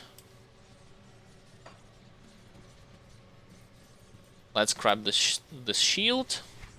Oh, it's not a shield, it's shoulder pads. Shoulder guards. And I think, yeah, I think on this note, I'm gonna be wrapping today's stream. I made a lot of progress, cleared one of the skeleton key dungeons. On ultimate difficulty, specifically Steps of Torment. On the next stream, I will be clearing Port Valbury and probably even Bastion of Chaos and probably even Port Valbury if I manage to do so. As well as completing the main quest, main campaign on ultimate difficulty. I want to thank everyone who was watching today's stream. I appreciate your attention, your participation. Hopefully you enjoyed the gameplay and my commentary. You are welcome here at any given time, whether you start watching the stream from the middle, from the end, and from the beginning, it doesn't really matter. However, if you want to revisit some parts of some segments that you have missed from today's stream or from any other stream, you can do this by simply watching video on demands on this Twitch page channel, or you can watch the same video on demands on my YouTube channel. Link to it you'll find in the description. Alternatively, you can watch highlights, 10 to 15 minutes long episodes, meaning to give you a rough estimate of this character's progression path, my explanation of certain mechanical nuances, and some memorable, entertaining, or hilarious moment that had happened during the stream. Usually those highlights are 10 to 15 minutes long, so you can watch either the full unedited 4-hour episode or the highlights. Thank you also for those kind words, I appreciate those words. I also want to tell you that if you haven't watched my beginner-friendly Grim Dawn videos, where I have explained a lot of topics ranging from those subjects that a beginner player should know, all the way from those topics that advanced players should know, they are present on my YouTube channel in the separate playlist. Among them are bosses, dangerous attacks, and how you can avoid them, components that you need to have at early stages of the game and at the end game, tips and tricks for casters and some optional areas, monster totems, nemesis bosses, as well as Crucible and Shattered Realm. All of this already is present on the YouTube channel, link to which you'll find down below. Again, the playlist is called Beginner Friendly Tips and Tricks. There are a lot of useful information from which you can make things a lot easier for you, especially if you're just starting your game out. What else? In case, a quick reminder about the schedule. If you want to know the specific schedule when I'm going to be playing the day itself, the time of the day, you can check the schedule graph on this Twitch page channel. You can check it on the social links, Facebook or Twitter. Social pages, links to it, which you'll find also in the separate tab. And finally, in the YouTube, in the discussion section. Those of you who are willing to keep up to date with everything related to my news that I'm posting, videos that I'm uploading, and just my thoughts that I'm sharing, or contact with me directly, I want to emphasize that for this manner you can utilize those same social pages. Just subscribe to them, follow along, and if you have any kind of questions that is on your mind about the game itself, you can use for this the social links to contact me directly and ask me directly about something. Finally, if you like the stream itself, and who knows, probably you watch the videos already and you want to know in which way you can support me, well, it's pretty simple. You can spread the word amongst those who are interested in a person who not only does the playthroughs of the games, but also helping the other guys out by making videos, explaining the mechanics, guiding you in a certain direction. So everyone who are interested, you are welcome. You can also become a follower on the Twitch page channel, as well as subscribe to on my YouTube channel. Leave a like, share the videos, because it helps tremendously for my content and it motivates me to create more videos. And finally, you can donate. However, the donation option is non-mandatory. Nonetheless, it's a voluntarily option. It's an option with which you can get perks and bonuses in return. For instance, if you decide to donate by subscribing through Twitch and Twitch Prime, you will have more access to emotes, icons, chat statuses, and game discounts. If you decide to become a Patreon, the bonuses are separate and unique. Among them are early access to edited videos without any kind of advertisements, behind-the-scenes content, participation in Q&A videos, and much more. You can check full list of bonuses if you click on the Patreon page link in a separate tab down below. All of the donation that you are willing to contribute will be directly invested in the improvement of audio and the visual quality of the streams and edited videos. Alright, once again, thank you everyone who had watched me today. I wish you all the best. Take care of yourselves, take care of your health, of the health of your relatives. Stay sound, stay cheerful, and I, Alexander, also known as Senryevitz, will be seeing you all on the next stream. Bye guys, and have a great weekend!